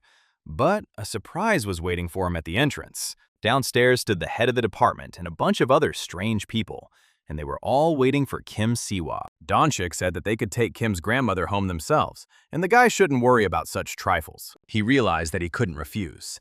Donchik and his escort team would go with him to the airport. The car that Donchik arrived in looked quite strange, probably because it was super armored. Kim laughed and said that, judging by the car, there must be at least the country's president inside. And the guy wasn't mistaken. The current president of the Korean people, Ji Shin-woo, was indeed sitting in the back seat. Kim was speechless for a few seconds. He had expected anyone but the country's president, the man who occupied the highest position to which an official could be elected. Ordinary people can only dream of meeting the president. But Kim even managed to ride in the same car with him on the way to the airport. Kim understood that this whole situation was definitely not a coincidence. There were suspicions that it would somehow be connected with Japan. Indeed, the president himself said that their meeting was not accidental, and it would be good if as few people as possible knew about it. The president proved to be a very friendly and simple person, and thanks to his interesting sense of humor, he was able to gain the support of a wide range of civil servants. The man briefly explained what Kim already knew from the news. The Japanese government needed help from the Korean side. The U.S. government asked Korea to include the awakened Kim Si-woo in the list of soldiers they should send as reinforcements. But according to the law of the country of Korea, an abnormal awakened can only be mobilized within the territory of his country of residence. It was clear that Kim was legally barred from participating in other countries' operations, but now the president is asking him to do just that. The president announced that the United States sent its awakened Aiden Howard, who is called the Anomaly Reader. If Kim Si-woo can defeat this player in battle, then he will rightfully be called one of the strongest anomalies in the world, approved by the U.S. government. This was even to Kim's advantage, as he knew perfectly well that his channel was watched by thousands of foreign viewers. The president encouraged Kim, saying that the monster had no chance since the two strongest players on Earth were heading towards him. The president is also confident that the final victory will be achieved by the representative of Korea, Kim Si-woo, who will definitely destroy the barbarian. He turned to Kim because politics and religion have historically gone hand in hand, because both derive strength from the approval of the people. After the death of her grandfather, Kim's grandmother began to actively travel around the world. What else could she do? When Kim found out about this, he was seriously scared, wondering how his grandmother could wander around the world on her own at that age. But when the woman heard about the death of her grandchildren's parents, she immediately returned to Korea to take care of the children. As he waited for the plane to land, vivid childhood memories associated with his beloved grandmother came to mind. The woman always told him that their family had a real talent for getting into all sorts of trouble. She also taught her grandchildren to never give up, saying that even the most difficult problem has a solution. In other words, Kim's grandmother was a truly unique person. If she decided to fly to the USA, nothing could stop her. In her youth, she took care of her grandfather after the accident with her parents. She took care of chemistry and the younger ones. She was always a busy person. While the guy was thinking, the grandmother finally appeared at the end of the corridor. She looked simply stunning, and Kim didn't immediately recognize her. She quietly approached the guy and said hello. Kim felt goosebumps run down his spine when he heard such a familiar and forgotten voice. But Grandma decided not to get sentimental. Extra tears and emotions were completely unnecessary. They had finally met, and everything would be as before. The woman even took off her sunglasses to get a better look at her grandson, whom she had not seen for more than 10 years. After this, the woman gave her grandson a good slap on the back of the head and said that it would have been possible to convey at least some message from Eden instead of remaining silent for 10 whole years. He offered to hug the granny, at least for the sake of decency, but she said that it was unnecessary and that it was better to get out of the airport and head home. The guy broke into a smile. He recognized the habits of his grandmother. The woman had not changed at all for so many years. Inwoo and Seon reacted to Kim's return as if it were a true miracle, but it was not worth thinking that Grandma would react in the same way. She simply began asking her grandson how he lived in another dimension, how life in Eden differed from life on Earth. The guy talked a little about the peculiarities of the Garden of Eden, and then announced that he had finally found his place in religion. Kim told his grandmother that he had already built a temple in Seoul in honor of his goddess, and if the woman wanted, he would give her a tour. The grandmother nodded and said that she was proud of her grandson.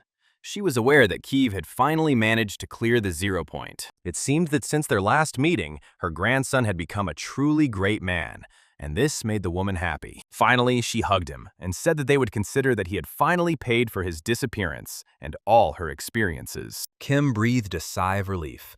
Finally, his grandmother had forgiven him. She wasn't angry, and now everything would fall into place. The grandmother said that she had not returned to Korea alone. A friend had arrived with her, but the airport staff had taken her somewhere. The grandmother's friend simply dreamed of meeting the legendary Kim Jong-un, so the woman could think of nothing better than to bring her to Korea. And then Kim remembered that the president had said that he also had to meet someone at the airport, and the granny's friend had been taken away by airport employees. He looked at his grandmother and asked her again who her friend was and why she had come to Seoul. After the airport, the grandmother actually asked Kim to go to the temple of the goddess Riemann.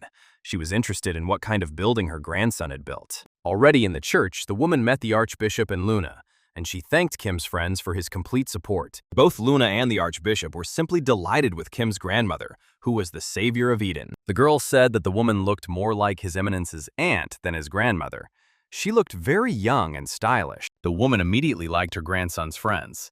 These young people were kind and open, and they exuded positivity. Luna said that they were His Eminence's trusted advisors, and if the woman didn't mind, they would also call her Grandma. Kim reminded Grandma that her friend had actually flown in with her, and she should have been at their temple a long time ago. The woman remembered her friend and said that she would definitely come to the temple after she had sorted out all her affairs.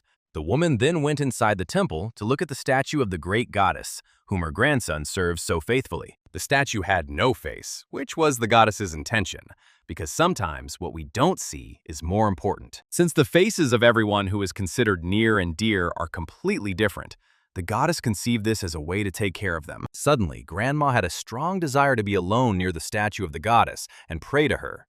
Kim was only glad. The grandmother recalled that as a child, her grandson did not show much desire to go to church on Sundays and pray to any god. When the woman was left alone in the temple, she thanked the goddess, took care of her grandson, and brought him back, and also asked the goddess to help the Kinu overcome all the trials. The woman prayed so sincerely and for so long that she didn't even notice how her grandson entered the building.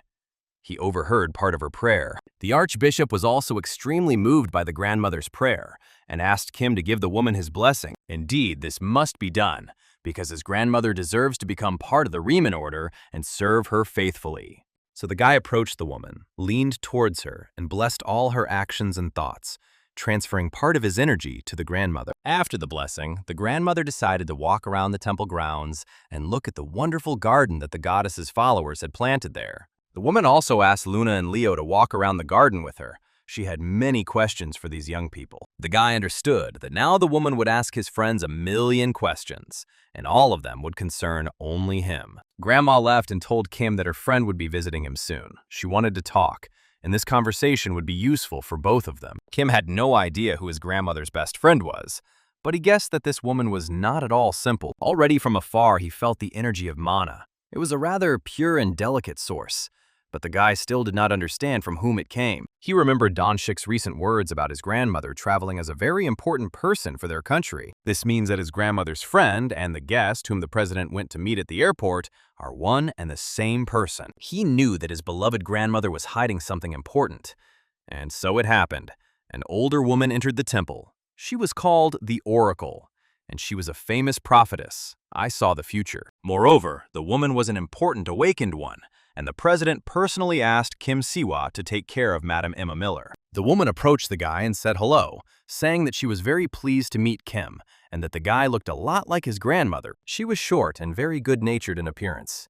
You wouldn't immediately guess that she was the world-famous prophet. They exchanged a few more compliments, but the woman said that she had something serious to talk about with Kim, and that they should stop talking about nonsense. The guy remembered Donshik again. He had once told him about Madame Emma and warned that she was not one to mess around with, and that she didn't meet people just like that. But Kim didn't understand why the woman had come to his temple, and what was so important they should talk about. And in general, why is Grandma talking left and right about him and his activities? He doesn't want any more unnecessary attention. All he knew about Emma Miller so far was that she was a high-ranking awakened from America.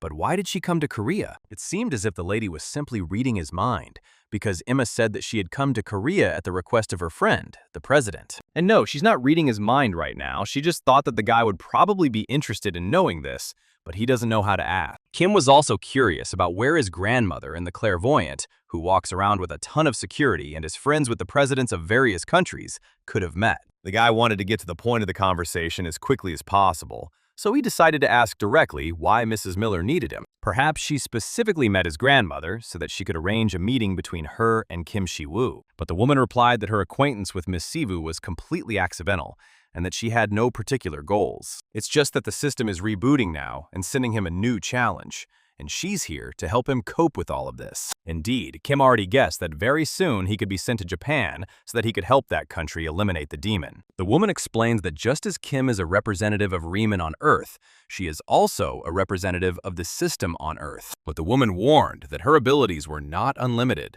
and that they only extended to those who were part of the system. That's why she turned to Kim, because he also sees the system and is awakened, so he will be able to bring order to Japan. She sees what is happening there now and would like Kim to stop the aliens from destroying the coast of Japan. The goddess he serves and the system Emma obeys will work towards the same goal here, defeating the aliens from other dimensions. Kim asked if he had lived up to the woman's expectations after she finally saw him.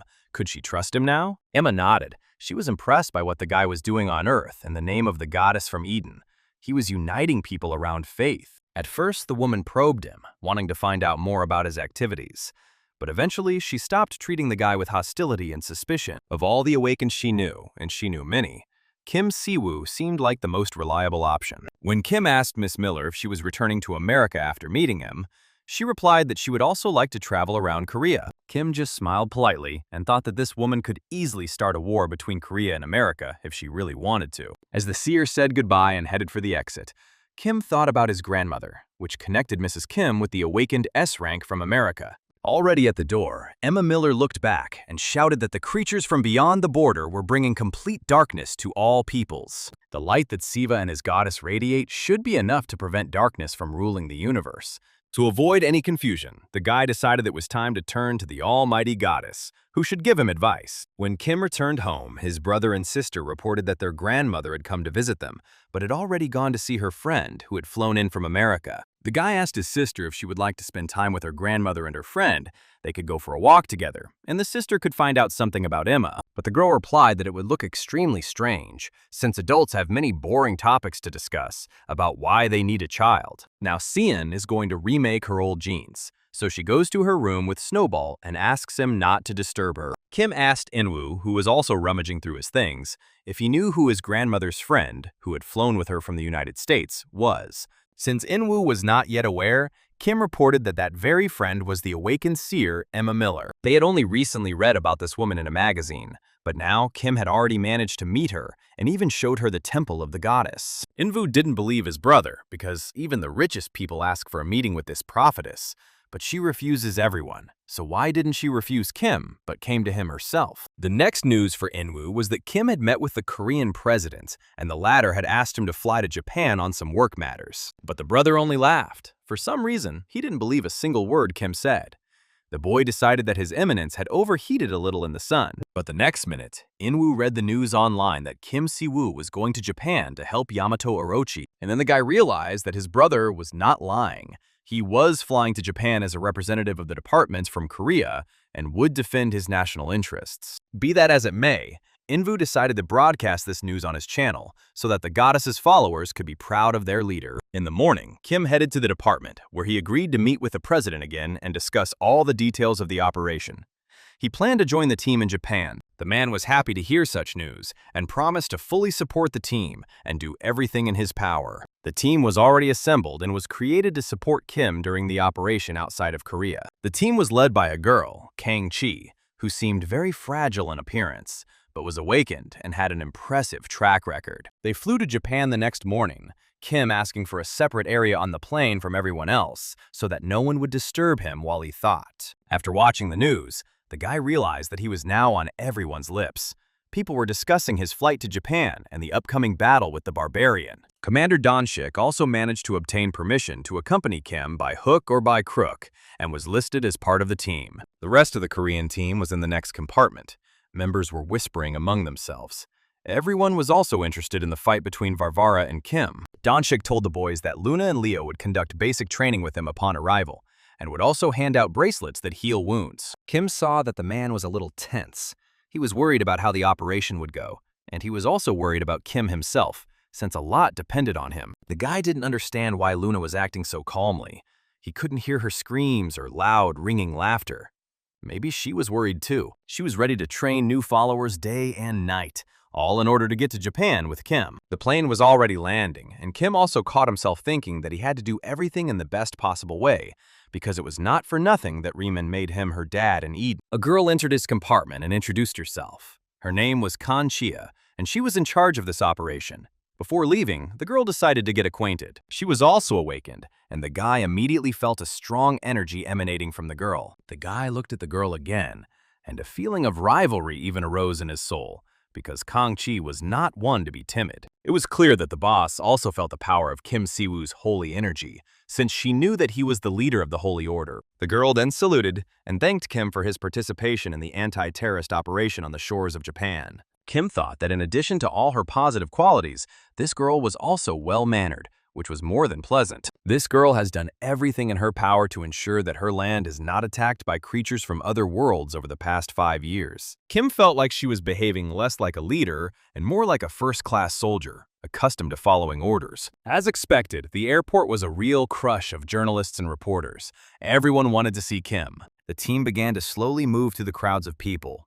Security stood around, but even they couldn't do anything about the annoying paparazzi. Donshik stepped forward and said that he had to check everything, because there were definitely a lot of ill-wishers here who wanted to harm Kim. He approached the Japanese representatives and introduced himself as the head of the Korean Department of Capability Management, and would like to see his Japanese colleagues. A man with a strange headband came forward, and judging by his expression, he wasn't very happy to see guests from Korea. Kim remembered fragments from the day he dealt with the Chaos Gate near Gudo Hospital. Something similar was happening now. The guy was starting to get angry about this situation, and he was already thinking about using his new skills, which he had been saving for heretics on these arrogant Japanese. The new skill that the system opened up for him was touch, but not in an ordinary way, using sacred fire. But the higher intelligence played in favor of the representatives of the Japanese department. One of its employees apologized for the cold reception. The guy introduced himself. His name was Ray Zhang, and he was the head of the emergency department. He also reported that American representatives, including Aiden Howard, had already arrived and were in a specially equipped camp. Already in the car, Ray apologized again, explaining that the Japanese are not used to receiving help from foreigners, which is why they behave a little strangely. Those present in the car exchanged a few more words, then drove on in silence, each thinking about their own things. From the conversation between Kang Chi and Ray, the guy realized that these two had known each other for a long time. Moreover, their families were friends and very close to each other. Looking at them, Kim thought that he had missed something important, but he couldn't figure out what exactly. These two were acting strangely. The girl secretly hoped that Kim would be able to resolve this terrible problem, and then she would ask him to take her and Ray to Korea. The car stopped at the school building. It turned out that it was a camp. All the residents of the area had been evacuated, and the building was empty. The manager explained that the official briefing would begin in a few minutes, and that the Korean team needed to join the Americans. Kang-chi said that she would not enter the meeting room, but would remain near the door. Perhaps Kim would need something, and she would be on hand. Upon opening the door to the hall, those who arrived immediately realized that the atmosphere was very tense. They had been expected for a long time. Not wanting to get into a confrontation right away, Siwoo smiled tightly and greeted the American team representative sitting at the table. Kim's gaze immediately fell on the huge warrior sitting in the center of the table. It was, without a doubt, the famous Aiden Howard throughout America. There was no mana energy or holy energy emanating from him. There was simply pure, wild physical strength. One of the staff members said that a translator would be on his way, but Kim said that this was not necessary, as he spoke excellent English. Aiden Howard even got up from his chair. It seemed to him that Koreans were incapable of learning any other language than their native one, but Kim didn't even have an accent. The guy said that thanks to his goddess, he can speak any language freely and also understand any language. The barbarian leaned right up to Kim's face and hissed that his goddess was too benevolent, but that was only for the time being. But Kim replied that Riemann is not like this always and not with everyone, but now she just wants to help him find a common language with someone else's team. Aiden Howard smiled sarcastically.